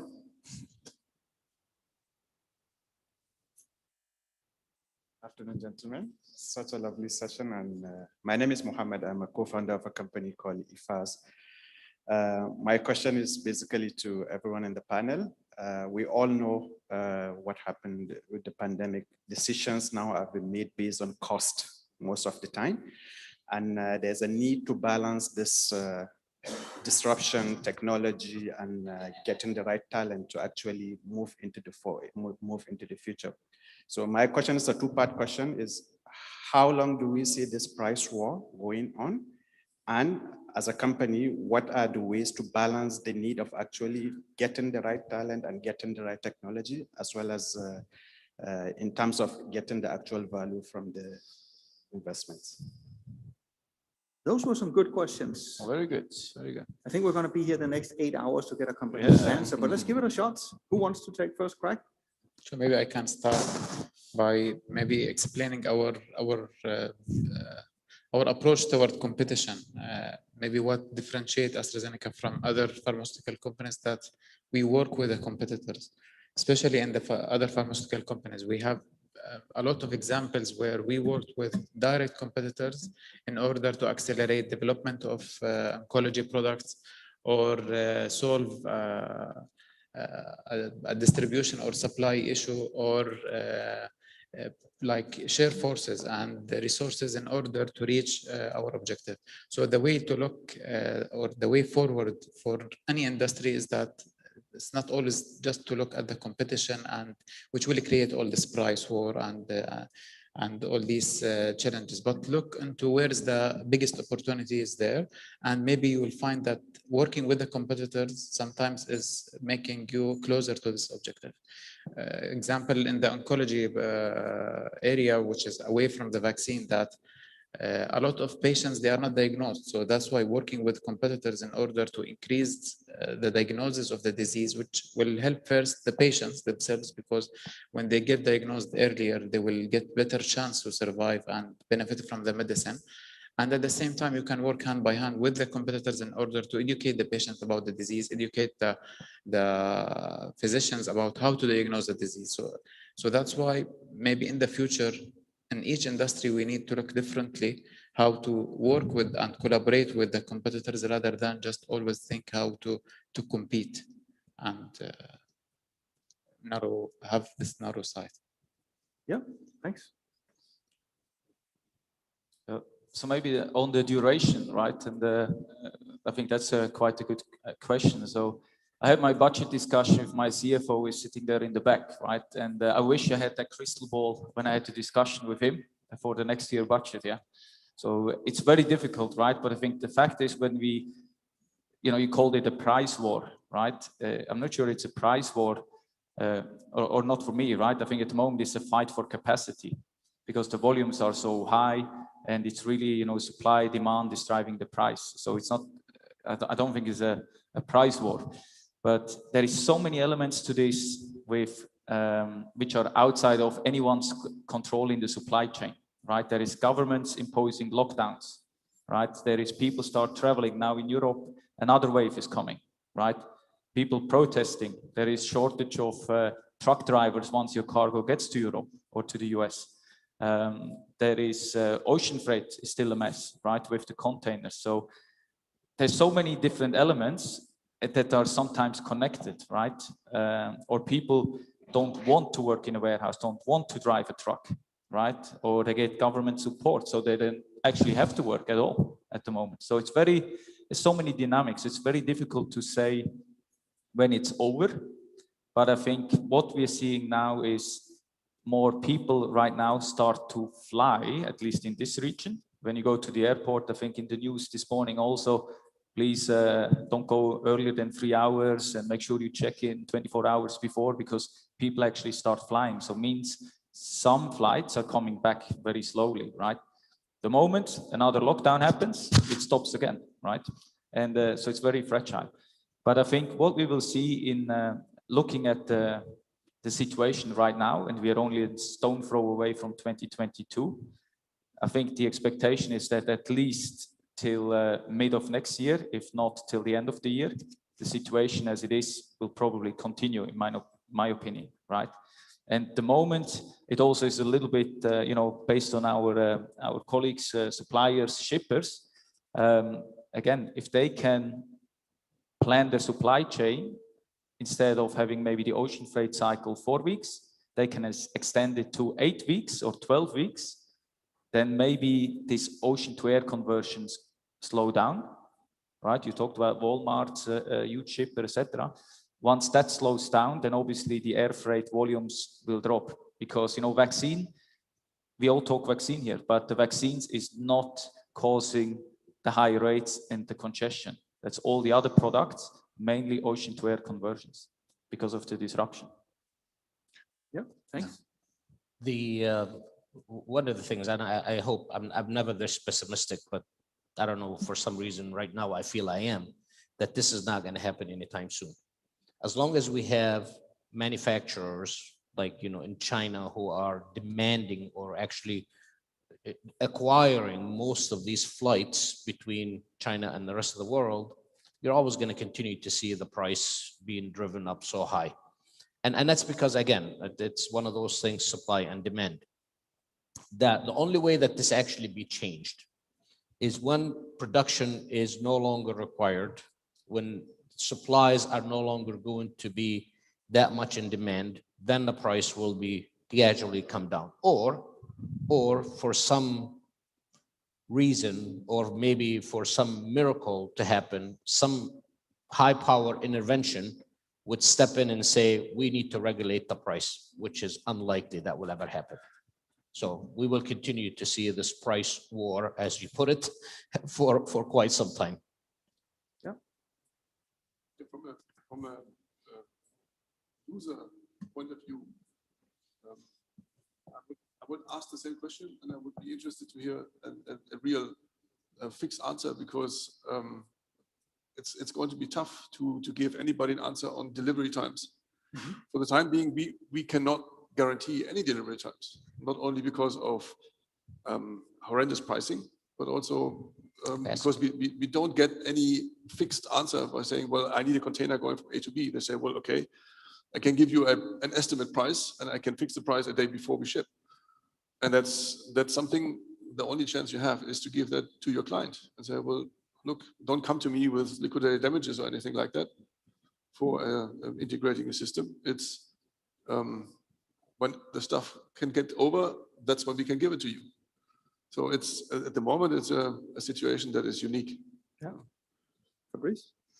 Yeah, I'm thinking still about your two questions. So the first one seems to be quite common to all of us. We'll just add a few elements to give some perspective on it. When it comes to the start of the pandemic, any airline has been losing a lot of money. You were saying so. To give you an idea, we lost 90% of our traffic. So imagine a full aircraft to 90 people, usually, and you would have only 2 passengers on board. Just to give you an idea of the size and the impact, which was, and is still, by the way, still huge for any airline. So that's one element which is, of course, driving some conclusion about there is a cost base which is enormous. We've been bleeding a lot, and the cargo for any airline has really been the lifeblood over the last months, which is for me a way to go back to your second question, because cargo is a super dynamic environment. I started working at cargo division since in 2008. 10 years, the first 10 years I was working on the passenger side. But since I'm working on the cargo side, I must say I'm enjoying almost every day, because you have lots of challenges. You have to deal with different aspects of the supply chain. And I can tell you that it's really something rewarding also for young people on how can we attract talents. That was your question, I guess. Huh? And I can tell you that if you make the right study, if you have a smart brain also, but if you can mix something quite concrete into your capacity of well communicated about it, the capacity that you would have to create this collaboration and partnership within an ecosystem, then honestly, cargo logistics is great. You can really do a lot of things. And I guess that is also something which is valuable to notice today, but also for the future. I think we always saying, this is the moment, you know, the situation, Lars, you mentioned, right, put logistics on the map, right? It's time this industry became sexy, yeah, in the last 2 years. Before that, you know, warehouses, everything, but now you need people who really can think, find solutions, right? So it's challenging and rewarding industry now. Yeah. Sorry, that was my line, the sexy Oh, part. sorry. Okay, sorry. Maro, you want I'm not final mentioning sexy. word on the 2 Does questions? he look sexy to you? Yeah. No, I think I answered all the questions, I guess, but I agree this is a pandemic has given the industry the respect. I agree, and then also it is realized that it has purpose. So that is attracting talents into the industry, which is for sure. And also, I think, you know, your other question was how the extra profit that industry has created, how it can, the equity and the return of investment is going to be the approach, if I understand correctly, towards the last question. So I for sure, I think the industry, most of the carriers, cargo carriers and the logistics companies, if you look at their P&L, all of them have made exceptional profits over the last 2 years. And so there will be a more risk-taking approach, towards more innovation and also entrepreneurial activities, which is badly needed in our industry. So, so I think the management and probably the board will be more open for more risk-taking approach to the business innovations going forward, which is healthy for the industry. Thanks. And as we're coming up on time, I'm going to add a few additional words, at least what I have heard from the chat that we've had here over the last hour and a half. And if you violently disagree, please jump out of the chair and say so. But what I'm hearing here is also we see a logistics and air freight sector where, to be quite blunt, the problems are not created by the pandemic. A lot of these were challenges that were pre-existing, but have been drastically amplified by the pandemic effects, which of course is a problem short-term, but will be good on the long term. And those will be aspects such as getting better process control over especially the cold supply chain, getting better in under the skin on how can we collaborate across both the shippers and forwarders and the carriers and all the providers. Because again, to be quite blunt, I've been coming to conferences like this for 20 years. I don't think there's been a single conference where somebody hasn't said we should collaborate better. And it's always true to say, have we necessarily been good enough at doing But this? this time it's really happened, and we have lots of concrete cases where the collaboration we are all talking about, I do agree, is concrete and is an achievement and it is a success. And I believe in it, and I believe also in the need to talk about it and to share it. And this is what we do, not only at Hope Consortium or at Etihad Cargo level, but as a community. But that's exactly my point as well. We've been talking about it for years, But because of the pandemic, this has now been brought to a head. So people are being forced to actually do something. So from that perspective, yeah, the pandemic is problematic right now with the problems they're creating, but it's also acting as a catalyst to do the things that the entire industry has been talking about for years, but haven't necessarily executed upon. I think, Lars, also historically, when you talked about collaboration, it was usually a compliance issue, right? So someone ended up with a fine. And I think this is now, because of the pandemic, it's actually positive collaboration, right? And I think there's also, I think airlines, freight forwarders over the last 20, 30 years, every time a collaboration was mentioned, there was a fine attached to it. And I think now this is different, right? And thankfully with the pandemic, it's happening in a good way. And I think that's it's a very positive development. To the most, the only added last thing I would put is you say very nicely, say in the past there was a fine attached, but make no mistake, look at the dwell time fees in Los Angeles, Long Beach right now. There is still a fee attached in so-called collaboration in parts of the supply chain. So we haven't quite reached nirvana just yet, but there's at least movement, it would seem. Ocean freight will get there. See, Lars, one of the things that you mentioned, and I'm glad you said that, and you ended up with those two statements. But now the difference is, you're right, it did exist and it has existed for many, many, many, many years. But today there's accountability and somebody's watching.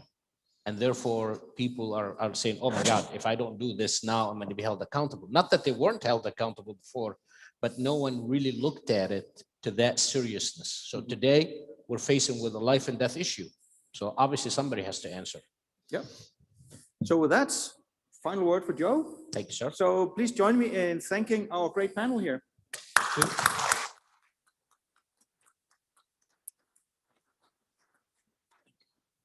So the next point of the agenda that's coming up is going to be a presentation from Mercedes-Benz Trucks.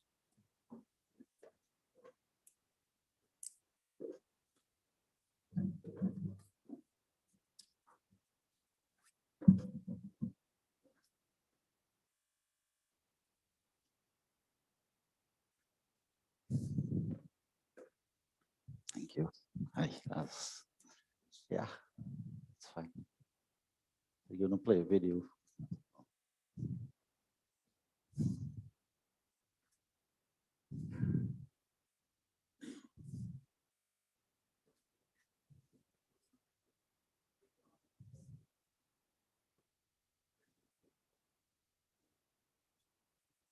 I don't know. It should be.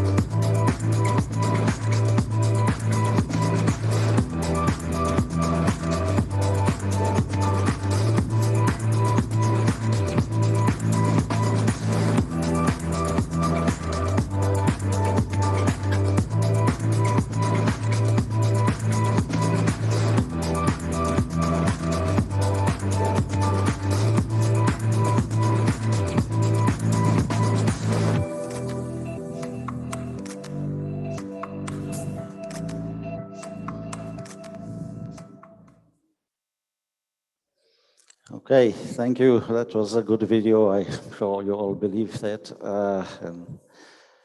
So my name is Naveen Suk from Daimler Commercial Vehicles, MENA, or Mercedes-Benz Trucks, as most people will know it.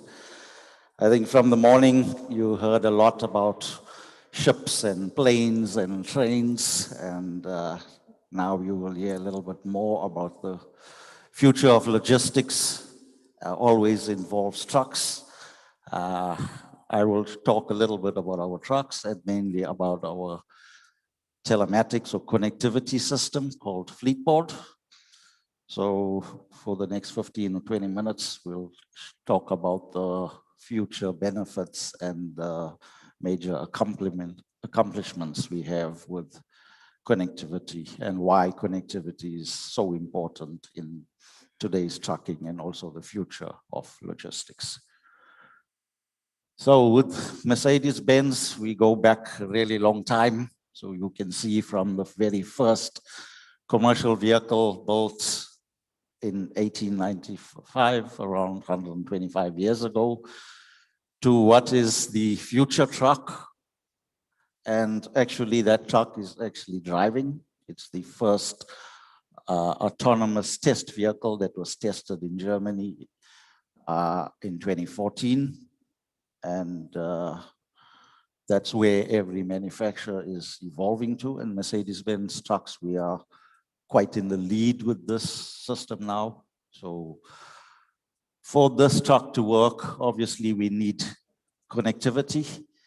And when we launched our first electronic truck in 1996 called the Actros, that was the first truck to have telematics, not telematic, CAN bus technology.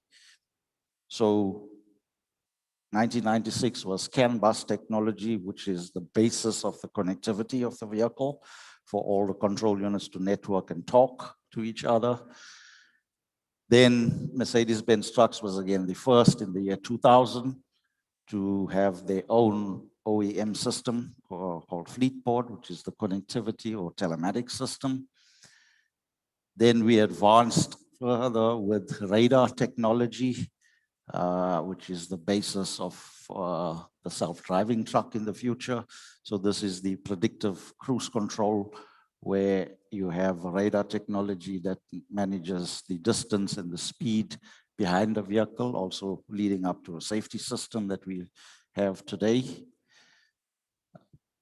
Further with connectivity on saving total cost of ownership, we have something called PPC or predictive powertrain control. Again, with this system, everything needs to be connected and you have to have a telematic system to operate this. A few words about PPC. It's basically using a topographical map, that is knowing where the truck is driving, on which road, what is the gradient. And with that system, it knows when to accelerate, when to brake, how much to accelerate and how much to brake. And that leads to a major fuel saving benefit. So again, around 2011, we introduced PPC. And today we have our latest version of the Mercedes-Benz Actros. You will see in the small picture or later on, this truck is mirrorless. So it has camera technology, and inside everything is now not a standard old-fashioned dashboard.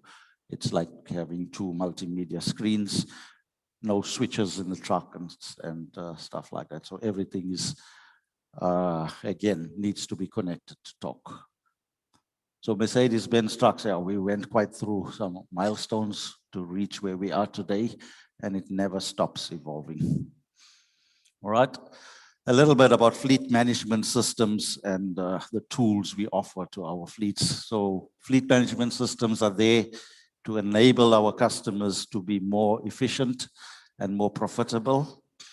So Fleetboard is one of them. Fleetboard is our telematics system or connectivity system for Mercedes-Benz Trucks.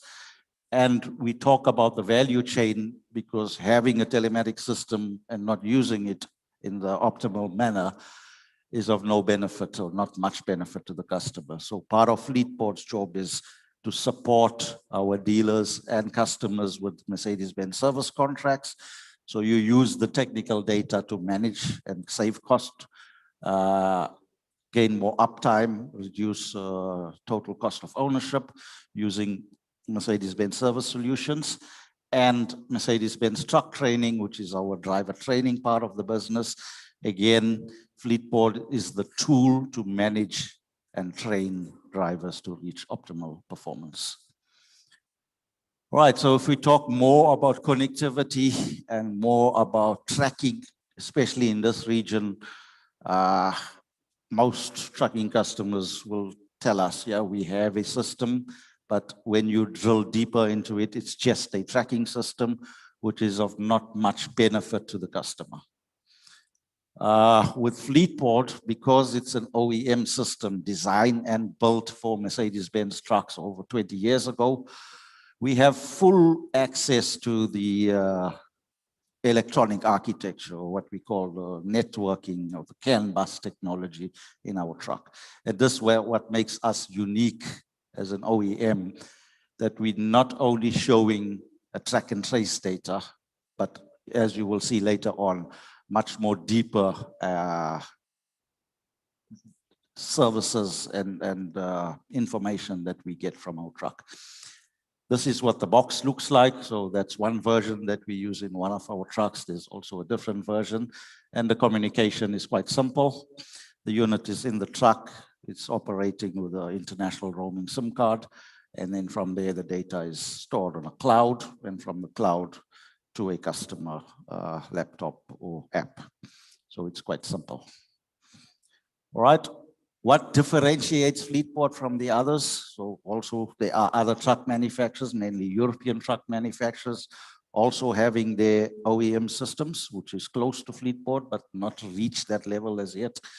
All right, so we have some special USPs. So I'll talk about these 3 USPs apart from the track and trace or the mapping data. We'll talk a little bit more about this. And the first one is the very, very detailed driver performance analysis. So apart from fuel consumption, because even the normal local telematics system can maybe show you fuel consumption, we don't know how accurate it is. With Fleetboard, we know the accuracy of it. This is a detailed 3-page report, not only showing, as I mentioned, fuel consumption, but to keep a fair grade system. The system measures and it has secret algorithms that calculates the degree of difficulty. So we can differentiate with a driver driving long distance on the highway, cruising at 80 kilometers an hour, which is quite easy to do, versus a driver driving a concrete mixer or a refuse collection truck in the city, where he has to concentrate a lot more. So the system has a fair grade system. And additional to this, on our new trucks, we have a lot of more new systems like automated transmissions with different driving modes. We have predictive powertrain control. We have retarders and additional braking systems. And it's really important to know, number one, if your driver is using the systems, and number two, is he using it in the prescribed manner. So in Fleetboard, we get a detailed report on what the driver is doing good and bad, and it's rating him out of 10. So the closer to 10, the better the driver is. You will see mainly concentrating on fuel consumption, a slide later on our local customers' fuel saving. And then on the other side of the screen, we have our technical data, which is again unique to us on Mercedes-Benz trucks from Fleetboard. We get our service and uptime data. So this helps the customer plan his maintenance activities, because it's on our new trucks, it's not like the old-fashioned days where we have fixed servicing. Now the truck tells you when it needs to be serviced. The truck can also tell you if it's going to break down before it breaks down. And Fleetboard is checking all of this data and supplying this information to the customer. So the service and uptime is really, really unique to us at Fleetboard. This is a concept that we put together to help our customers or help our salesmen convince the customer about Fleetboard, because maybe a customer says, it's too expensive. I don't see the real benefit in it. And you will see from this example on the next slide, a real live case where we have really good fuel saving. So basically the unit is activated. This is an example of 4 months. It can take longer, it can come sooner also to see the savings. So normally what happens, an untrained driver will have a lower driver grading and obviously a higher fuel consumption. So the unit is activated. We just gather data. We call it the stealth phase. The driver does not know anything. He drives in his usual manner. Then the data is explained to the customer at the end of the month or after 2 or 3 weeks. We have a few thousand kilometers of data, which is enough to see the style of the driver. And once we get into the 2nd, 3rd, and 4th month, the customer has access to the system. We perform driver training with these drivers, and we also important to train somebody in the customer business to actively use Fleetboard and give the driver a weekly report. So if somebody is monitored weekly, they know somebody is watching me and I will drive properly. And further adding to this is some of the fleets are now introducing an incentive system.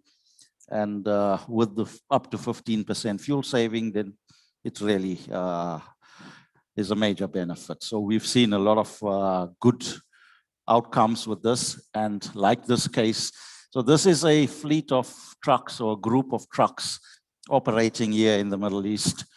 I'm just showing you data from January up to present month of this year. So 11 months of this year.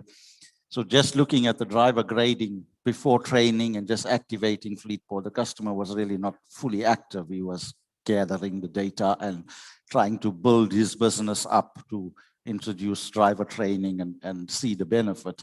And as you can see, we have 25% benefit just on the driver grading, not even talking about fuel consumption yet. But obviously, when your driver grading goes up, your fuel consumption will come down, all right? And on the fuel consumption side, we take the total consumption, so that's including idling and driving. There's 15% fuel saving. That's on drive consumption. I mean, on total consumption, and if you take the drive consumption was 15% and 20%, sorry, the 15% on the total consumption, and 20% on the drive consumption. That's because in this region, drivers tend to idle a little bit more, and it's something that we cannot stop, but we can minimize it, especially with the Fleetboard system. So what you've seen on this slide, it proves in a real life situation with an active customer that you do see the savings. All right, so it's a system that's there that needs to be used. Okay, looking at the service and uptime data, again, very, very unique data. Apart from the oil levels and oil pressure and the normal stuff that we will see from the service and uptime data. But what's really unique now, especially on our new trucks that come with tire pressure monitoring systems, we see not only the brake wear in percentage, but also the tire pressure. And this is tracked live, so it changes color. So if the tire pressure is dropping, the color will change to red, so the owner knows to call the driver and stop him and get him to check his tires. So this is all live data. And further down, we have a flexible service scheduling system.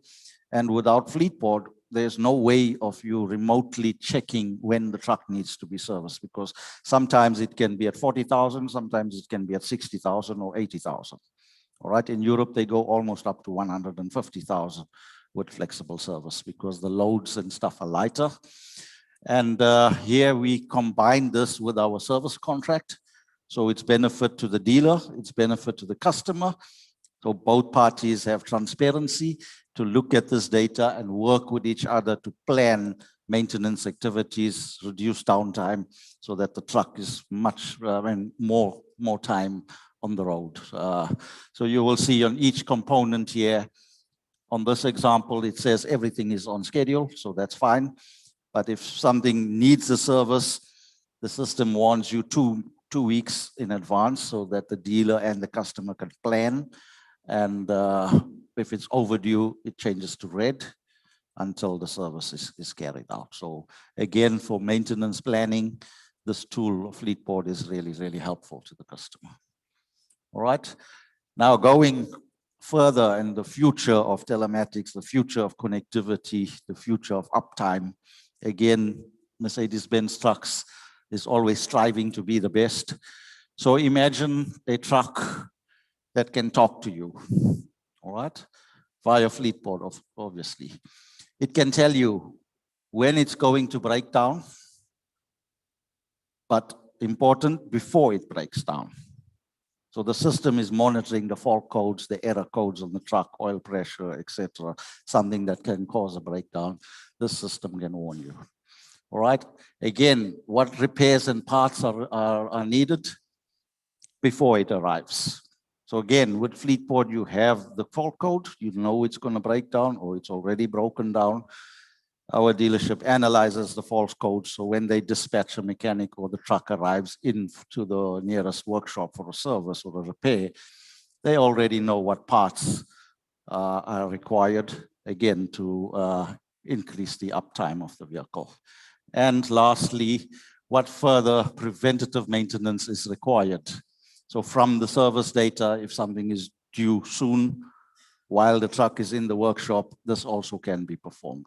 All of this information is available on Fleetboard even before the customer knows about this. And there's a lot of live cases that we've ran throughout the world, even in this region, where we've stopped major breakdowns from happening. We save customers a lot of money on dispatching technicians for something that is not so serious, where the truck could drive to the nearest dealership or something like that.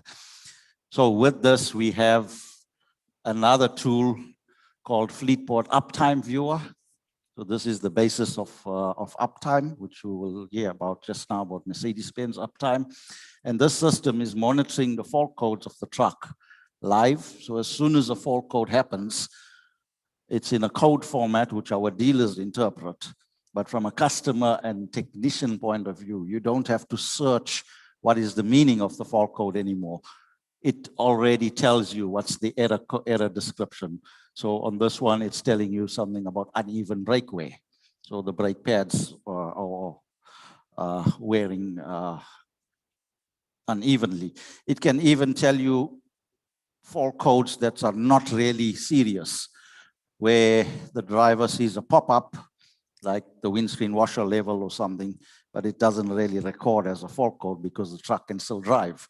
But you can see when that pop-up happened, and also very important, on the map, on the GPS tracking, you see where it happened. So going back in history, you can always check on the fault codes, and sometimes you might get a driver having an intermittent problem, and when the truck gets to the workshop drives it around and they say, okay, there's nothing wrong. But if you go into the history of Fleetboard, you will see maybe this fault code came up when there was a certain load or certain temperature or in a certain area, and that is backed up and repaired. All right. And what's new is new. This is new for Europe. It was just launched there, and it will be launched outside Europe in the second wave. So new is our proactive telediagnostic service.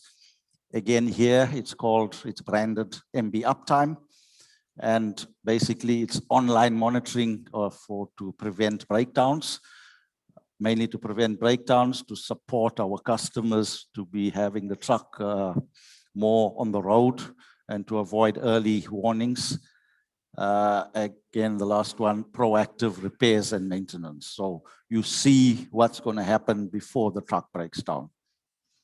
And the customer also has a customer portal where all the service data or the fault codes are all recorded. So for warranty purposes and stuff, everything, it's like a service booklet. Right, so this is the future.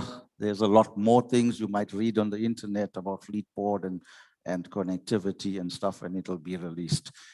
outside Europe or in further markets in stages, because we have to comply to certain system requirements, country requirements, laws and stuff before we launch further features. But at the moment, most of the stuff or all of the stuff is available here in the MENA region.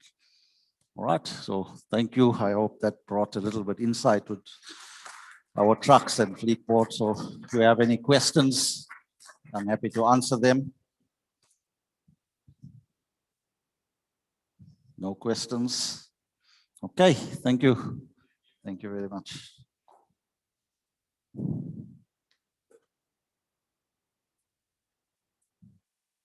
All right. Before we launch into the fourth and final panel of today, I think we should just have 10 minutes for quick restroom stops or refilling of coffee cups. So meet you all back here 10 minutes from now, and we will reconvene.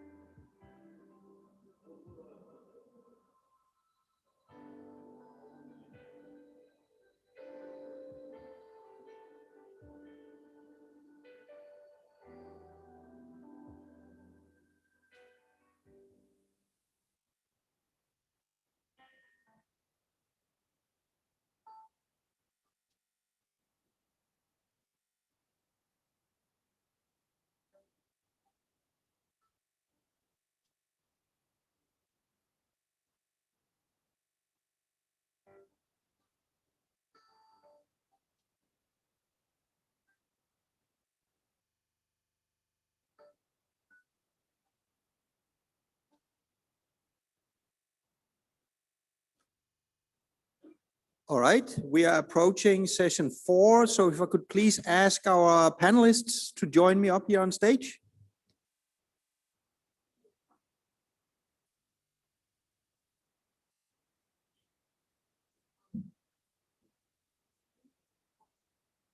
Yes.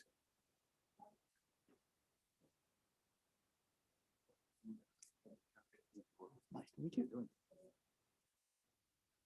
Welcome again.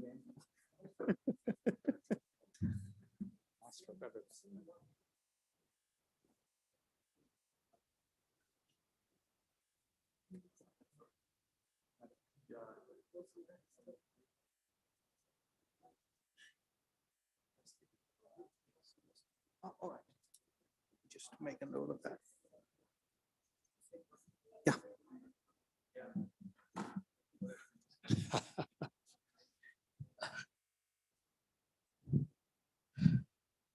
This light is disturbing you. A little.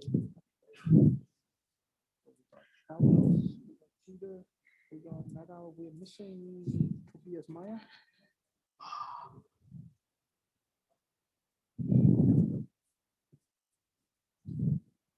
Hi.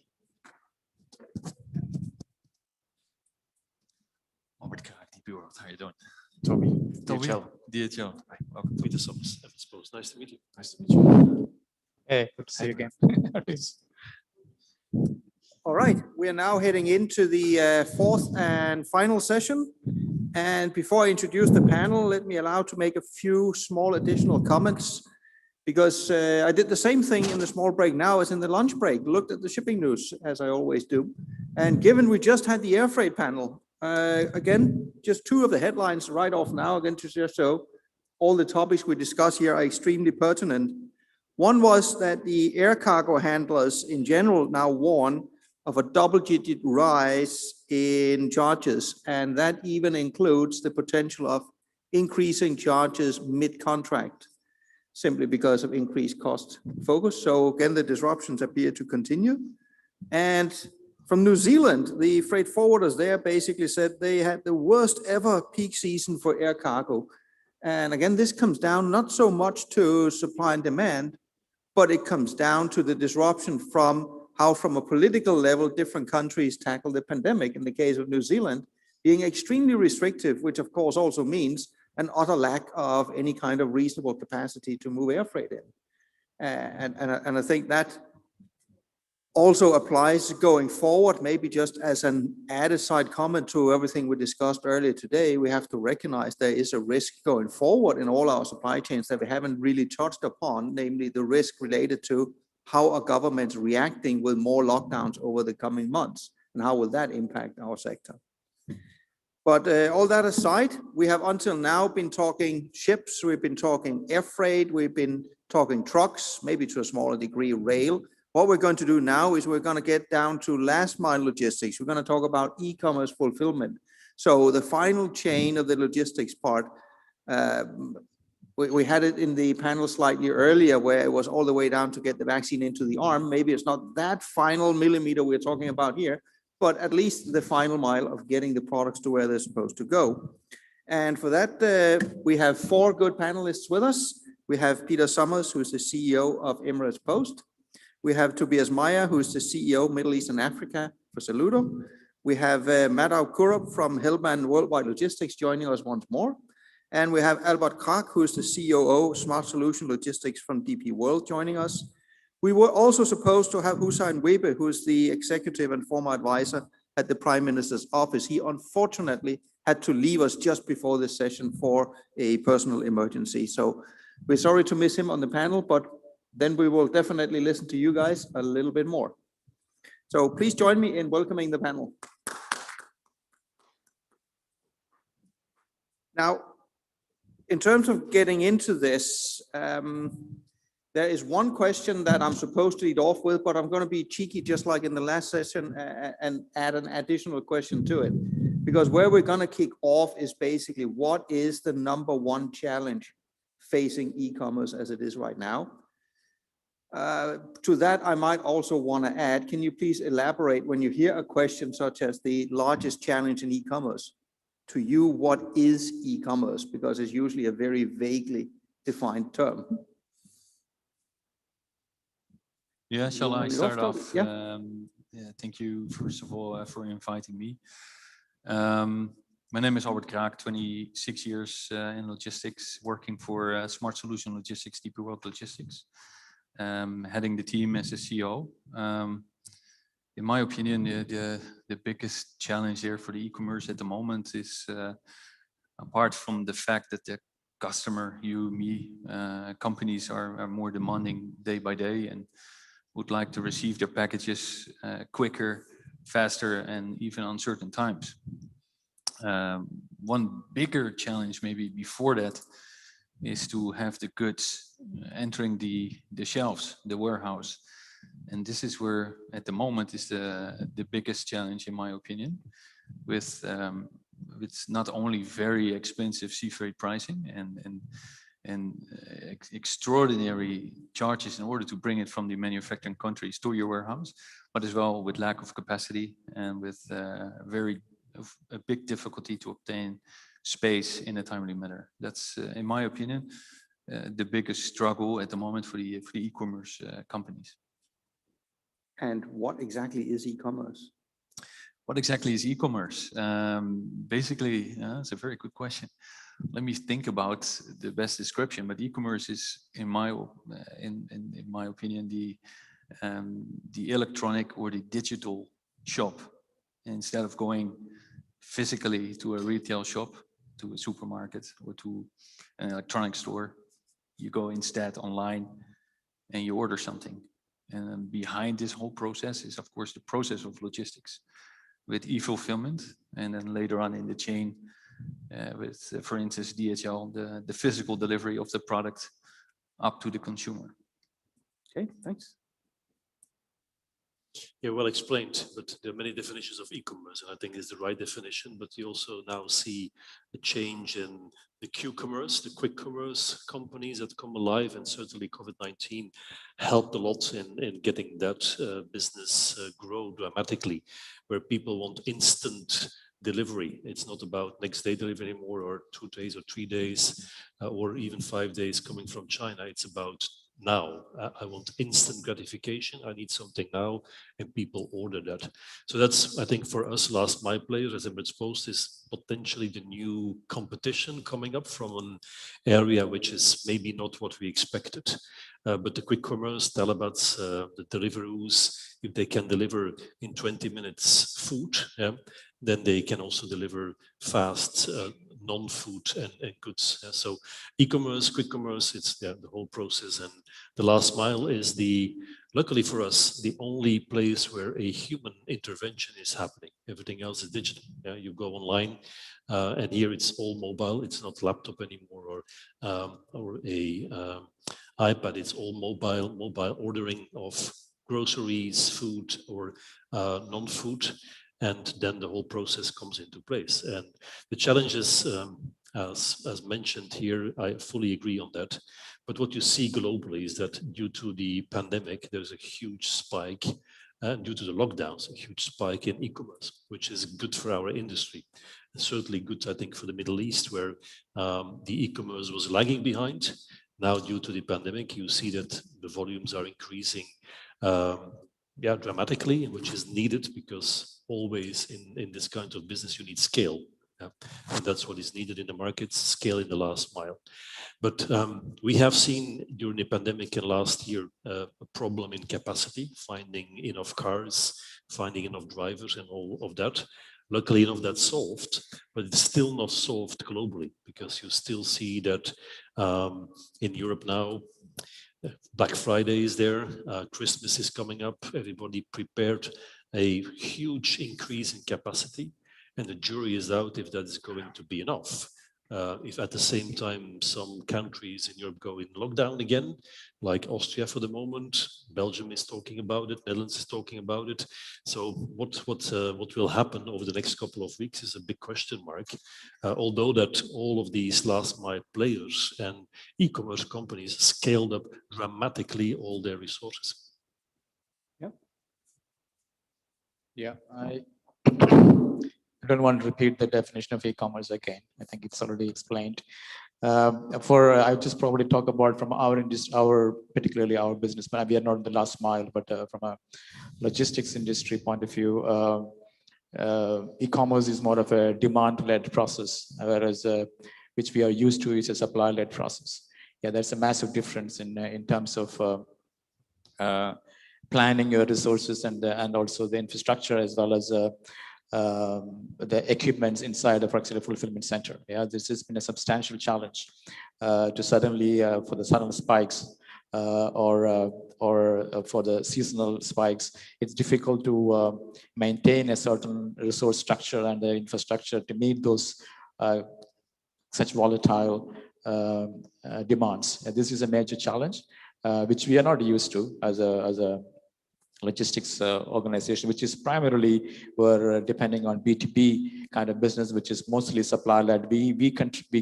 Our customer can manage the process in terms of demand and supply. So, which is much more streamlined, and then process can much more simpler. And in B2C, it is totally the opposite, and nobody knows what could be the demand. So this is a major challenge.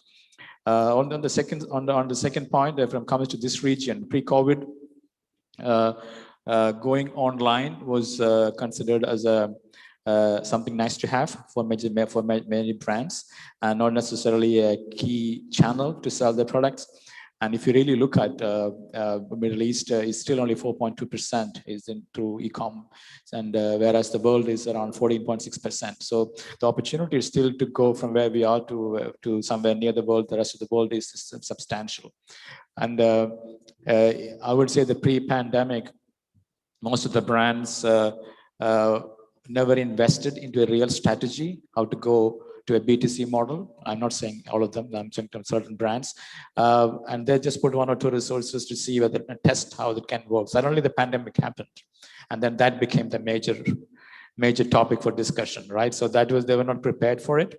And suddenly it has become a major challenge for many brands. So, but we see today that there is a substantial shift in many companies to really look at their own web shops, apart from the other channels of Amazons and other marketplaces. But if you are setting up their own web shops, and they're driving their brands through their own web shops as well. So this is a major shift, and I think the market is still evolving in that perspective. Okay, thanks.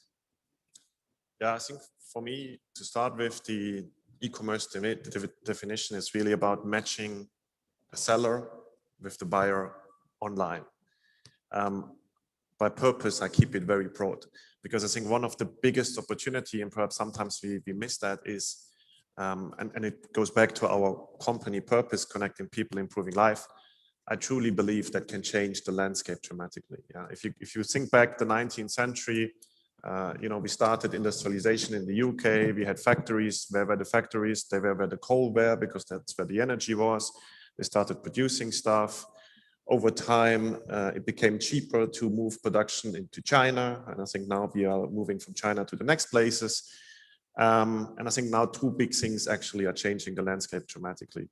One is, I think with COVID, everybody is checking, how do I set up my production landscape globally? Is it wise to have all my eggs in the one basket?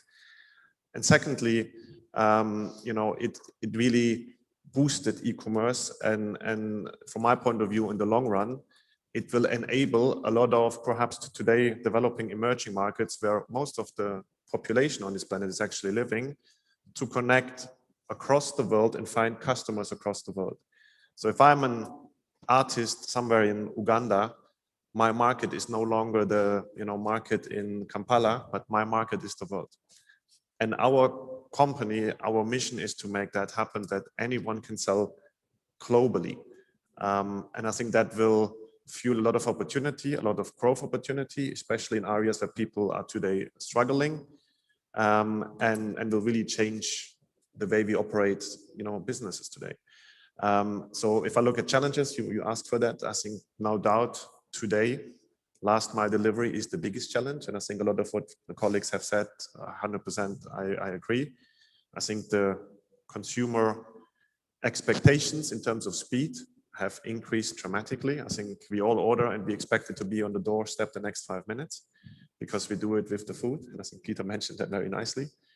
But if you then think ahead of really globally functioning e-commerce ecosystem, it is impossible to get goods from Uganda to the UK within 5 minutes. It will take some time, but how fast can it be? How long will the consumer be willing to wait? What cost is he willing to pay for that? How do we package? How do we organize the whole flows? How do we manage reverse supply chains, which are already a challenge in today's landscape, but then thinking of customs and brokerage and reversing. There's so many challenges on the way, but I think a lot of opportunity. And for us sitting in the Middle East, traditionally in the middle between Asia, Africa, Europe, I think there's a unique opportunity to think ahead, invest in infrastructure, and try to be a key player. And the last very little comment, I used to live in Joburg. I've been in many African countries. If you are in these countries, many goods which are 5 minutes away for anyone living in Dubai are very difficult to get. So there is a huge consumer base, more than a billion people, and they don't have access to a lot of products which are very common and very used to us. So there is wealthy people there. Not everyone, many people are struggling, but there's also a lot of wealthy people. There's a middle wealthy class evolving, and those guys want to consume the same stuff the people in Europe, in America, in China are consuming. Yeah, you're all picking up on basically the next question I want to dive into as well, because you can't move that piece of say handicraft or whatever it is from Uganda to the middle of London in 5 minutes. That's clearly not going to happen. But that then leads into, for e-commerce to function, there has to be a very well functioning warehousing strategy set up. Is the logistics industry geared to handle that challenge yet, or does it take more? If I may, I think the industry is capable to do that today. And if you look at the big players, they're organized and they can do what is needed to do to follow what the consumer today is demanding from them. Look at the Amazons, the Alibabas, the many other big players. They're well organized, and some use their own channels, some use players like us to get the parcel delivered to the house or whatever the location is. The question mark is, how is the consumer experience going to change? Knowing what happened over the last couple of 2 years with a huge increase in volume, a huge demand, a change of habits, and how is that going to evolve? And I think in the last mile of non-food, I think we can all look at it and predict what's going to happen. The big change is happening in the whole food behavior. Yeah, buying groceries online in some countries is still a big question mark. Will it ever work? Will I ever do that? Well, due to the lockdowns, you have seen that people just went on it. And here, still in this country, again, you can do it in 20 minutes. 20 minutes, you have the dark stores of many of the players, and you can have everything what you want delivered in 20 minutes. That's not yet the case in every country today. So I see, and I think you need to look at the markets, the quick delivery, Q-commerce, the grocery deliveries, and the non-food, how that is going to evolve. And each specific segment will have its own model. Yeah? And for some products, you need them now. And if you want an iPhone, you need it now. Or you want to be replaced something, you need it now. But many of these products, you don't need it now. And when you look at the whole industry, there will be, at a certain moment in time, I believe, a consolidation in the last mile. There's no need that in certain countries in Europe and also here in the UAE, you have 10 vans driving to the same street, delivering all a parcel to a household. This is not an optimal model, neither sustainable model in terms of, when you think about sustainability. So the reaching out to the consumer and giving them options that also in a kind of green economy, consolidation in the last mile is possible. That for me is one of the most important issues to tackle in the global last mile logistics. And there will be different models. In some cities, the government will regulate. Yeah? Like in London, you see how they want to get away from all these 20 different last mile players to deliver in the streets. They're going to consolidated models. There will be city logistics where there will be one vendor who will be tendered to cover the whole city. But that's an obligation to do it like that. And I think it's also the obligation of the industry to look together, how can we work together, how can we partner together, that we avoid these kind of things like 20 vans in one street. I think coming to, I think your question was primarily on warehousing, correct? I think if I understand correctly. So I think coming back to my previous point, Amazons of this world, they manage it themselves quite well. Yeah, they manage it probably much better than a logistics service provider than us, because that's their core competence. And but 3PLs, historically, there are pockets of excellence in B2C operations around the world, but otherwise, traditionally, our industry, as I mentioned, is mainly catering to B2B. So suddenly shifting to a B2C model where you need to create an infrastructure in every country that you're operating is not going to work. So that is why the hub concept, I think, will continue to operate if they are going to manage the products in Africa, products in Southeast Asia, or in subcontinent, wherever it is. I think it will go into a hub concept to distribute to the world. And for that purpose, there will be so many mid-sized and small brands also still need this service. They will not have the scale or the size to set up their own warehouses, the size and to the efficiencies and the technology needed to run that, and then the expertise needed to run the warehouse. It's going to be a massive task for these thousands of these online operators. That's why it is important. There is a huge opportunity for logistics companies, industries like ours, to invest into multi-user facilities in B2C setup, which is currently exists in B2B. But to set up a B2C multi-user facility is a major challenge for us as well. It is because every product has a different type of requirements, and then also different kind of order processing requirements. So put all of them into one warehouse and then create a streamlined process to 20, 30 different customers. It's a massive challenge for us. For example, we are running a B2C multi-user facility in Dubai Commerce City in Dubai, and we know that it is not an easy task. At the same time, this is the way forward, and this is what is the requirement of the online industry looking for. And industries like ours, we need to make that proactive investment and also invest into technologies and also into infrastructure to support that. At the moment, we are not there yet, in my opinion. Okay. Yes, from my perspective, and I fully agree with my fellow colleagues here, consolidation is very important. Honestly, it doesn't make sense to have 20 different companies delivering packages to one address or to one street in every neighborhood. So this consolidation you will not see only, or hopefully not only see in the last mile, where couriers physically come to your door delivering either whatever goods. It's as well, and this is where we come in from a port perspective. It's the whole ecosystem up front, the delivery into the warehouse, where it gets onto the shelves and where it gets up there for sale. And this is where ports, shipping lines, airlines, all play a vital role in regards of sharing data.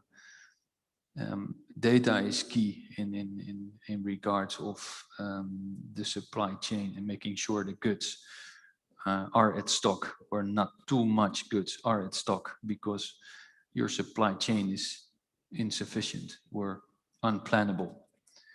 And this is where at the moment there is the biggest challenge, because the supply chain as it is at the moment, it's far from reliable. It's the opposite. It's very challenging to get your stuff in on time.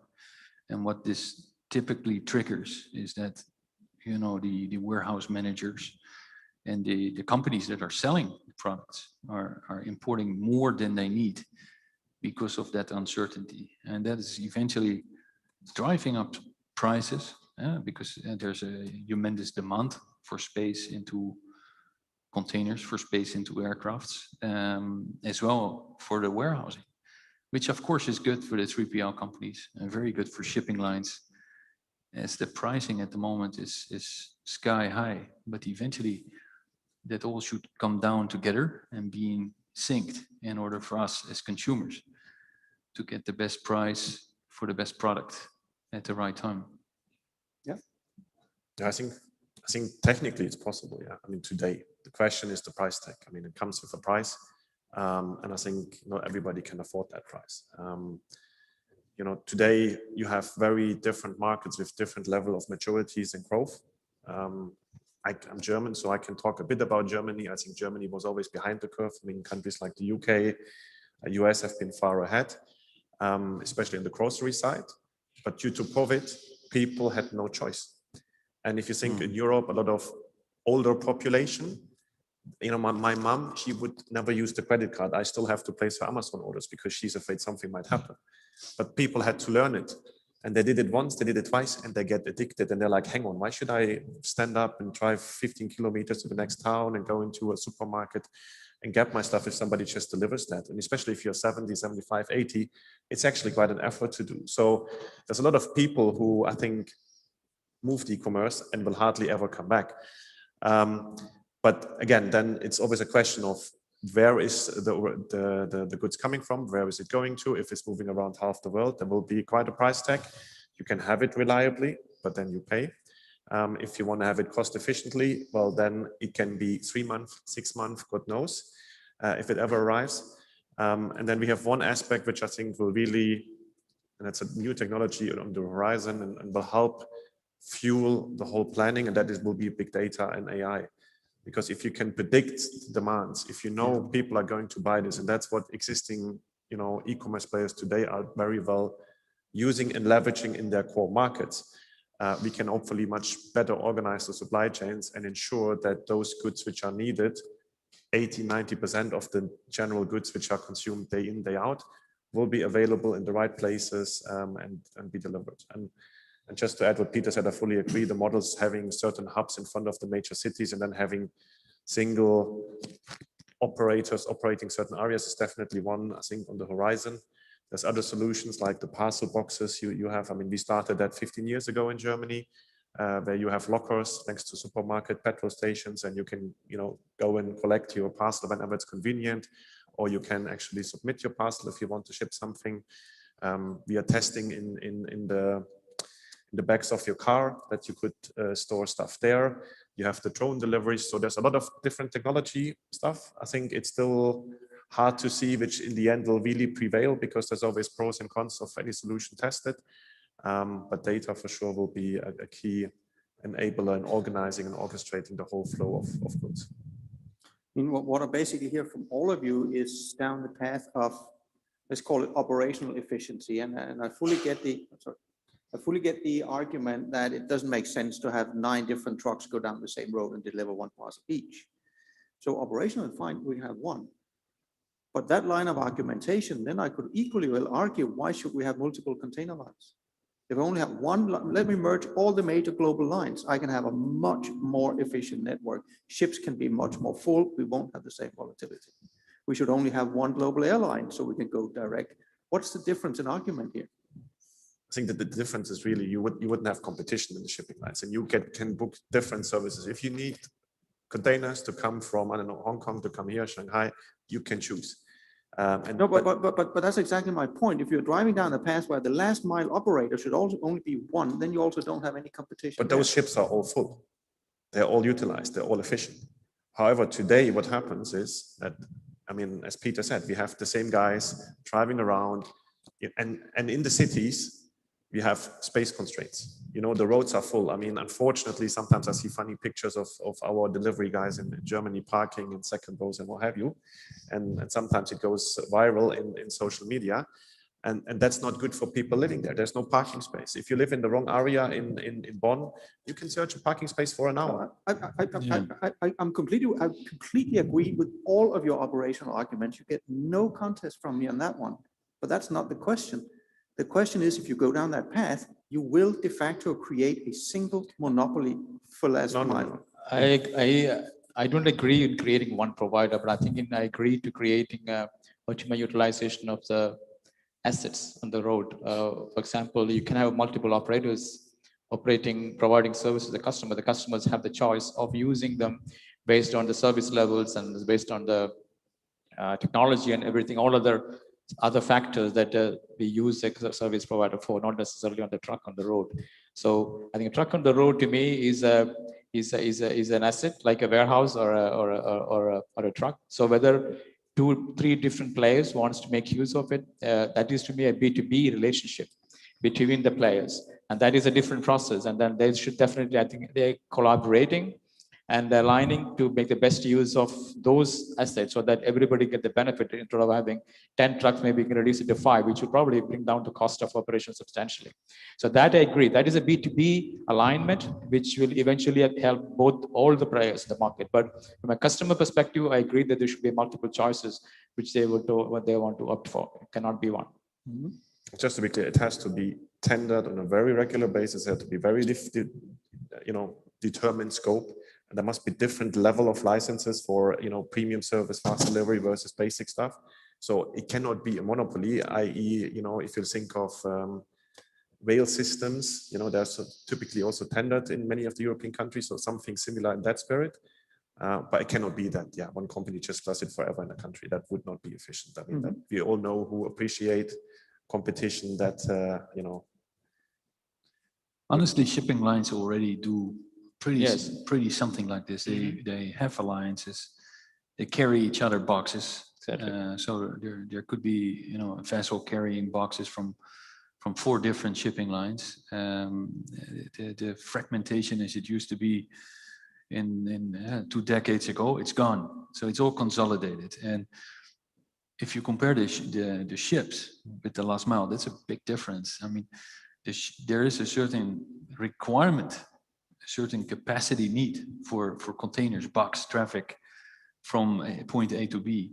At the moment, we're in a situation that capacity is not even sufficient, let alone that one shipping line can carry all the boxes, which are traveling from all over the world, from every point A to a point B. It's impossible. For last mile deliveries, you could, and this is maybe a wild guess, you could maybe look into a governmental authority, doing an RFQ, divide the country into postal codes and put it up for an RFQ to whatever service providers that are providing the last mile service. Okay, this postal code for this year, you can bet for it. But do you by then also mean, and again, correct me if I'm mishearing all for you, but in order to go down that path, this will require government interference, because otherwise we will likely still end up with that fragmented market. Sure. Yeah. Sure. That's the normal way. Yeah. If the government is not influencing or imposing these kind of models, the competition will be there and people will continue to compete against each other. There's no doubt of that. Yeah. If I may bring one point, because we're talking about last mile logistics and here in this country, and not only in this country, one of the major issues in last mile is the customer experience today. We talked about capacity and drivers, and that's the global things. But if you look at the Middle East, there is no addressing system. Yeah. So and I think you all face that, if there's a delivery that needs to be made, we all get 2 phone calls. Yeah. Where you're living, can we deliver to your house? And this is something that we need to solve as an industry. And at Emirates Post, I'm doing a lot of things for the moment to change this company, transform this company. In the last 2 years, many things happened, and you will see that in the next 2 years, many of these initiatives will be deployed. And what we want to achieve is let's say, a full customer experience where you don't get a call that your parcel is on its way, but that you can see it on your app, that you have full real-time visibility on everything which is delivered to your doorstep, and that you can decide yourself as a consumer, do I want it to my doorstep, or do I want it into a parcel locker, as been mentioned, or to a PUDO point within a fuel station, or to a postal branch, or whatever. Do I want it fast? Do I want it slow? Do I want it in the weekend, in the evening? This is the full options that In many European countries, it has been deployed, and I think Deutsche Post DHL is one of the front runners in having that app in Germany and all these solutions in the market. And I think this region definitely needs something similar to increase the inconvenience of today in the last mile. That first of all, our drivers cannot even find you because there's no address, real addressing system. And secondly, the whole system is not fully digitally supported, because delivering a parcel is 50% human work to do, and 50% is all tech. It's all tech that need to support the real-time visibility on the parcel. I agree. Fully agree. I mean, these phone calls are a nightmare, to be honest. And I think it also will enable you to much better plan the routes, because today the routes must be very inefficient, because you make a delivery, next delivery, oh, I have to go, I don't know, from Jebel Ali, I have to go to come here, and then the next one you go back into the branches, so I don't know what. And if you know exactly where the delivery points are, you can optimize, and that's what we actually do in Germany. How is the most efficient route? And the next level, considering traffic, yeah? Because if I know in this area at this time there's rush hour, there will be traffic, I will make the delivery off the peak times. There's a lot of efficiency to be gained there, just again applying technology and solutions which already exist. One thing is on efficiencies being gained. I mean, the country here is not the only one with that particular unique problem, neither in this area nor in the somewhat wider area that is around the Middle East. Is this also part of where logistics companies might be moving? Might they see this region as just a first step?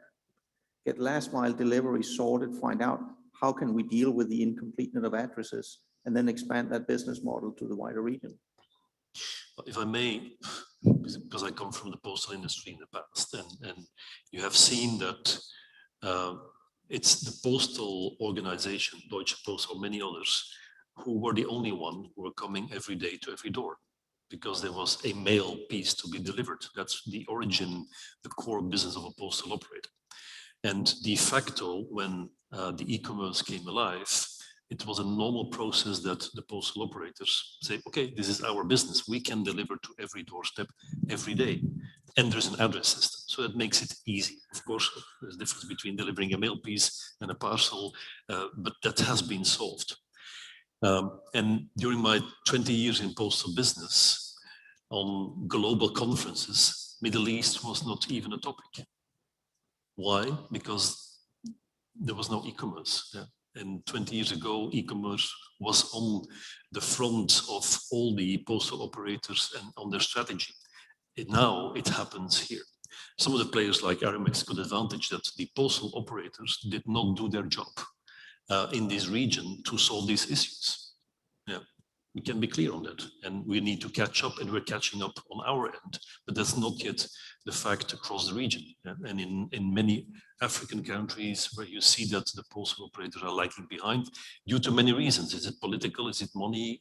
There are many reasons, but de facto it's a union. Yeah, it's also a global network that could help even the countries who are developing countries to set the systems right.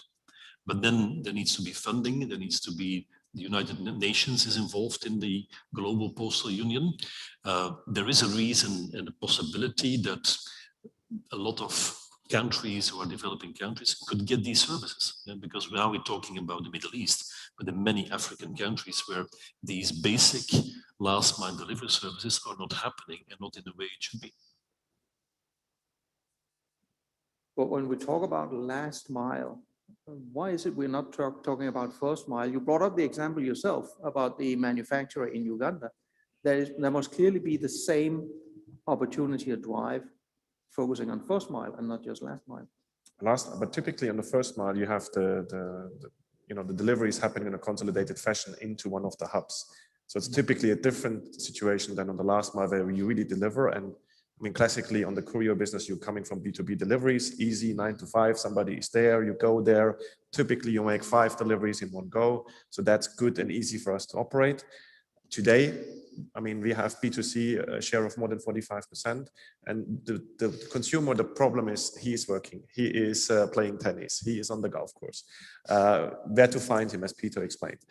So that the hassle is higher, and typically then it's only one delivery, not 5. So that was always a big discussion we had the last 5 years internally of how attractive can this e-commerce be, because it's double, triple the work and then less the yield. But I think with the immense volume growth, the immense demand, the data opportunities, we all see how it's really kind of getting together, and there is a huge opportunity, but for me, it's just getting started now. And I think here it can be a key hub for, you know, holding big inventory levels, especially for areas which are not as safe as Dubai. I mean, I think yesterday was just announced Dubai, safest place in the world again. So it is a very safe place to store materials. Then from here you can distribute, and there is a lot of knowledge and experience in the area here.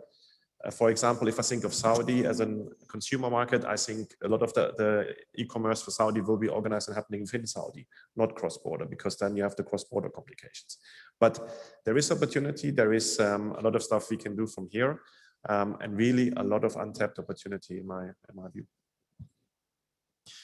Maybe one thing to add is that I haven't seen data on it, but I'm sure that if you look at how people buy, the behavior of buying for consumers, that it has changed a lot during the pandemic. In the past, people would buy in China without sometimes even knowing it would come from China, and expect a parcel to be delivered at their doorstep for €1, yeah, transportation costs, which is happening still today. You buy something for €10 or $10, and the transportation cost is $1. Yeah, and it comes from China with air freight to delivered in Europe. Yeah. But due to the broken supply chain and all the COVID issues, I think people now are more aware of these issues on transportation. Also, the sustainability comes into the place, so people are going to buy much more local. So the first mile potentially will be solved by bigger DCs in countries with more stock locally, so that the cross-border is easier to solve. And I believe that's something that will be there to stay. People will be more conscious when they buy something online, that, yeah, is it sustainable still today to buy something that comes from China and delivered in a couple of days? Or will I buy something locally from a shop around the corner? Will you have enough data going forward in the future for the consumer to actually know that part? Well, you would say that might just be me being slightly cynical, but I mean, from my perspective, if I was going down that path, thinking, well, I will still sell you stuff from China. I might put it on a ship to the warehouse and then leave it on the warehouse and tell the consumer this is local.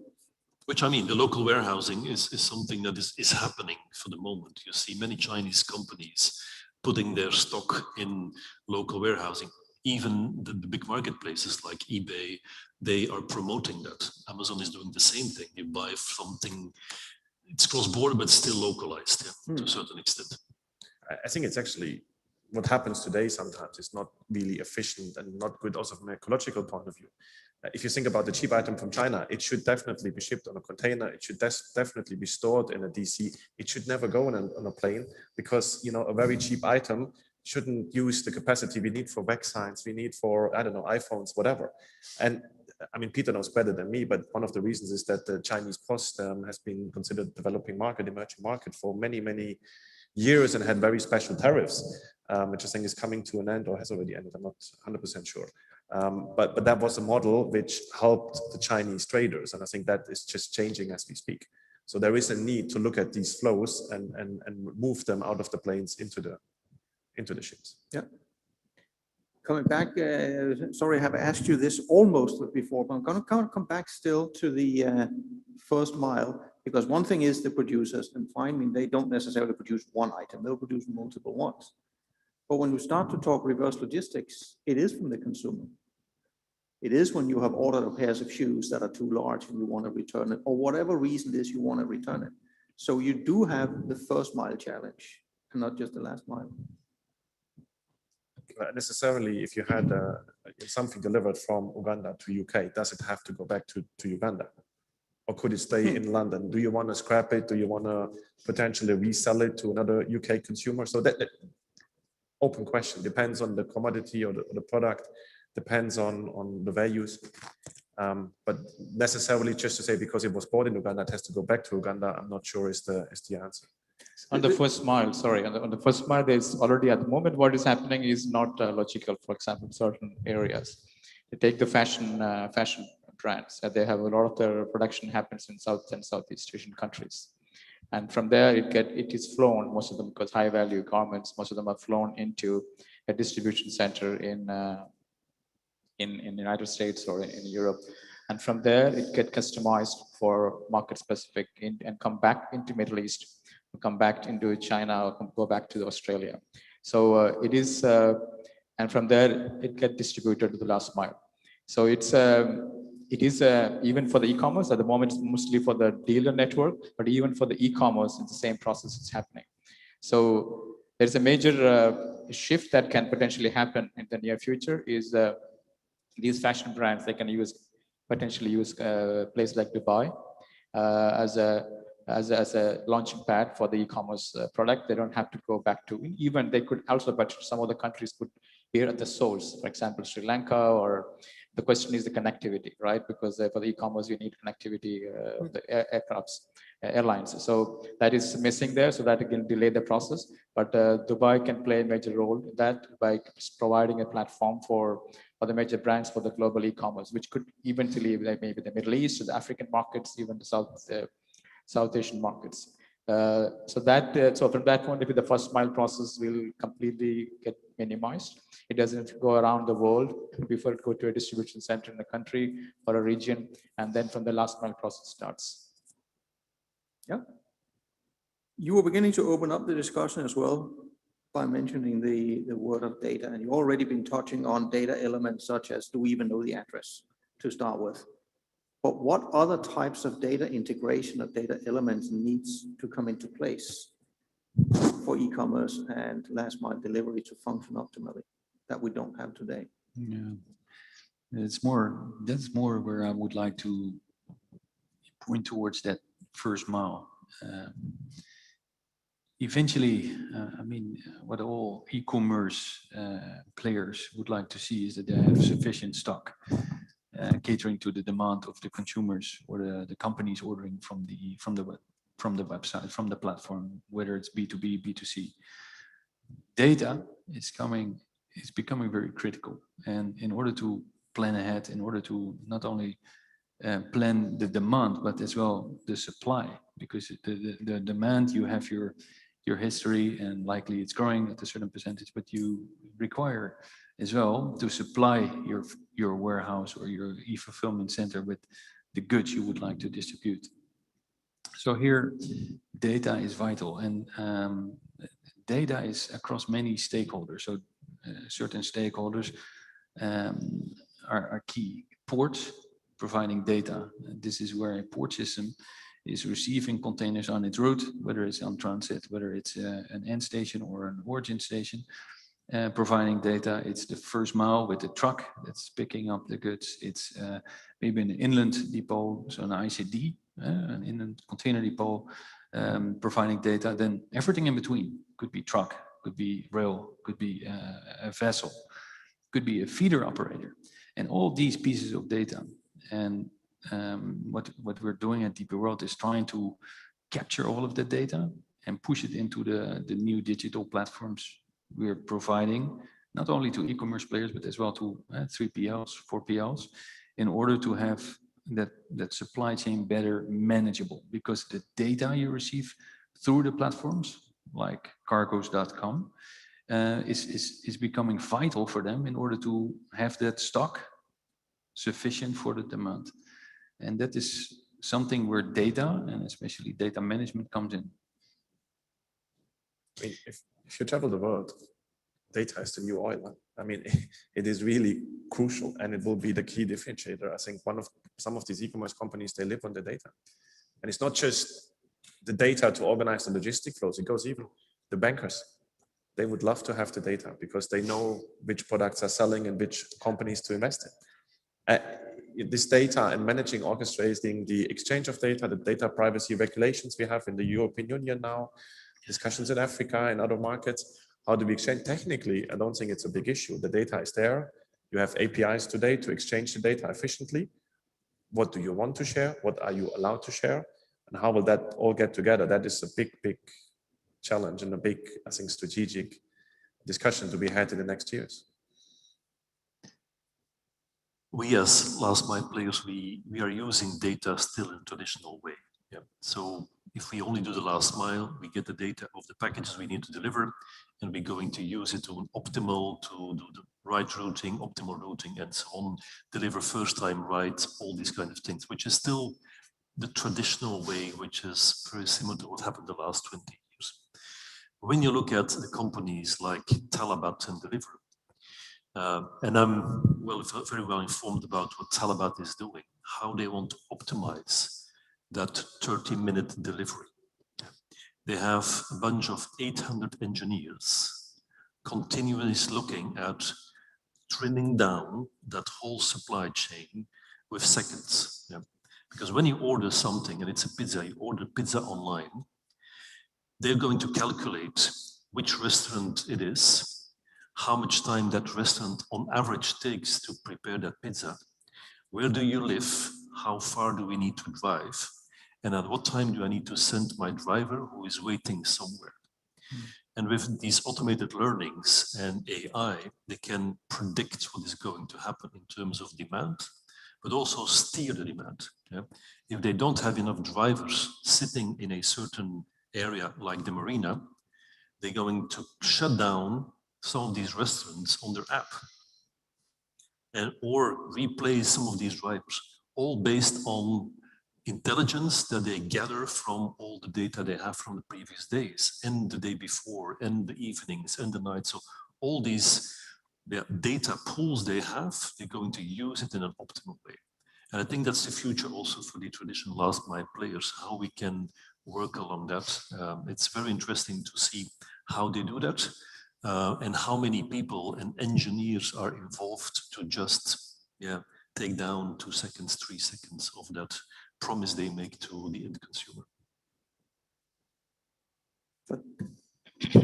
Yeah, I think already said I'm not an expert to say about data, but I would say that in our business, data is never used effectively in the past. And especially, I would say that it's a junk information dying in on our servers, and even to provide that solution to the customers, we never use the customer data to really analyze and provide intelligence to the customer in what service that we're providing. It is a major failure, I would say, from the past. I think the e-commerce trend and the B2C trend actually forcing our industry to look at this data differently. And I think it has a cascading effect positively in all the rest of the business as well, not just in the B2C segment. So, because a lot of information of our customers' supply chain is with us, and we really sometimes don't provide the right data back, which allows them the intelligence to take the right decision in terms of inventory planning and supply chain planning, which can go a long way in their supply chain planning. So this is an area which I think the service providers and our customers need to work together. And I think the data, like Tobias said, it is going to be our new oil, so which is being realized by our industry, because our industry most of the time is not really proactive. In so many areas, it is more reactive. So it's a catch up with the rest of the industries most of the time, so which is happening in this case as well. But I think it's happening fast, and then industry we are realizing it is an area which we need to really invest in technologies and also into expertise to really provide that intelligence back to our customers and also to our partners. Yeah.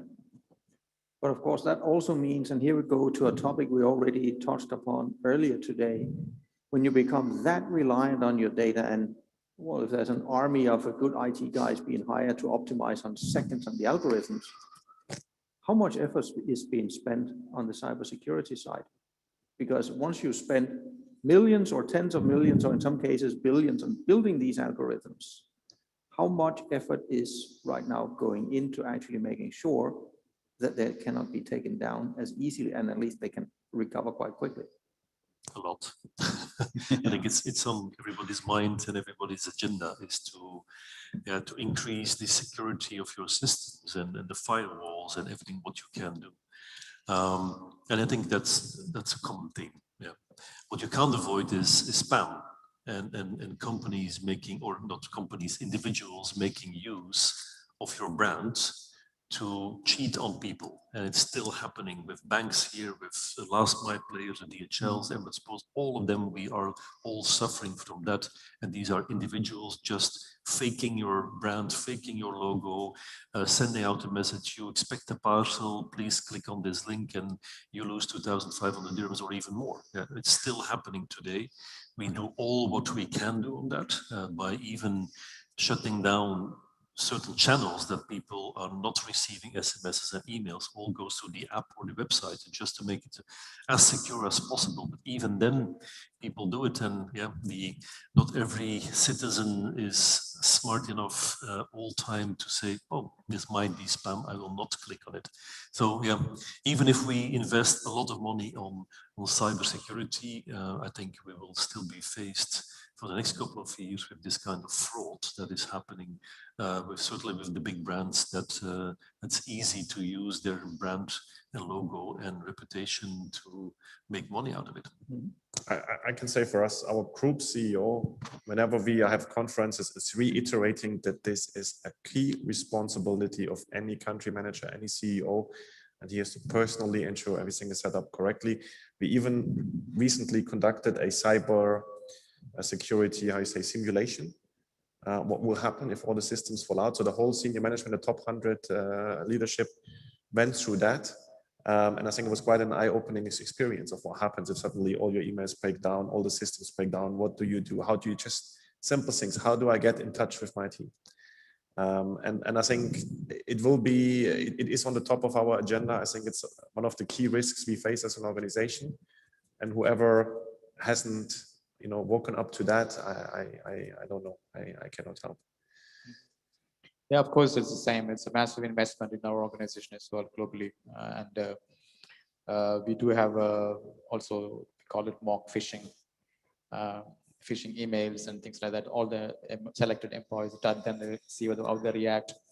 And then it's a periodical process that so the central security team send out these phishing emails as if it is a cyber attack, and then how the employees are reacting. And then if somebody react wrongly, then of course there's a process to how they can be better informed. So then it's a massive awareness campaign, massive simulation processes, how to counter it. Yeah, then it's a major investment. It's a key priority for organization. I'm happy it's not on my plate. Fair enough. I'm not an IT engineer. The only thing I can say is that a port is a key infrastructure for the country. If we don't protect this properly, we won't be sitting on the chairs here. We won't be eating the food we eat, because everything is running through the ports, whether it's the airport or the seaport. So if that's shut down because of whatever cybersecurity attack, that's a big issue. And we have extremely clever people working in our company that are protecting our systems day and night, 24/7. And we're relying on them. And I'm deeply happy that we have them working on it. For myself, they do a good job, but it's not directly under me, to be fair, to be honest. Fair enough. Do we have questions from the audience to the panel? Yes, if you can step up to the microphone, please.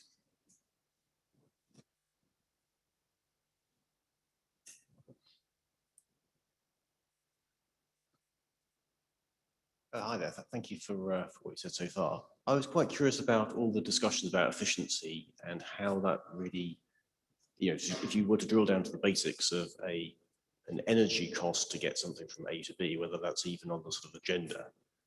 Because I work in the dry bulk shipping market.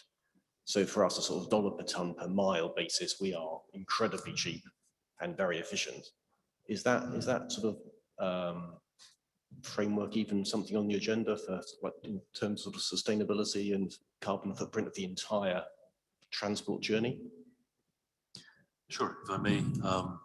Yes, it's on the agenda. Although it's early days for us as a company, for many reasons. Of course, we look at efficiency, and that efficiency from the last mile means how many shipments can be delivered with one driver. Yeah. And we reach above market standards today. And over the last 2 years, it increased a lot. And the more scale you have, the more efficiency you will have on that end, and less fuel cost, of course. If you talk about carbon neutral efficiencies and fuel savings, then in this region, we're still in the beginning of the journey. We can't compare Middle East with Europe, where you have a full range of possibilities to have electric vans. Yeah, it's not happening yet here. We just renewed our entire fleet. It's still the same old engine we use because there is no capacity and no real possibility in the market, which is a fact. Yeah. But it's changing. Yeah. We will sign an MEO today, later on with General Motors. There are many initiatives coming up on changing completely the fleets and go to carbon neutral by 2030, 2040, whatever every postal operator and every logistics player, they have their ambitions on that. So it's happening, but I think the efficiency will come from electric vehicles, carbon neutral, scale, and then I come again to my consolidation point. 20 vans in one street will not drive efficiency. And also first time right.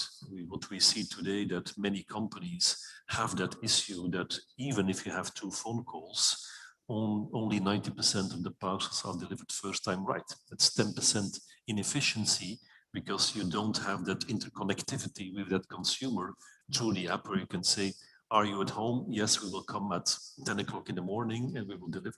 So I think many elements are there to drive down, let's say, the energy costs and increase the efficiency and at the same time improve the customer experience. I think for us, we launched our ESG strategy in March this year. ESG is for environmental, society, governance. And for us, I mean, we were the first, I think, to launch a green strategy in 2007. We have started measuring improvement in terms of efficiency of moving product from A to B. But now we have set a clear, we want to be carbon neutral by 2050. And that as a logistics company, I think is quite a challenge. We want to reduce our absolute emission of CO2 from around 33 million tons we produce today to 29 million tons while still growing our business. So again, a significant improvement.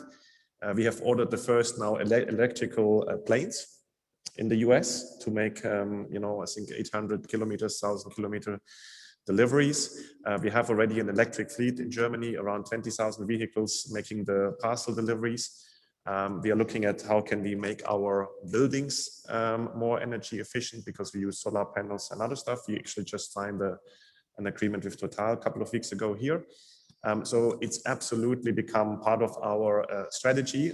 As of next year, all our management will have 30% of their financial bonus targets related to the ESG targets.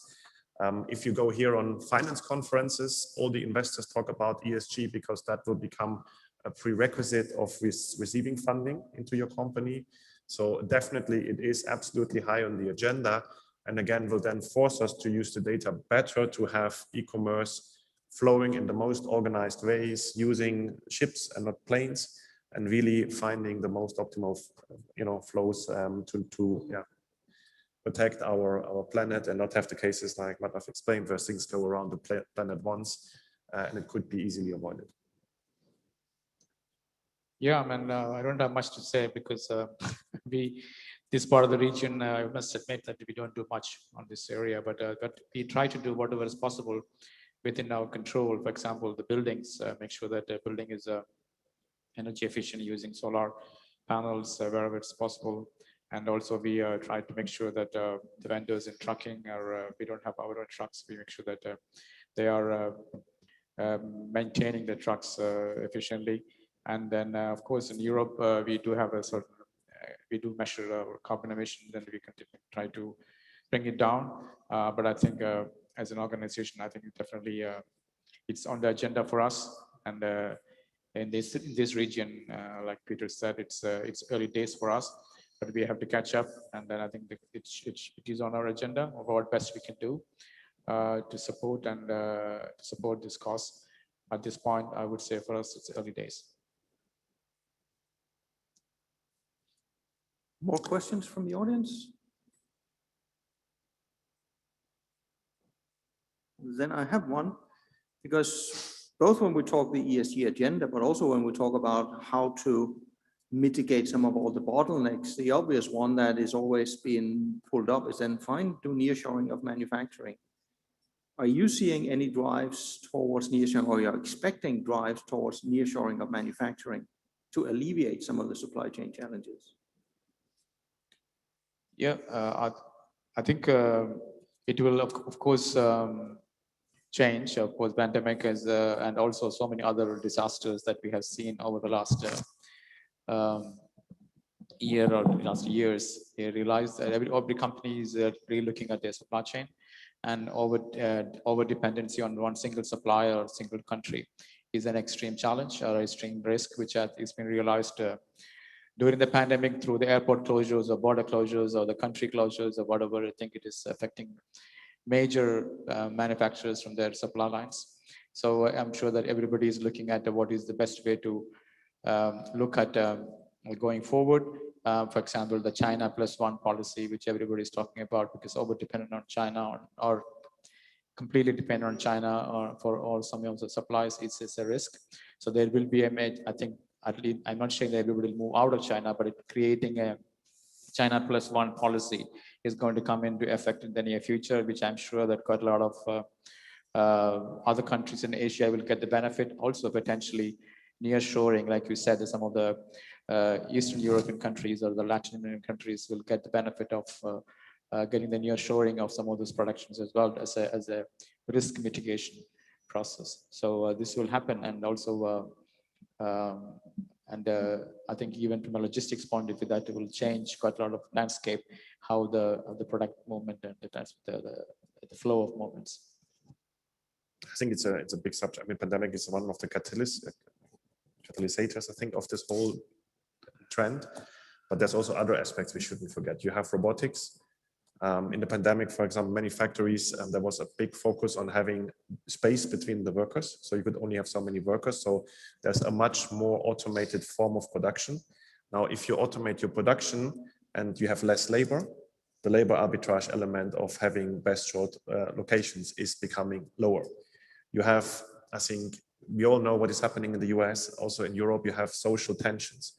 So you need to find ways of these, the steel workers in the Midwest.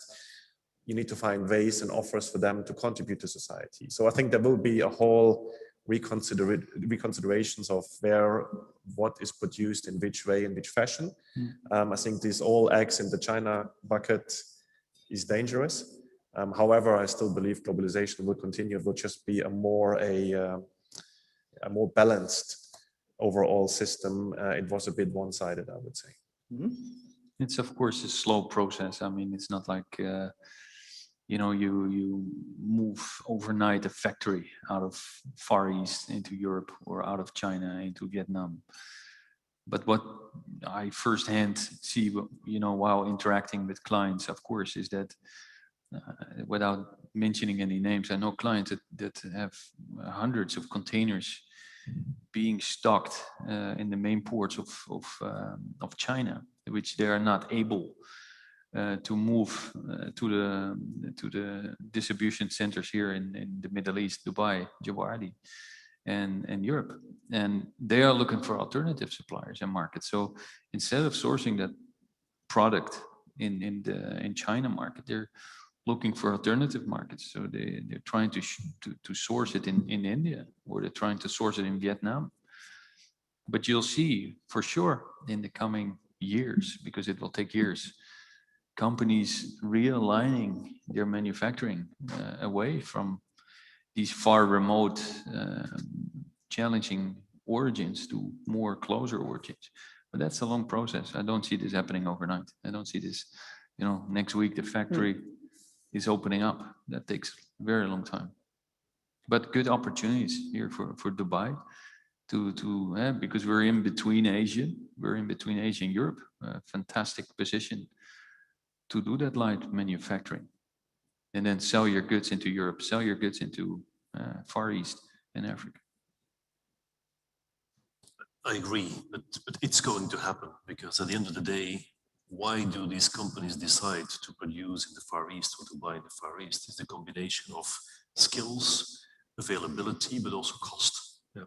And with the cost, right, the rising cost of the sea freight, which is outrageous for the moment, if you then make your calculations, it becomes sometimes cheaper to produce in Europe locally. But again, then you need to have the capacity and the skills and availability. And there again, the question is, does Europe or East Europe have these low-skilled labor available? If you look at the UK, where you have shortage of thousands of drivers, that's another discussion that is coming up. And so for sure, I think the big companies and the retailers, they don't want these issues of containers stuck in China. They want to have then the nearshore facilities, but it needs to be available and affordable. True. Yeah. Any more questions? Because I'm going to round off with maybe a slightly cheeky question. That's just because I can't help myself. Because in the beginning of this conversation, you were all proceeding down the path that it would make sense if there is one particular, at least operations company that handles the last mile logistics. Now, that can be done in many different ways. And sorry to put you on the spot there, Peter, but I'm a candidate. You very much came from the perspective exactly saying, well, there is a centuries-long tradition in many countries. That's the postal service. That's a monopoly, which was a monopoly. Yeah, sure. Yeah. But it's not a monopoly. You had another one that did exactly the same thing for centuries. The garbage collectors. That's the reverse logistics. Didn't they do exactly the same thing? Yeah, I'm not an expert in garbage anyhow, but yeah, you're Isn't right. that first mile logistics? Yeah, it's a bit more dirty, the garbage dog. You're right. The postal operators, and in some countries it still are monopolies for that specific segment of the last mile delivery of a mail piece or a big mail piece. And what's the big difference between a big mail piece or a book that comes from the traditional postal business or a book ordered online? It's a very thin line. What is the difference? And the answer is, in some countries it worked perfectly and it was cheap, affordable, high quality. Why? Because there was a regulation that is putting the standards, and there was a political system that they said, okay, this is the system that we all want, and this is done. Yeah. I'm not sure if it will come back again. I don't believe in monopolies, to be honest. I believe in efficiency, and I think the whole discussion of consolidation last mile is not creating monopolies again, it's creating efficiencies, and that efficiency should be tendered in a commercial way, as has been explained. And every year it can be tendered again and controlled. So it's coming down to efficiency, but also CO2 emissions, because you look at the postal operators consolidated, we run the biggest fleet in the world. All the postal operators together, and then 192 players in the market. So it's the biggest fleet. So we're the biggest polluters in terms of emissions in vans and trucks. Yeah. All right. Let me just at least sum up what I took away from our discussion here. I mean, we were talking, this is the last session, so we will focus also on the last part of the logistics part. And what I'm taking away from this one is, and now you really have to correct me if I'm hearing this wrong, this part of the logistics chain right now is not as massively challenged as the other links in the supply chain, which also means that what we talked about earlier, the ships are not getting into port, they're waiting there for weeks. The terminals are chock-a-block full because nobody bothers to pick up their cargo. But when we then get to the last mile, I'm hearing you talk about overcapacity and too many trucks. And so clearly the supply chain challenge we're tactically faced with right now does not extend to the last mile logistics. So it's actually a different journey this part of the logistics chain is on. There's still all the same issues with, we need more collaboration, vastly more data integration. That entire agenda is the same. But the cork in the, that's causing the enormous bottleneck problems is now actually not seemingly in the last mile part of logistics. Yeah, I think Would that be fair? I think pre-COVID, last mile was on everybody's mind, being one of the key cost drivers. We need to find efficiencies. And I think with COVID, other issues became much more prominent. I think there is still potentially with Christmas, I think Peter mentioned it, peaks, and let's see how it all will go.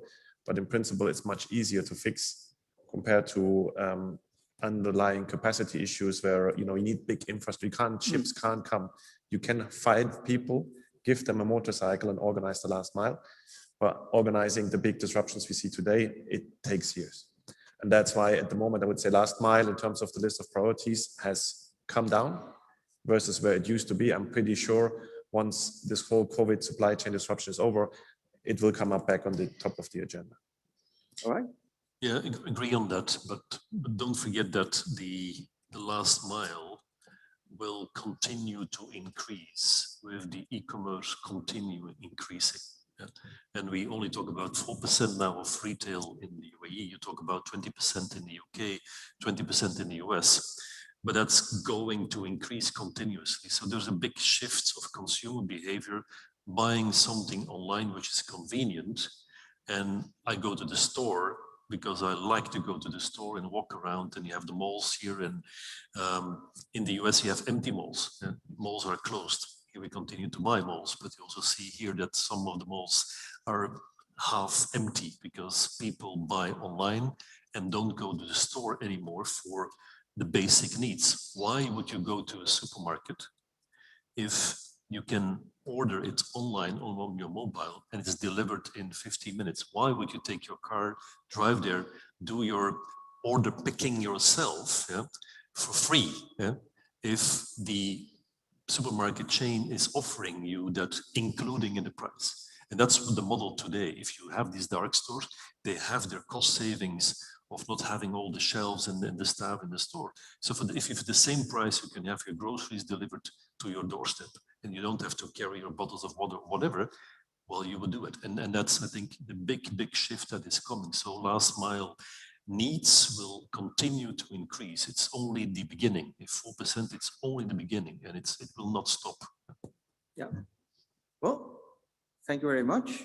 I think this was an excellent session as well. So please join me in thanking our panelists.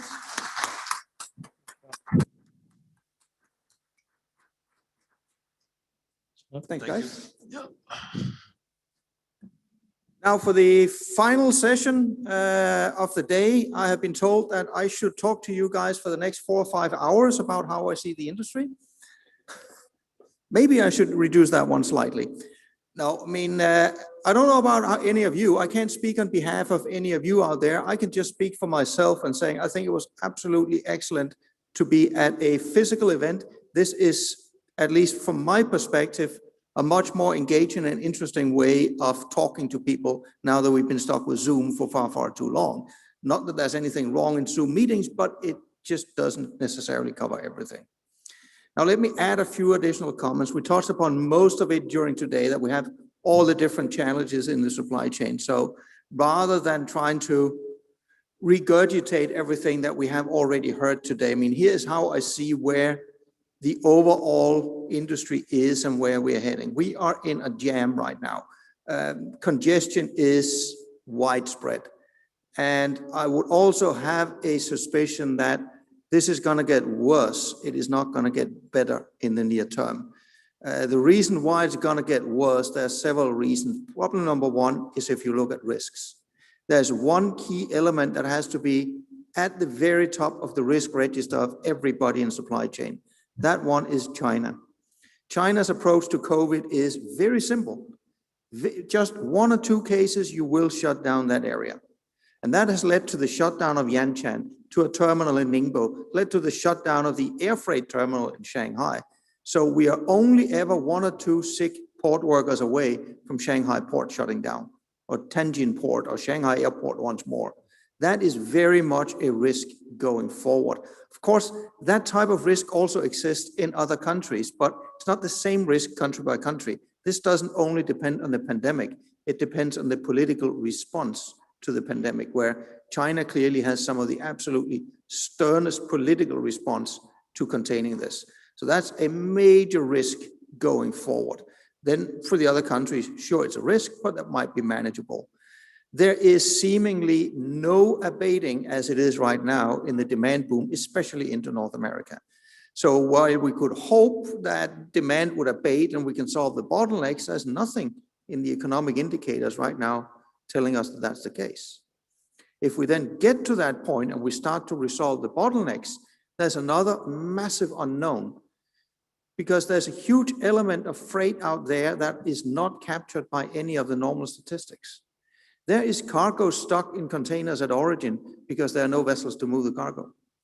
There is cargo stuck at warehouses and manufacturing units because there are no containers to put it into. And there are production orders that have been deferred because the buyer said, please don't produce it yet. Either I can't move it or I don't want to pay what it costs to get it moved.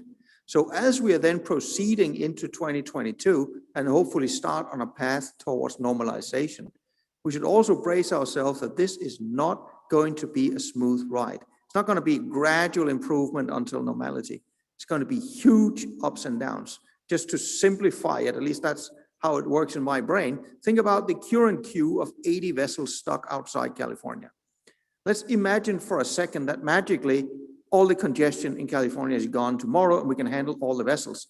Wonderful. That means 3 weeks from now, these vessels will be loaded up with all this cargo that couldn't move over in Asia. So 6 weeks from now, this armada of vessels would then again arrive in California and we'd have a new congestion problem. So this is going to be in fits and starts. It's going to take a long time. The question was asked earlier today, how long will some of this take? Now, I can't speak for the air freight part. That's not what I usually deal with. But if I look at the container shipping side, there are two timeframes here that are interesting. One is if I look at it from a purely operational perspective. What we have now is totally unprecedented. The closest thing we can compare to is the beginning of 2015. In the beginning of 2015, there was a big labor dispute between the Port Workers Union and the terminals on the US West Coast. There wasn't quite a strike, but it's kind of these, let's work slow to put pressure on. So in the beginning of 2015, you had a queue of some 35 container vessels outside Los Angeles, Long Beach.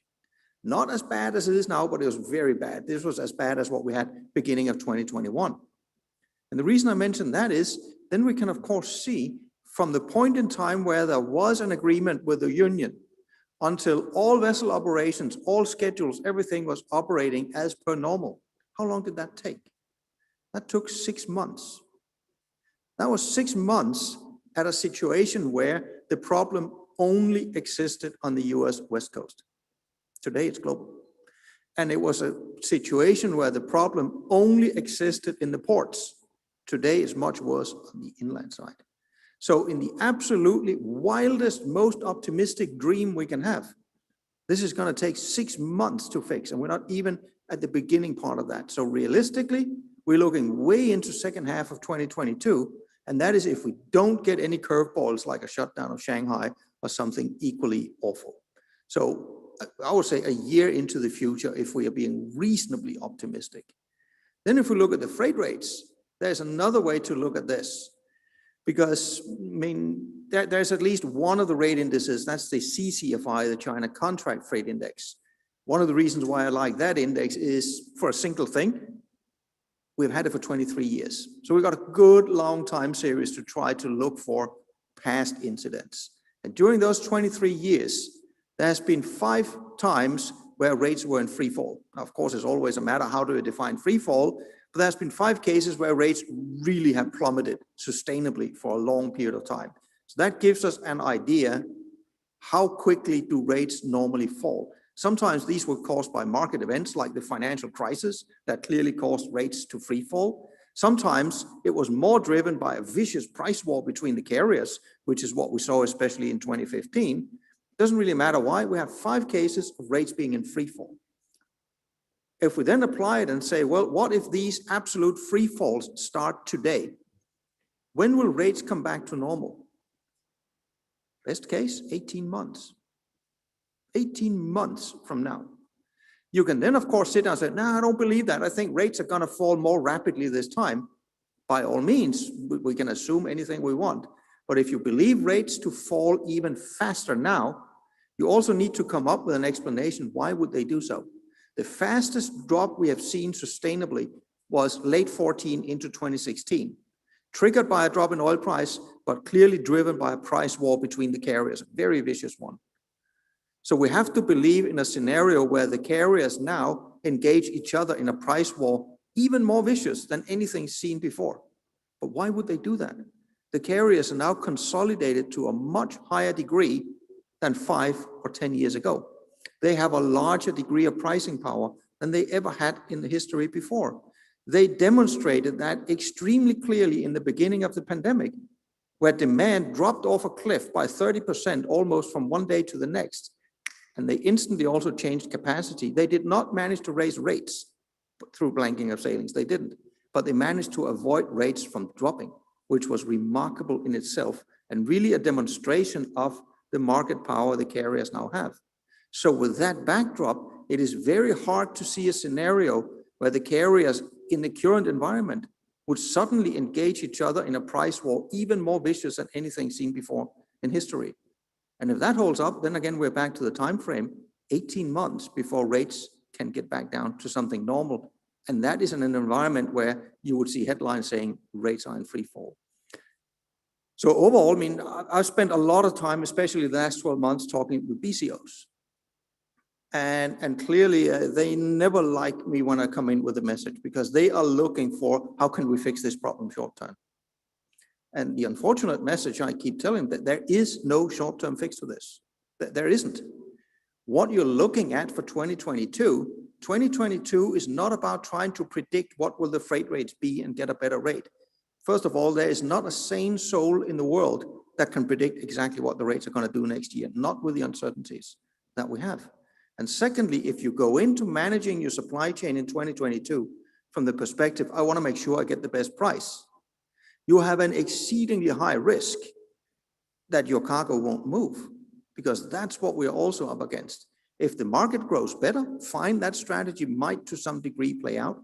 But if the market tightens further, which it actually might, then it becomes a matter of your cargo is simply not going to move at all. So risk management for 2022 should actually take a much more prominent discussion place than a talk about, can we save $100 or $200 or $1,000 here?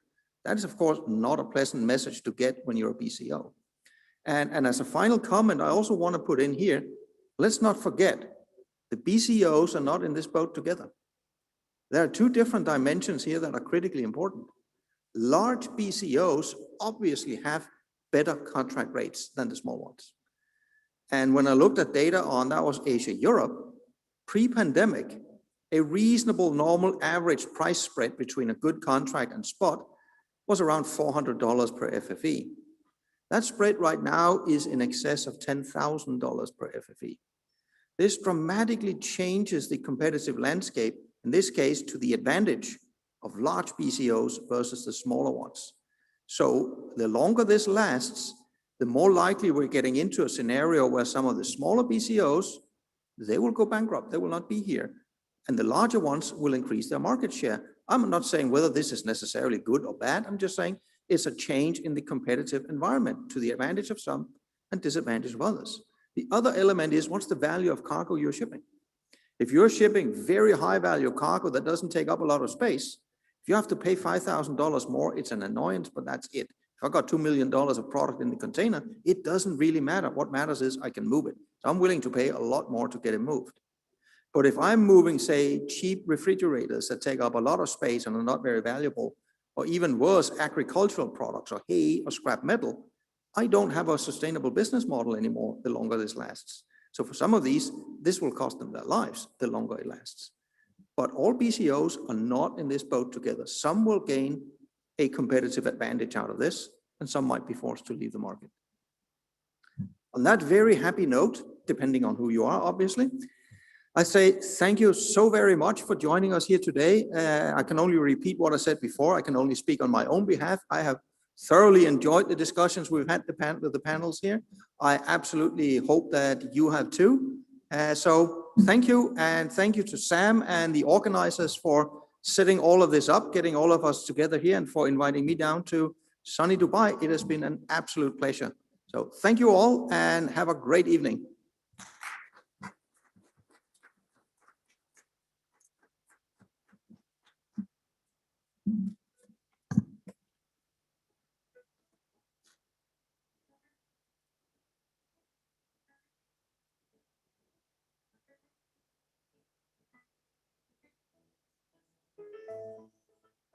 Thank you.